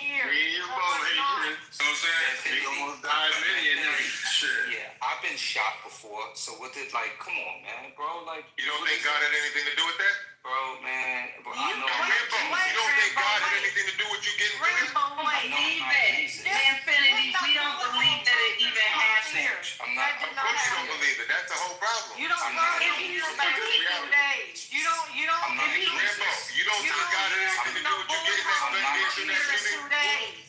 That I don't know happen. I'm not Jesus. I know I'm not No, Jesus. I didn't say you were Jesus. I said, do you believe that God had anything to do with you getting through that? Bro, we're not getting into my faith. You brought it up. You brought it up, Rambo. So the point that I'm making to you is that people, myself, like Asians, some of us that grew up the way we grew up, have had life-altering situations or chances where we could have lost our lives. I almost drowned to death before, right? So I've had, my share, and I'm sure other people in this room can attest that they've had their share. So, bro, look, I believe this. If you believe this much in Mr. Trump, I believe if you met him in real life and he brought you into a room and he says, I'm proud, I heard how you represent me on Clubhouse. I want you to arrive to another level. Here is a cup of Kool-Aid. You drink this Kool-Aid. Would you drink it? I don't believe in Trump. I believe in God. Would you drink? Would you drink? The answer, Would you drink? I started off by saying no. Okay. I started off by saying no. And I told you that Donald Trump is not the man I believe in. I don't believe in Donald Trump. I believe in God. And I believe that God is using Donald Trump to get things done. Whether you agree with it or not. That's how I see it. Every time God protected you from death, when you should have been dead after that gunshot wound or whatever else you dealt with, that was God. God showed up for Donald Trump on a world stage for the world to see. And if you want to pretend that he didn't get shot and live in this alternative world, that's on you. Not I see it for what not it is. everybody has your belief system's faith. That's fine, and it's okay. Okay. It's okay. You have every right to be wrong. Yeah, You have every right to be wrong. Yeah, just don't drink the Kool-Aid, bro. Literally. I wouldn't. You I wouldn't literally nobody drink the Kool-Aid. You have You're every gonna right go to be that wrong. high Can I ask something? That ma'am. Jim Jones candidate for sure. Hold on. That lady want to ask a question. Let that go. Is that Daria? Yes, Daria. I'm from Turkey. Okay. What was the main purpose of Donald Trump adding Allah to his tweet on Truth Social? Ma'am, that's a question you're gonna have to answer for yourself. We can't tell you. Yeah, I don't have a question. I don't have an answer. I'm the Trump whisperer. She's asking me, the Trump whisperer, why he put that in there. Ma'am, The answer is that was basically. I wouldn't say whisperer. I'd say lick. No, I said I'm the Trump whisperer. Just like you a dog whisperer, I'm a Trump whisperer. Oh, I'm a dog you whisperer. Yeah, I whispered you over here. Okay. So the thing is, Daria. So he probably put that in there. This is just my supposition as a Trump whisperer, not official. He put that in there to basically, he's thumbing his nose at the Iranian regime who refuses to open up the strait. He doesn't want to take the drastic move of bombing them. I'm sorry. He doesn't want to take the drastic move of bombing them into smithereens. He's doing everything he can to prevent that. He's trying to get them to do the right thing. And I would rather him say F on Easter than to put boots on the ground. So if that's what he got to do to get them to realize he means business, hey, if it saves lives, a little bit of cussing on Easter ain't gonna hurt nobody. That's my question, brother. He asked. Y'all want to Hold on, brother. You talk more than you listen. She asked a specific question. Why did he put praise be to Allah? Did you read the Truth Social post? Yeah. Do you know what he said? Okay. Why did he say praise be to Allah in his Truth Social post? That was the question. Oh, okay. Let me isolate the answer. I did say it, but let me just make it real simple. He did it because he's trying to let them. He's basically thumbing his nose at them. It's a middle finger to the Iranian regime, telling them that I'm being serious. Wake up.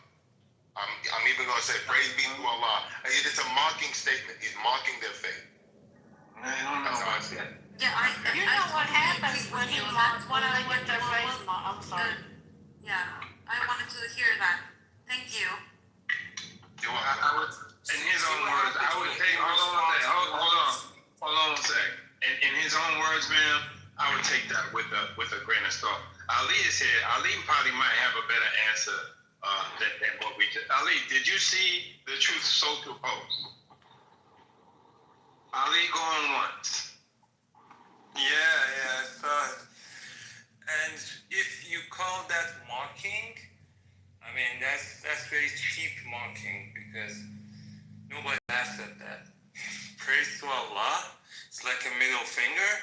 We take that shit. Thanks. And did you saw the rescue operation of America?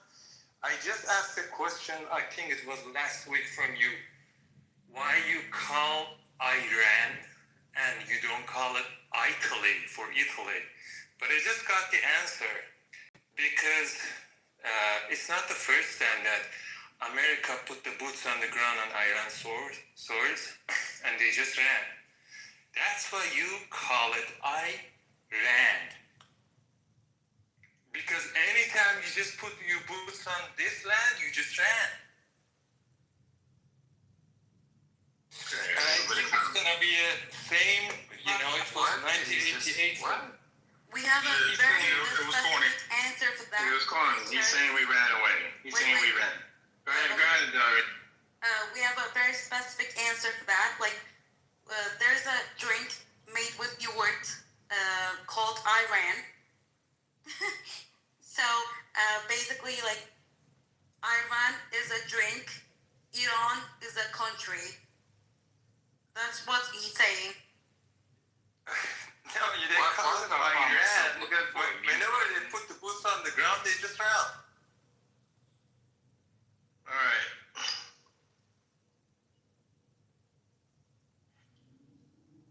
If I was Trump, I would not be mocking that way because I don't. There's other people who have marched. No, it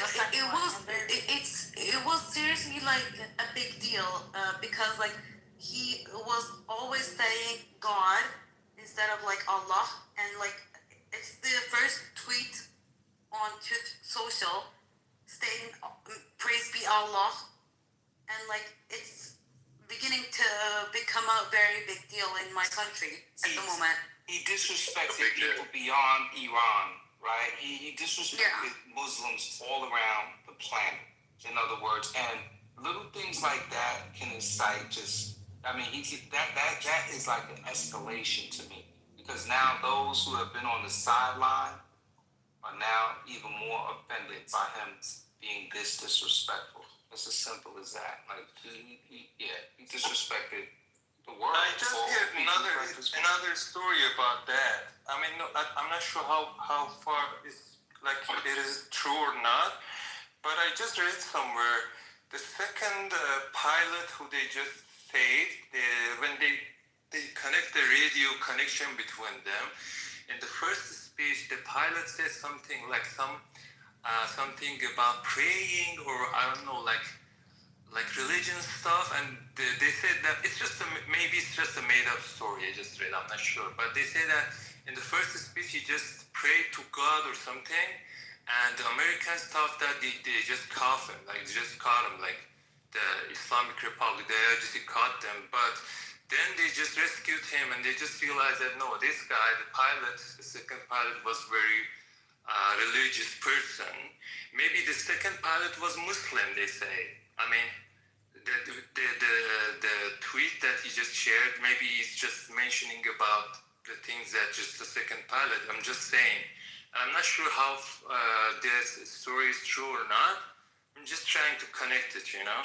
But I feel he was trying to disrespect Muslims. That's any person, any one of us in this room on this stage, if we were behind enemy lines, once we touched the ground from that parachute, I promise you, we will all get in a position where we would pray to whatever belief system we had. We would rely on it in that moment, and then we would go about surviving.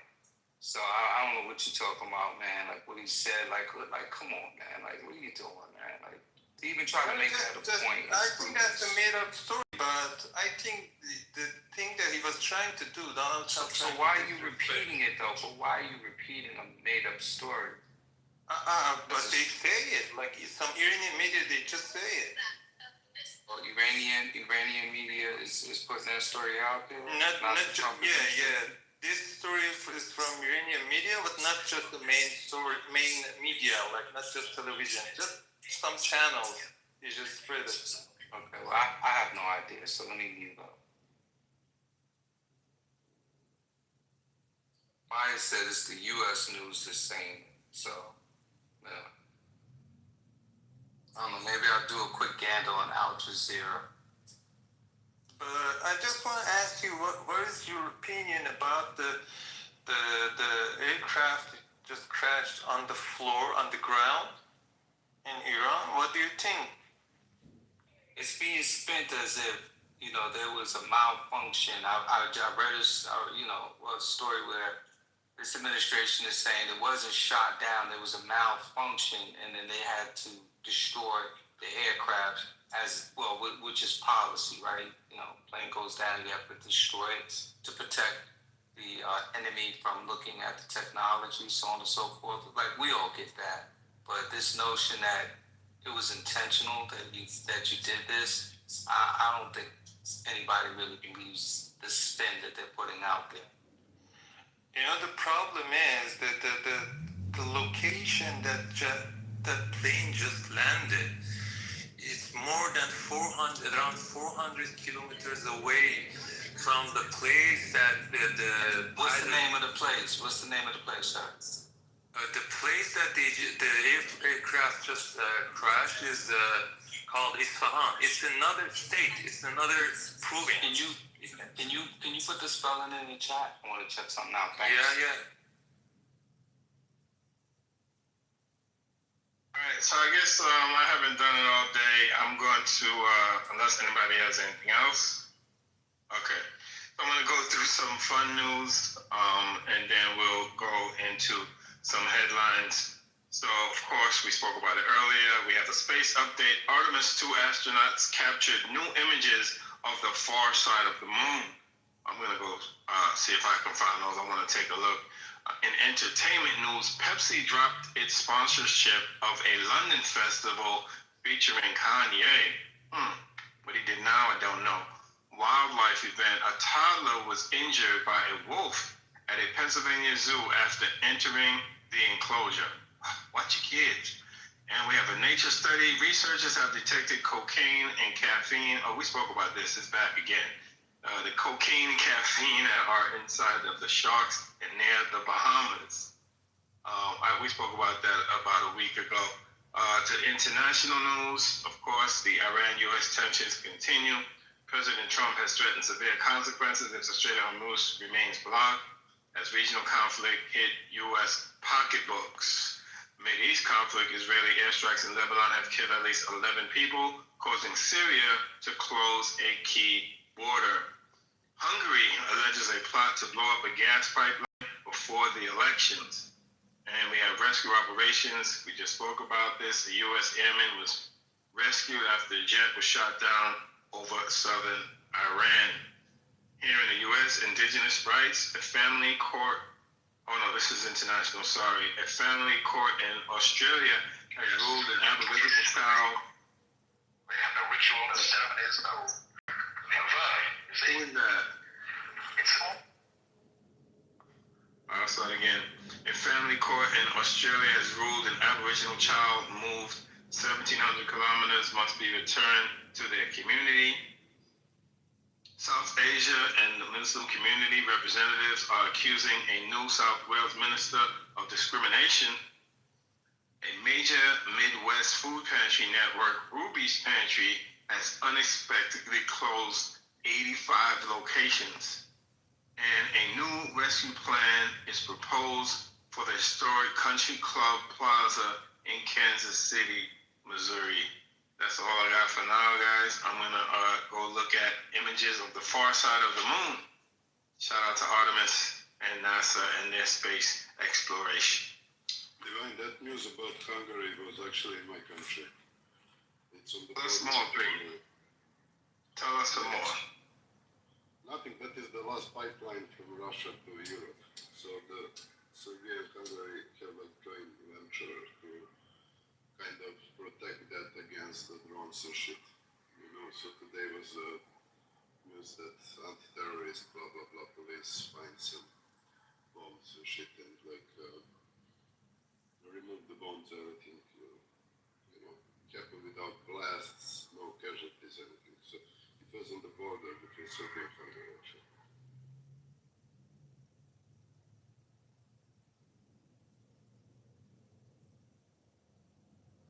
So that is like the gas pipeline from, it's called Turkey Stream. So going from the Turkey, Bulgaria, Serbia, Hungary, and it's the last pipeline of gas that is moving oceans. Rambo, I just made a mistake. The first F-15 was crashed at Behbahan. I wrote in the chat. It's a city near to southwest of Iran, and they were predicting he will land on Behbahan. The C-130, they just took that to Isfahan, which I wrote in the chat, and just search it on the Google map. It's very far, and people say that why they bring like two C-130 and they just landed on Isfahan, which is far away from Behbahan. And they just say that maybe they were not looking for pilots. They were doing some mission to, I don't know, some people say they were trying to take the uranium out of the country. So They say that it was maybe a failed mission by United States, not just rescuing the pilot. Because for rescuing pilot, you just need the chopper. You don't need a 130. Now that sound. Yeah. Now that sounds. Yeah, they might have been trying to do a low-key mission that, okay, I'll go. I was just looking at the region app that I have, but that sounds interesting, right? To be honest with you. Because how about them being able to say, hey, we went in, we did this, we removed their nuclear materials, so on and so forth. It's interesting. Okay, thank you for that. Appreciate it. And they said it's just a failed mission. That's why.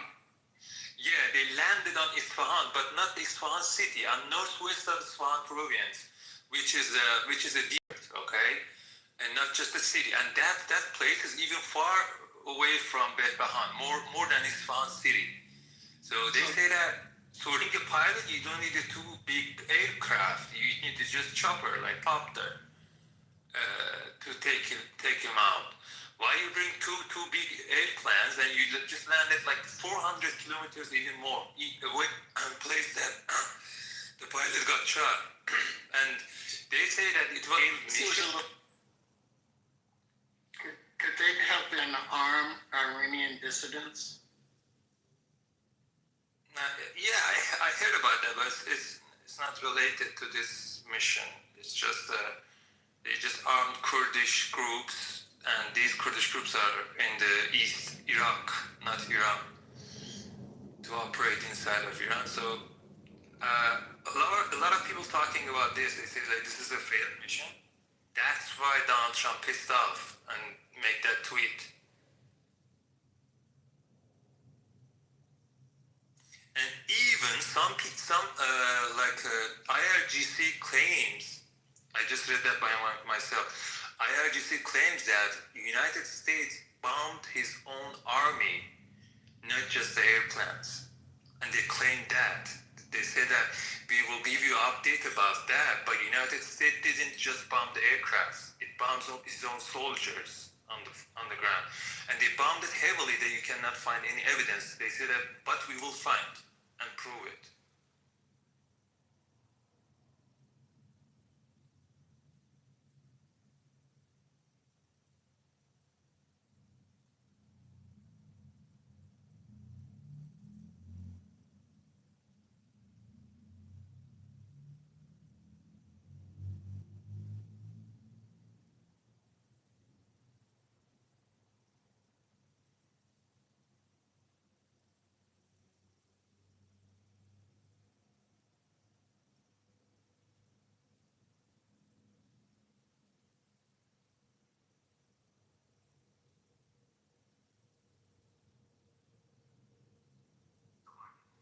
Y'all went and got the itis. Y'all sleep? First lady, shut up. You don't bring anything intelligent to the room, cut. Oh. He left. I just got triggered. I had to calm myself down. I'm like, oh, look, she gonna do her thing. Somebody actually said that. Who was there? That was resistance. Thank you very much. I'm going after that. Oh, that was resistance? Oh, he created a new profile just to do that? That's right in those streets. We won't get that another time, because you blocked, bitch, and removed. Calm myself down just now. Good job. So the thing is, I wasn't gonna block him, you know, but Mr. Sunday, we can't have that. We got white gloves on in here. child, these people, you know, that's all good. The dirty empty mouths. Anyway, so y'all got the itis? Y'all sleep? Y'all woke? Yeah, mass block him. He's a turd. It really is. He's very unhinged as well. It was him. It was him who? Resistance. Yes. Wow. Mm. Cool. Awesome. Now, wide awake though, First Lady. Huh? I said, I just had a nice nap. I'm wide awake. Oh Lord, you of all people, take a nap. I feel all refreshed. Oh no. I gave a couple stories. Yeah, but it's quiet news day. Hope everybody's enjoying this. I want to play a game when we have some downtime. So let me know, First Lady. We don't need to play no game. Yeah, and hi to you and happy Sunday to you, man. Games is for kids. I skipped recess because I was like that. You gangster. Shit, I don't play no games. That's for kids. I'm so gangster. I skipped recess because I was like that. I wanted to put all the things that people say, like play that game, like, oh Lord, we know who says that. And like just all the things that people say. Mute your mic. We know that's Brooklyn. Like I gotta get that list. That everybody's saying, put it on that list. We don't say everything that people say on Clubhouse that get on your nerves. Just our phrases that people say. One thing when people say on Clubhouse get on my nerves when they say two things can be true at the same time. We gotta add that. Well, that's an annoying list. That's the freaking annoying. That irritates me. Yeah, that shit is annoying. Rambo, don't forget, it's mute up. You gotta just mute up. You know? Oh, yeah, that's don't mute your mic, just mute up. Mine would be, I feel uncomfortable, and I can't remember everything. Michael's would be, I'm saying just to say. Michael's is let me get in there. Yeah, he said, let me get in there. Let me get in there. I don't know. I'm saying just to say. He says that a lot. Yeah, what does band say? Huh? Yeah. Brother. No, let me give you an example. That's my favorite. Yeah, No, you see. Yeah, I see. I see. I was gonna say, Tiana's just kind of. Okay, First Lady, who is this? I've been doing my research. I've been researching. Rambo! Don't forget the journal. I've been journaling. I've been writing stuff down. I got one. So there's reports coming out of, there's reports. Y'all got it quick. You always got a report coming. You gotta put the breaking news in front of it, though. Yeah, there's been breaking news. There are reports. I'm in the Telegram. Where 9 minutes. Okay, thank you. April got a couple, and then I know Ashton. I wish she was in here because she probably would have said something. I could say she always says, but Ashton, I love listening to her when she talk. Going to get in your pickup truck and go and drive on down the road. It's just not right. I'll tell you, someone got. There's hungry Americans out there. The hungry Americans. We gotta feed these people. We fed over 1 million people. We gonna feed 1 million tomorrow. That's a good one, baby. That's a good one. Ashton. Yeah, Ashton. Yeah. Bitch ass motherfucker. That's me. Yeah. You gotta say down here in Texas. Ah, yes, that is Ashton. Yep, down here in Texas. All I know is, yeah, that's not. Mimi got the whole freaking voice down.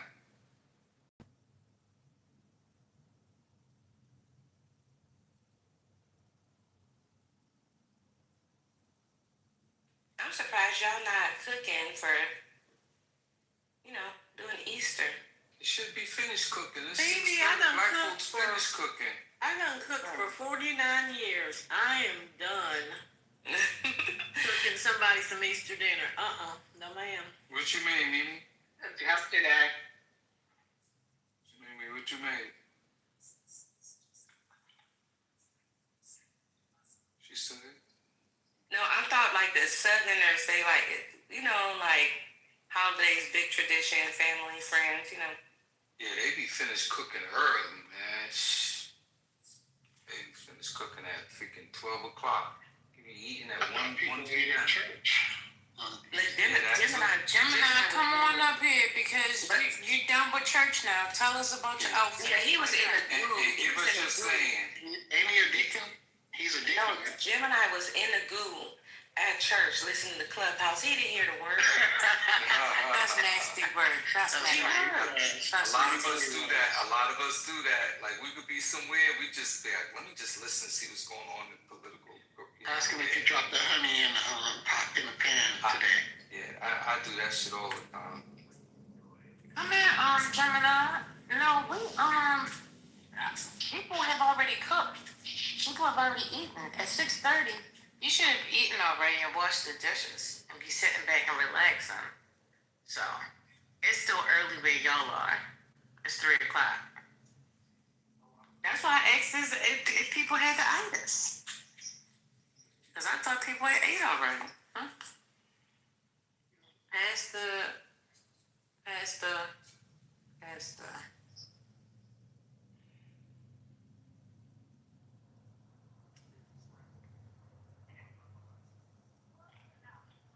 Garbage. Boy, bye. Do you like to pick from the goo now? That's insane. Can I ask outside in the hallway? Huh? Can I ask a stupid religious question, but I really don't know the answer because I don't know a lot about religion? Can I ask it? Please, I really want to. So, after he risen, he came back. What did he do after that? He died again? No. Girl, serious. Y'all, he rose, he ascended to heaven. And he went to heaven after. So, but for 40 days after he walked the earth. Yep. And then ascended to heaven. That's an important part. 40 days. He walked for 40 No, it's 40 days. Look in the Bible. Oh, well, I'm not going to do that, but I mean, if you say so. But he went for 40. Where did he go? So originally, when they went to go find him in the tomb, he was not there. He had already left, and he told the woman to meet him. Right. Wait, but that wasn't the Spirit? That wasn't the Holy Spirit? He never came back in flesh. Huh? So no, he walked. He was different, but people knew it was him because when they were first. Let me get the scripture. I think we need the scripture. So I'm trying to tell it from memory. So when he rolled away the stone, the angel was in the tomb because somebody was in the tomb, and they told him Jesus has already departed. He has risen. Right. And they remember, and so the women left, and then he was on his way to Galilee. I think that's the place that he went. I gotta double check. Yeah. Galilee. Where did he go? He went Sandra, where did he go? You know, you gotta ask Manfinity that. Rambo Hush. So, but he was different, but they knew it was Jesus. So for 40 days, Right, because he went different places. Because he left his death clothes inside the tomb. Nothing was there. It wasn't like somebody stole the body. The way they wrapped him up, basically mummified him. I'm sorry. All of that was left inside the tomb. So when his mother saw him walk, she knew it was him. But he did definitely look different. Yeah, he rose from the grave and spent 40 days on earth. To prove his resurrection and to teach about the kingdom of God, he comforted his disciples, commissioned them to spread the gospel, and ultimately ascended into heaven. And he appeared to the disciples, 2 followers on the road to, I don't know where that is, and over 500 people at once. He showed his wounds, hands, and side to Thomas and ate fish to demonstrate he was not a ghost. He explained scripture, connected his life to the prophets, and prepared his disciples for their mission. And he gave the Great Commission. Yeah, so the places he went to was the road to Emmaus, Emmaus. Then he went to Galilee, he was in Jerusalem, and then he finally ascended from the Mount of Olives. Yeah, I remember he did show his wounds. I remember that part. Yeah. And he appeared to over 500 people at one time. So a lot of witnesses.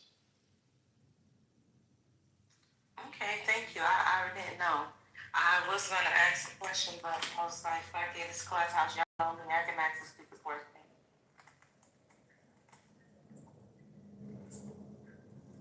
Well, clearly it wasn't stupid, and a lot of people didn't know. Because I didn't know he rose in the flesh. I thought he rose. I thought he was the Holy Spirit. Spirit. Me too. That's what I thought too. I thought it was like a spirit. Well, So it was he the came back angel. as a different white man. Correct. But because it was the angel. Okay, so how did that? Y'all got pictures of that Jesus? No. That's what I'm saying. I don't know. See, that's the reason why the New Testament gets real sketchy for me. Nobody got pictures of that Jesus. It was a joke, y'all. Chill.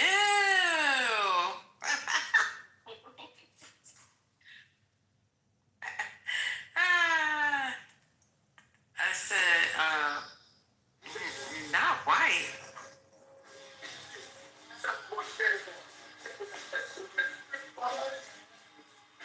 Why is this man on stage with his Elon, what you doing here?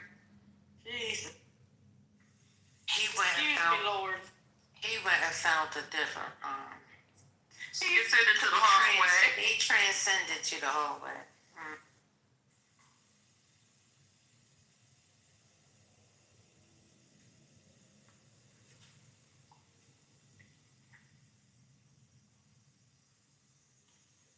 The First Lady, were you here really late last night? I think you left before all the really depraved stuff went down. I think you was gone already. Yeah, I left around 10 something. Yeah, I just went to hell. And I was part of it, I ain't gonna lie. When I left, Patty was here. Patty fell asleep. V, I think you were still here when V was here. No, I wasn't here when V was here. Oh, you missed it. Oh, you missed V. Brooklyn told us this morning. You missed V. I ain't miss him. He was here this morning. But y'all never met him before? Y'all met V before. That wasn't your first encounter, was it? Who was that old man, Mimi? What was his name? The old man that had two friends? Are you talking about Darian? Was that his name? I think that was his name. Telling us he was 28. It sounded like he's 75. Oh, yeah. The one that was getting it. First Lady, now come on. A 28-year-old man coming here trying to hit on me. Let's keep it a buck, okay? I'm 59 if I'm a date. And I'm not interested, nor do I put up those vibes. But this man's like, oh, she sounds like she good. Oh, she's sweet. And all I did was cuss his ass out the whole entire time. Was he too young for you? Because he said he was. Listen, he was too dumb for me, Alef. He was too dumb. Oh, yeah, too dumb and young, though. He was like 26 or 36 years old, right? He was 28 years ago. It sounded like he was 50, like 100 years old. 40, 50 years ago, he was 28. Oh. But you did ask him how much he had in his pocket, though. I did, because he wouldn't shut up. I asked that to B, because he's talking about the ABCs he needs to give women, the rules he needs to give them, what kind of money you got to give. Because if you ain't got nothing in those pockets, you can't tell me no A to Z rules. Brother was here too. Brother asked me V asked Brother if he was gay, and then Brother asked him, and V disappeared. Then he ran. He got up out of here. Oh.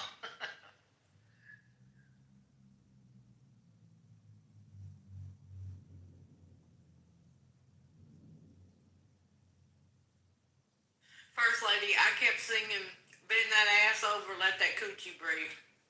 Oh my God. Well, I'm going to church midnight service. Evening service. I'll see y'all later. Pray for me, Alef.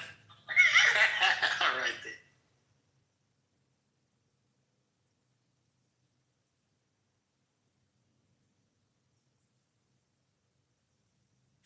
Now, what happened to coochie breathing? What happened? I kept singing that song. Why were you singing that song? Because he was up here telling these women what he could do to them and his rules for how we have to act. So I had to let it go. But I'm not even going to do it. Hands on your knees. That's what I'm saying. No! Who else was in here for the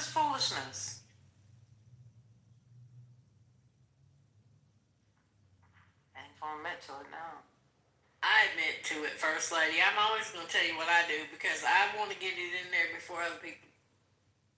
That's the way to do. You gotta get it in there.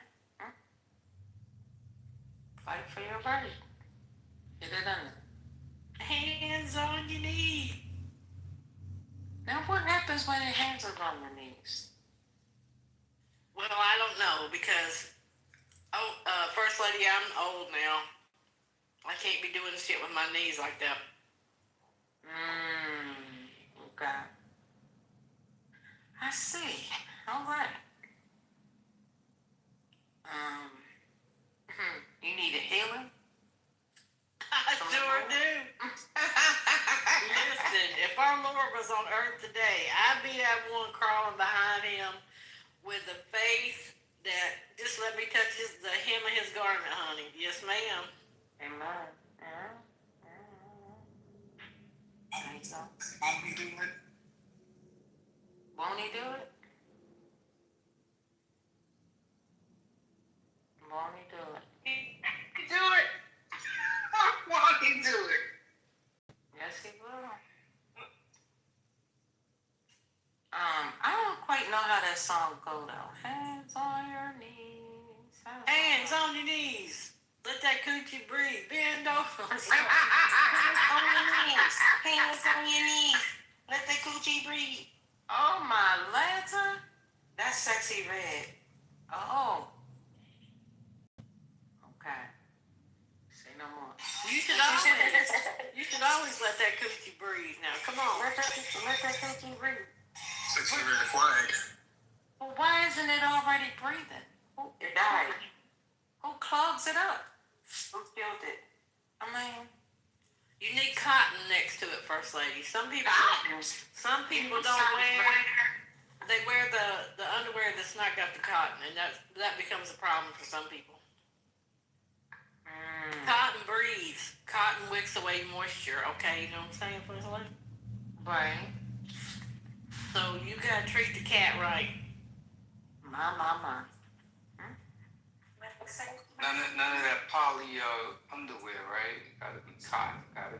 No string between my ass cheeks, no ma'am. Oh, you don't wear thongs? Oh no, First Lady, no. Oh no, that's a danger. That's a danger. What's the danger? I could not. That string would drive me crazy between my. Oh, okay. Okay, so I'm a white lady, but my ass is not okay. Got it.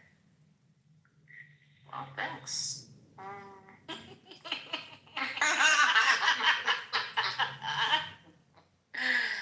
Alrighty then. I guess Devon has left me. He'll be back. Devon will be back after we done gone. What Trump did today? Girl, he said something about Allah, and he said, "Open that fucking straight." And he said it. The F word was in it. I saw it. Funny. I had to go research it because with Trump anything could happen. He did it. Sure did. It's so ghetto. Should nobody ever get fired from their job for being unprofessional? Because our president, Nevermore. Should never. is so unprofessional. And the fact right there. He don't understand. He thinks that he the only man that got an ego. Like, you can't talk to the men in the Middle East like that. They will pull your car. You're so disrespectful. He make it worse for us, you know? That's why I want to say it wasn't us. Let me give you the coordinates. It ain't my house, okay? Right. You can't be disrespectful. He's so disrespectful to everybody. You're right. They could come after all of us. They could come after all of us just because of the dumb stuff that this man is saying. It's so. I can't stand it. It's so disrespectful because it's not even called for. He can express himself without being disrespectful or not say nothing at all. How about that? We don't have to hear from him every day. It has been people that have lost their life mocking Allah. Okay? Right. Because them people do not play about that at all. At all. That's what I've been taking my sister to the store. That's what she was saying. I was like, People die over that. Like, I think because he's not a religious person, he don't know how serious people really take religion. Like, he's so disrespectful. It's crazy. It's like he's making it worse for all of us. Just had a terrorist attack here in Michigan from some Muslims. And I know he doesn't care, but there's 150,000 of them, like 75 miles from my house. We don't know how many sleeper cells of them dudes is over there. We have no idea. So it's scary.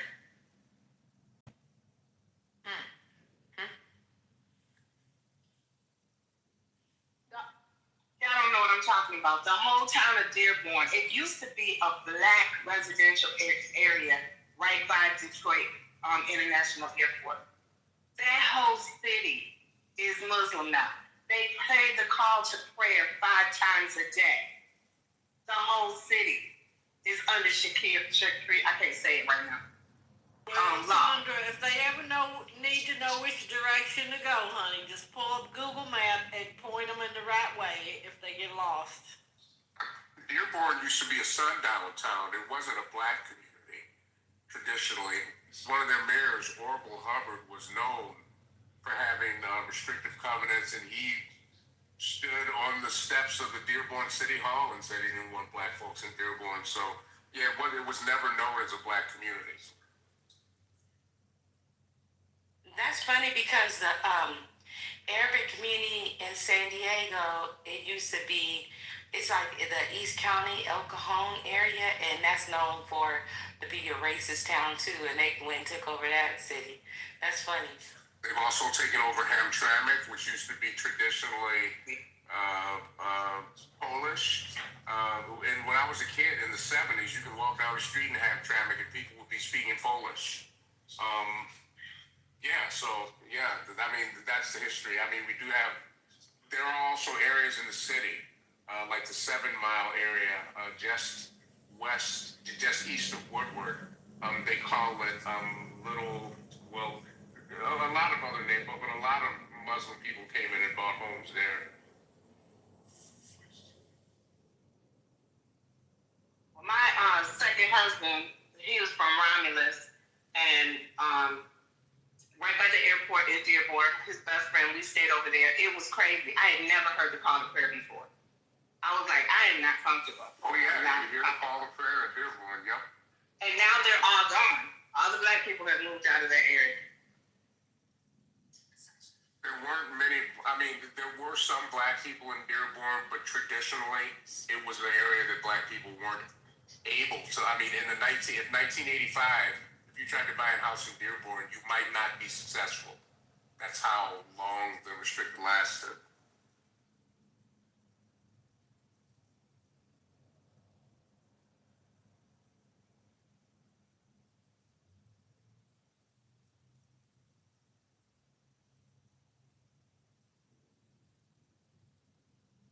I heard you guys mentioning Dearborn. I know a family, they're from Yemen, and first the father went, and then one of the sons went, and the whole family, they just live in East New York, the whole family, they all live in Dearborn. I think there's a huge Yemenese population there. They said they were going over there to open a furniture store, so they never came back. I guess they're doing well. A lot of Yemenis in Hamtramck too. A lot.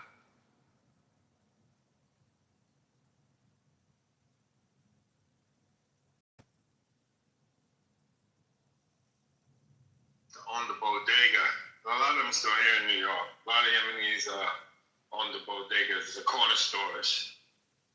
We talk about that from time to time because growing up, they got the name bodega because a lot of the corner stores were owned by Latin. I don't like that word, Hispanic. I don't like to use that word. But yeah, I guess Hispanics, and a lot of people don't know. A lot of them they stepped it up, and so now they own the supermarkets. And so the Yemenis picked up the bodegas, And Latinos picked up a lot of supermarket chains, your Key Foods and things of that nature. But we do have some black-owned bodegas. There's one I like to go to because I know that it's black-owned. You know, it's set up the same way. And you know, a lot of people, why we don't own nothing? It's not that hard. You know, so again, I try to support that black-owned bodega. It's over there. Rambo, no, I don't know if Rambo's here. It's right by Albany Projects. I was just going to ask, how many of them do we actually have? Not a lot. Now so I got two spots I go to in Harlem, right? You know, well, of course, Whole Foods, that's my spot. And then closer, I got a spot, Key Food. But the only thing about the Key Food up there, it's owned by Spanish. It's so narrow and shit. Like, and then they don't have the same products. They have products geared towards the Hispanic community. So I get a little frustrated in there. But now, what these Yemenis do with these stores, how their hustle is, so a family will come in, they'll rock out for like 5 years, they train somebody, and then they just keep passing it down. They all take turns at that one location, and then they rotate out. I've noticed that. I noticed that, when I was growing up, we'd be like, oh, it's the new guy, because we there. We watched them rotate. It's like, yo. You gotta give them a hard time. Yeah, how many anything like, if it's anything like Michigan, they get, they don't have to pay the business tax. And they have like 4 to 5 years, as long as the person is licensed to be the owner. They have 4 to 5 years. They don't have to pay the taxes. Then they pass it down to somebody else. That's like all the nail techs here.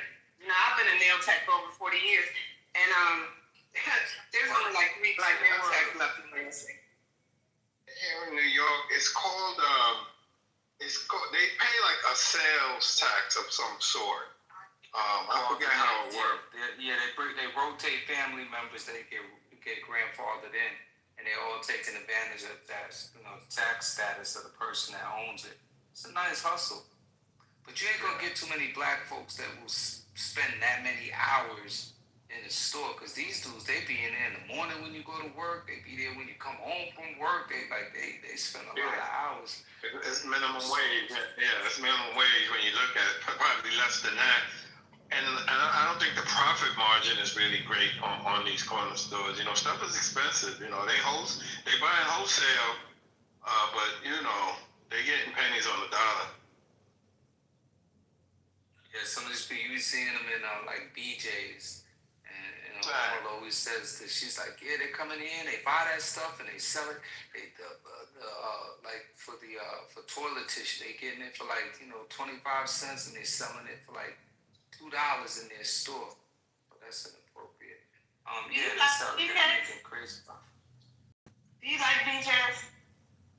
I have a BJ's membership, and I hardly ever use it. Well, it's for certain purposes, to be honest with you. So what I do is we go in there, my mom and I, and we just load up, and then a lot of that stuff we split because, as you know, when you live by yourself, a lot of shit goes to waste. So it's a good way to manage money so it has its purpose, put it that way. We got the BJ's membership too, and we take advantage of it around barbecue season for sure. If we're gonna have something at the crib, it's worth it because we're getting, buns in bulk, the burgers and stuff in bulk. But throughout the year, it's mostly for toiletries, like Rambo said. I think it's worth it for the paper towels, the toilet paper, but certain laundry detergent. And you give a lot of that stuff away. Like you share with your family, man. Like people that need stuff. Like I used to send stuff to my daughter and the kids and all that stuff. So it serves a purpose. Everything in there is not a good deal, right? You really gotta. My wife is the master at that. I call it the supermarket world tour. So when we go shopping, we go to like 4 different stores because she's not buying this from there, and we're not buying that from there, and it's cheaper over here. shit like that, and certain coupons over there. Because, we got to try and go quest at my crib. You know how that go. Yo, shout out to the smart tactics and Fish shop. Belly, back up. I wanted to ask him a question. Fish Belly, he went back down to the audience. I wanted to ask him a question about Detroit. He sounds like he knows a lot about Detroit. I have a question for him. Y'all should find somebody that got a Restaurant Depot membership. We got one. I want one so bad.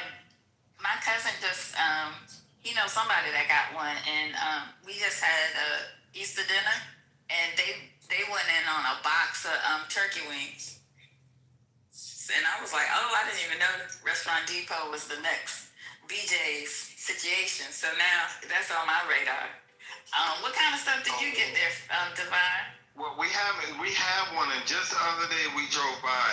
We haven't been. My wife's like, we need to stop by there, so we probably gonna go there one day this week. Yeah. Go check it out. They got. Who says sells trash? Okay, stupid. I'm ignoring you. But yeah, they got good deals.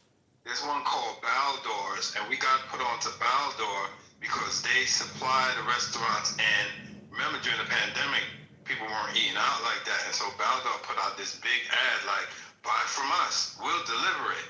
So we were getting crates of mangoes, boxes of chicken, like we were buying like restaurant amounts of food, and it was lasting.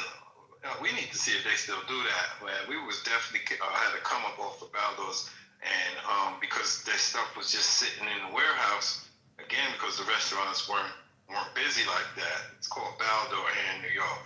Yeah, Baldor should do that for like the commercial people as well.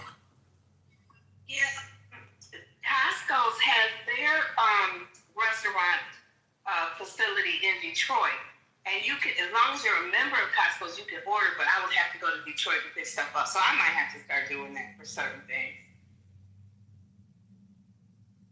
Yeah, I think it's about that time. Like with gas going up the way it is, if you can go in with another family on buying that kind of stuff, and you got a freezer to put it in, that's good. That's a good deal. Matter of fact, man, that's what we all gotta rock out, man. We gotta change our purchase habits with these prices going up, man. So y'all gotta link up with somebody and save that freaking bread for real. I've noticed a lot of families, like that whole style of, you gotta get out and go on your own. Families are linking up as long as they have room in a house, and they in there just putting all their resources together. A lot of people putting resources together and figuring out how to get past this crunch in money. Tomorrow, and you gotta know your stores too. Like, I made friends with the butcher at the Kroger out by where I used to work, and I would get out of work at 6 o'clock in the morning, and I'd go, they open. So I would go in there, and we became friends. So he started telling me, he said, you need to come in here first thing every Tuesday. Every Tuesday, no matter what is out, they have to market half price because the other trucks are on their way. It's not the sell by date, it's the take it off the floor date. So they have to push all that stuff out and then bring in the new stuff. So I used to go, so you got to know your stores. Whatever day that they change their ad, so let's say it's Wednesday, or Kroger's is Wednesday here. So Tuesday is the day that they push all that stuff out. I mean, I remember I wanted a leg of lamb. This was a few years ago, and they were super, super high. And I was like, I ain't paying that much for a leg of lamb. He said, which one you want? I told him the one I wanted. He said, I'm going to put it back in the back. He put that sucker in the back, and when I came back 4 weeks later, he was like, here's your leg of lamb. It was like $12, where it was $50-something. So, who was that that was saying they bought half a cow the other day? Was that? I'm buying half a cow for the last 25 years. Oh, that was you? But the question is, but I don't know if I'm going to be able to do it now that I'm retired, because last year, they raised the price for a feed cow. The baby cows that the farmers get to raise, they used to be $500. Now they're $3,000. The guy that I bought my cows, The guy I bought my cows from told me, he said he used to donate 10 to the 4-H. He said, I can't do that anymore. So it started before this shit. So I don't know. I'm gonna call him and see if I'm just gonna give him a down payment. There's another black guy I know that raises beef, but I don't know him that well. But I'm gonna see. I'm gonna try to get in touch with him too. So Sandra, I'm allergic to antibiotics. Is that Go ahead, baby. I'm sorry. Yeah, no, it's okay. Is that a good price point in my PTR? Because I was in a Japanese spot. It was a nice spot, and I don't buy meat from them, but I came across and I was like, I don't know if this shit is a deal because I don't eat meat like that. But no, you only eat like steak every once in a while. Yeah, but so my PTR, is that a good price? Because it looked, one of the pictures to the right, it looked crazy, but the two to the left, are those good prices? And is that Hang on, let me look at it. Is that a good grade of beef? I don't know. I thought it was Kobe at first. I was like, Kobe beef? Maybe I know. So when you put it up, Ben said it looked rancid. You're talking about the one on the right. I just saw that green shit. I think that's just like it's not really, that's the picture I took. It's not, that's what he was talking about. I wondered. And I it looks like a logo on the right hand side. That's just the angle. But I'm trying to find just some quality. It doesn't look bad. It's got a lot. It's got a lot of marbling. It depends on what it was. What is it? It's supposed to be beef rib, right? That's what it's. I mean, you could blow it up. Okay, beef rib. I couldn't see it. I'm sorry. I couldn't make it that big. Okay, short rib. That's not bad. You're gonna have fat on your short ribs. But I mean, I like to be able to smell my meat. Sorry. No disrespect. Pause. Okay, pause. Okay, let me say it. Pause. I didn't mean it like that. It's all right. We know what you meant. Don't worry about it. It's just funny. See, I'm allergic to antibiotics, so I can't just. Good. So that's why, Sandra, that's why I asked, because it didn't appear that they had any. Like it seemed like they didn't put all the chemicals in their stuff. That's why I'm looking at the meat, because they don't. It appears they don't put all stuff. It doesn't look like they dyed it to me. It does like if you go to Walmart and look at the ground beef. That stuff is so red. It's super red. It's super red.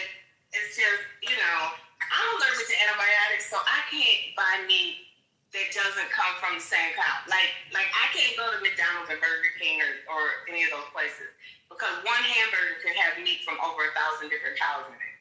I can't eat that. So that's why I've always bought a half a cow. Can you eat from Shake Shack? I don't think so. We tried to go to Shake Shack the other day. My son, they just opened here. We just got one like in the last 4 weeks. Sandra, and it was something. Yeah, man. What does your antibiotic allergy have to do with the multiple meats in a burger?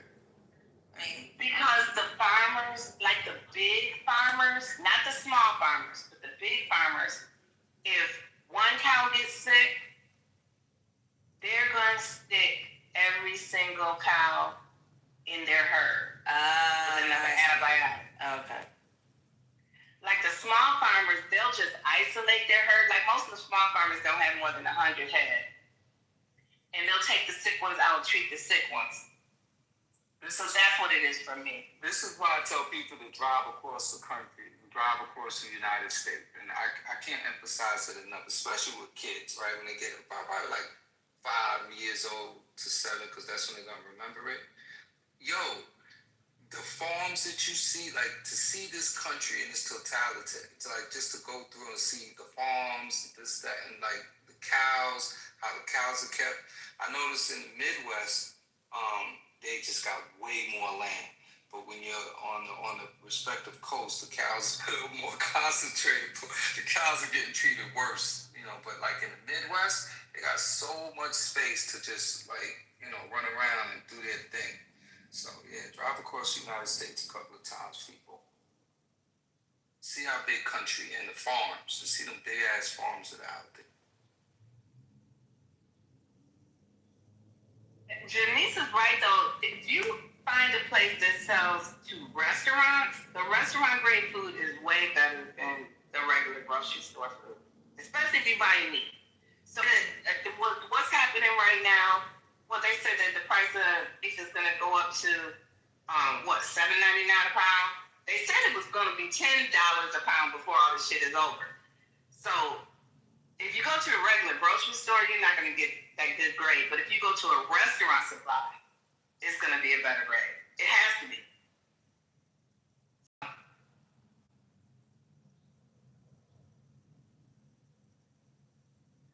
Hey, wait, Devon still here? Hey, Devon, I went to whatchamacallit yesterday, West Elm. I went to West Elm yesterday in Industry City.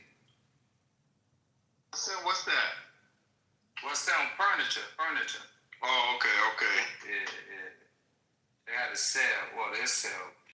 Forget about it. Like, that shit is expensive. But everything is like all the wood, all that, the leather, the wood, all of that stuff is well made. But it's pretty, they had a sale. So I was looking at some plates and some things that I needed. I stopped in West Elm. But it's over there by Costco. And, I don't know if you know Industry City, but yeah, that's where I went yesterday. Yeah, you gotta shop around, that's right. Yeah. The price points was crazy. Even on sale. One plate, $24. You gotta wait for the next holiday, maybe. You know what I mean? What's the next one? Memorial Day, right? Yeah, maybe. GA, you want me to hit you upside your head with a bottle? Let me know. Thank you, Maya. Just for those that have not had the recap of a wonderful President Donald Trump, if you haven't already heard, this is what was said on Truth Social at 8:03 a.m. Eastern Standard Time, April 5th, 2026. Tuesday will be Power Plant Day and Bridge Day, all wrapped up in one in Iran. There will be nothing like it.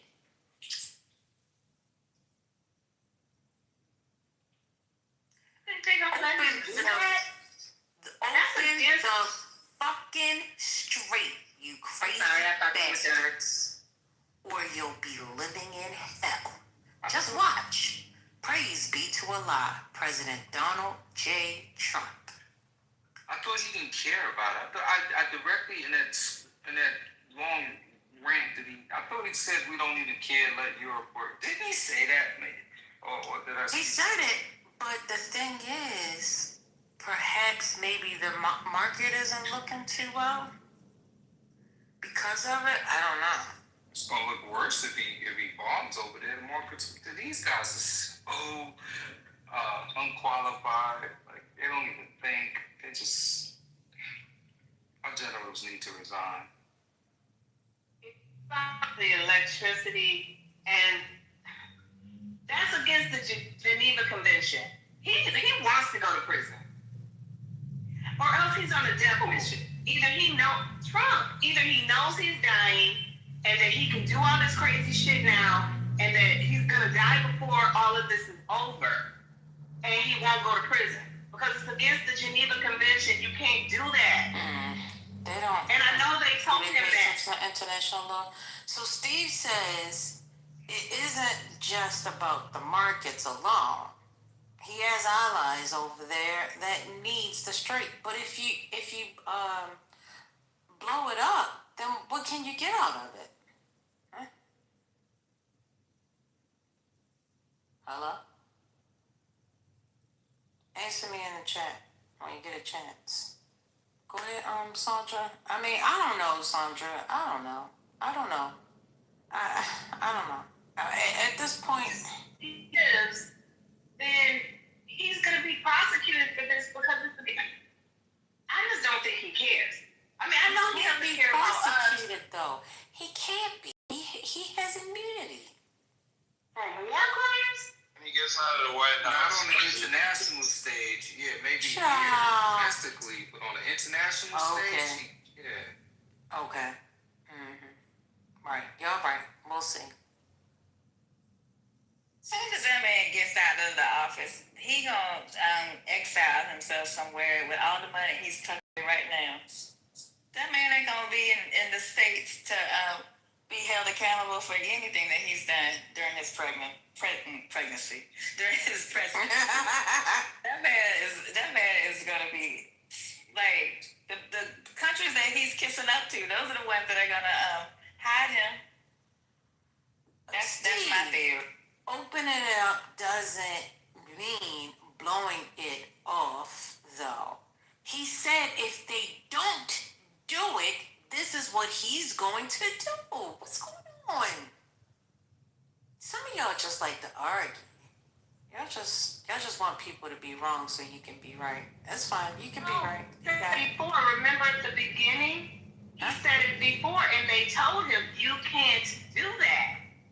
So then he backed off of it. That's been like 3 weeks. But now he's back on that. I just think he's mentally impaired. It's going to be... Pray for me, y'all. I'm too close to Detroit. They could send some rockets over here and knock my ass right off the damn face of the map. Clearly, he's in cognitive decline. Like, it's pretty obvious to anybody with common sense. We're witnessing a man who's in cognitive decline. Time he speaks, we see it. Look at carbon copy. And Republicans, one party. Well, I said that a new party is going to form. I don't know what that shit is going to look like, but it's something new going to do. Like, Oil prices pushed higher Sunday after President Donald Trump threatened to strike Iran energy facilities if the Strait of Hormuz is not reopened. Is that a German or Spanish accent? Brent crude, the global benchmark, rose 1.4% to $110.60. U.S. crude rose 1.8% to $113.60. That's crazy. You keep saying they all in bed. Okay. All right. They all in bed together. Doing what? Manipulating the market. Remember that was a thing? Manipulating the market. Oh, so you buying this? So I thought you said he was gone. Me? Yeah. Oh. But no, Is he back now? You were one of the market manipulator peoples, and I always resonated with that. Drop F-bombs, threaten infrastructure, prices go up, 48 hours goes by, nothing happens, shits go down. At this point though, he really fucked up. He fucked himself. It's hilarious. I'm sorry. It's not funny because he really fucked up. So he's really in a bind because he gave Iran a huge present, and they miscalculated and didn't realize. And I don't understand why they didn't realize. It's disgusting. I learned about this last year when they actually, went and bombed the nuclear sites. It was that the strait because he closed down. So I'm shocked that they did this without there's no reason or rhyme for this. So that's the question that I bear that bothers me is why did he do this at this time? Like, did Iran get the Epstein files? Did Netanyahu say, hey Donnie, like Iran has your Epstein files, but don't worry, I have them too. I'll keep them in my back pocket, but let's get rid of Iran. I think that's the weirdest thing that I just wonder why now? Like, because they weren't instigating anything. But yeah, I think there's market manipulation, but I really think that Trump fucked up. Like, seriously, like he's in the corner because they're not going to be able to open up the strait. He did this to himself. So gas prices aren't going to go down. Iran's not going to back down. So I don't know how he's going to solve this problem that he created. No, okay. What happened to the carbon copy?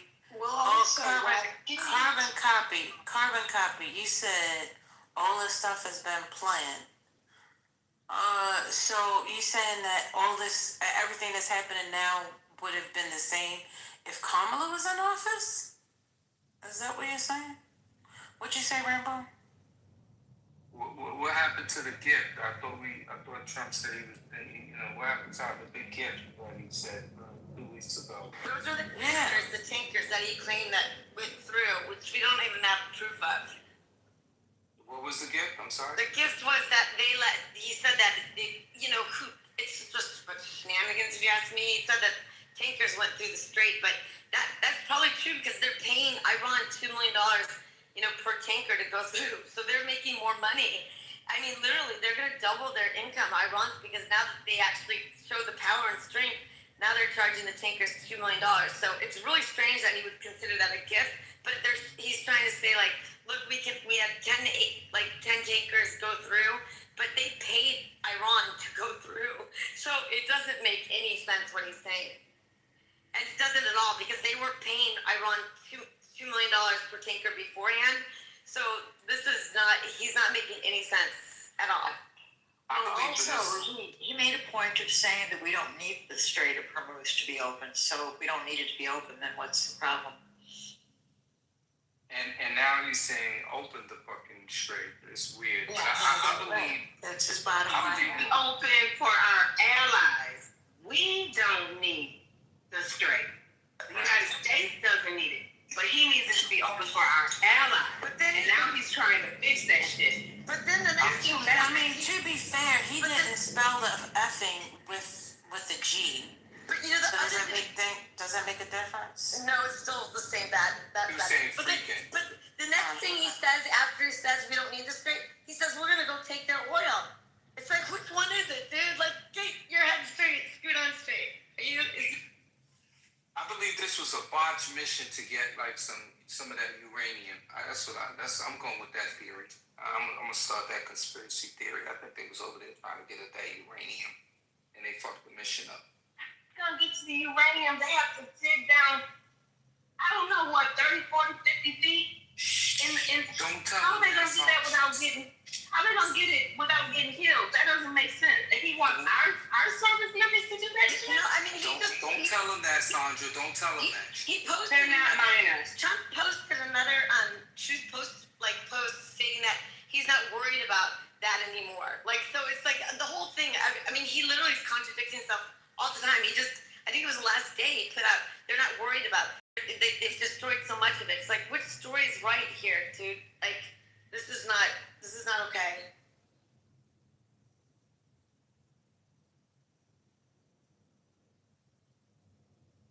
Got failed missions. It's all failed. It's failed missions, right?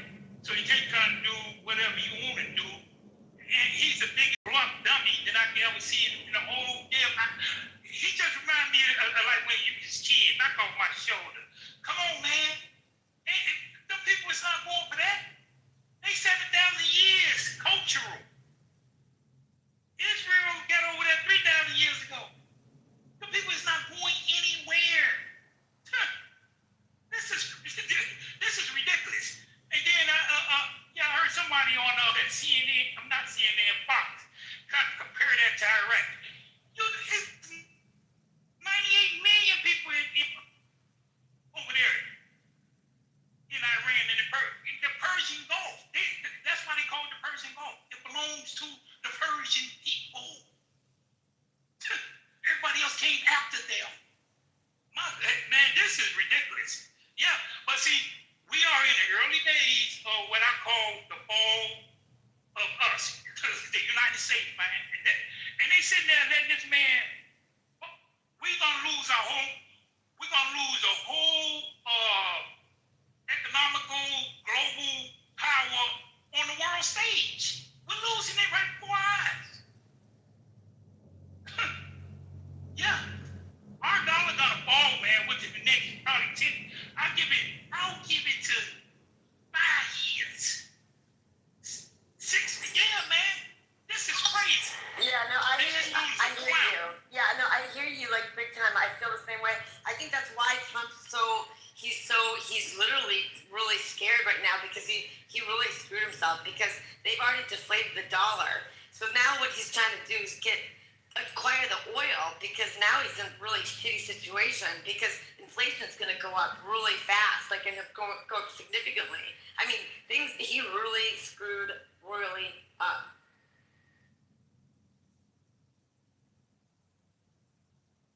Y'all say he screwed up as if he did this on his own. Y'all think he did this on his own? Trump is the person that made the decision. He didn't go through Congress, so yes, he did. He made the decision on his own.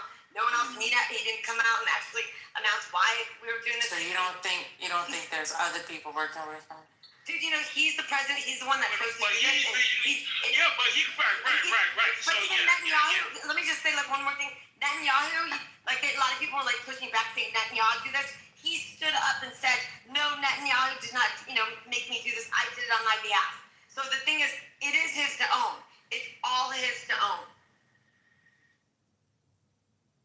Well, that's different. Then we're going to leave. On is to be on his own versus it on his own. Got it. So are we believing what he says or not believing what he says? I'm kind of confused. I mean, you believe at your own risk, I guess. I mean, he says some truth with some exaggeration all the time, so you don't know which part is real. Dude, he's a total liar. Okay, that's all I have to say. He lies. The only thing that comes out of his mouth is lies, lies, and more lies. And that's all. I mean, it's sad. It's really sad.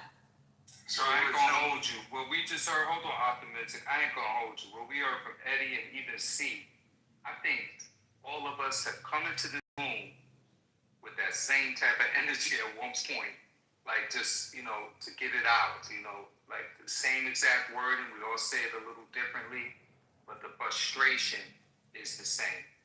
So yeah, that's happening throughout America. But it's still not no real. Right. See, he's not no. What you said? Okay, hey, this is what I'm saying. As a man,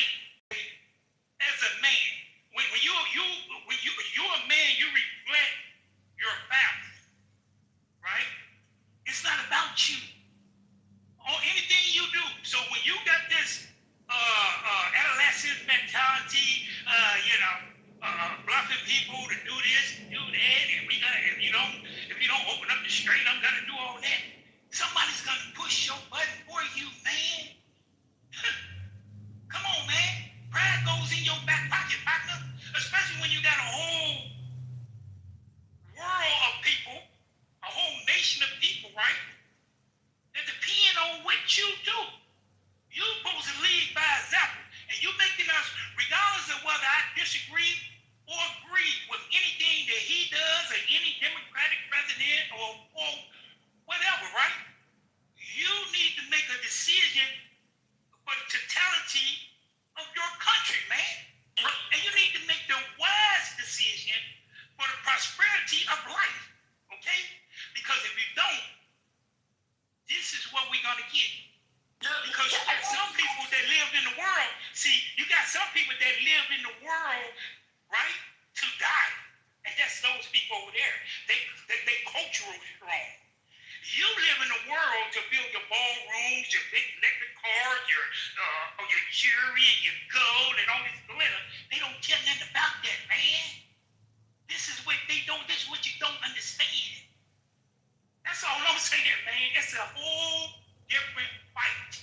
You know what it pisses me off is that he lived in this country. He took advantage of the United States of America. He used judicial systems to actually make money off the United States of America. Trump did. He's been corrupt all his life, and now what he's doing is screwing our whole country as we know it up, and is not even leading with example and or respect for the fact that he's one person in the United States of America, and he's making these random decisions all on his own, without any strategic people around him. It is just so wrong and it's unacceptable. We've cut off our allies, and this could roll into a world war because of this fucking crazy man, not thinking, because he's so selfish. All he cares about is his ego, his grifting, and looking like he won. because that's the shit show is not going to be done. And what he's doing, announcing literally on True Social, no president should be speaking like this on True Social at all. I mean, these are not the way diplomatic matters resolve themselves. He's igniting it, he's creating it to make worse, and Iran's not going to step down. So I don't know why they're letting them do this, but it is insane. And literally, they are not. You see all these videos, the Lego videos that they're putting out, Iran's putting out every day. They're not going to back down. They will die for their country. They're not going to let down. So I don't know what the end goal is. And for him not to speak about this publicly before he enters this and make it very clear about what the goals were and the end game was, it's unbelievable. But they've changed. We have no idea. We have more like on the Titanic. And he's going to be left alone to be left on that ship and sink it and sink our economy. I mean, it's gonna be harder. I mean, it really is. But I mean, I really wish this didn't happen. This is what I thought might happen, and I can't fucking believe it. I'm sorry for my bad language.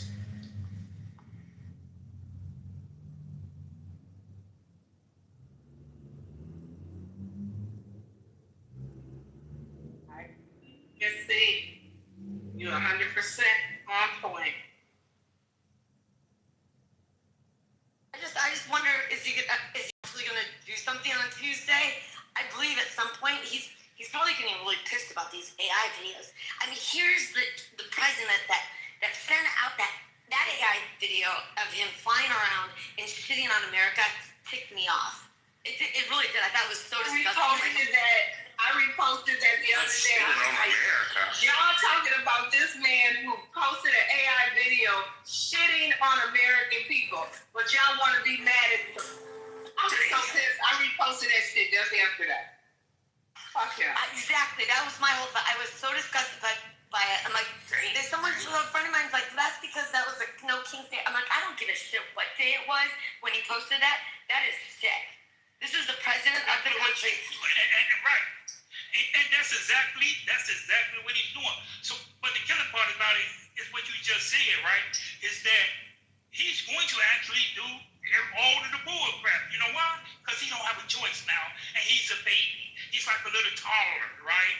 So yeah. So he got to go ahead and keep pushing his bombs or whatever. Because the real man will back down off of it.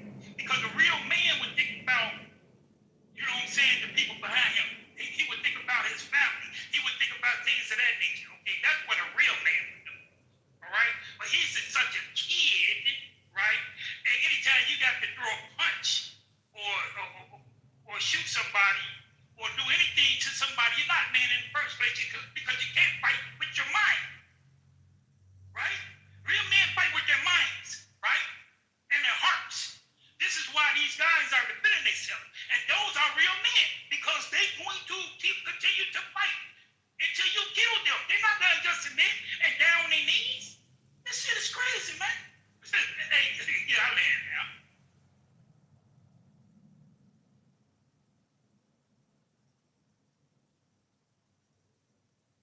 You said a lot there, brother. Take rest.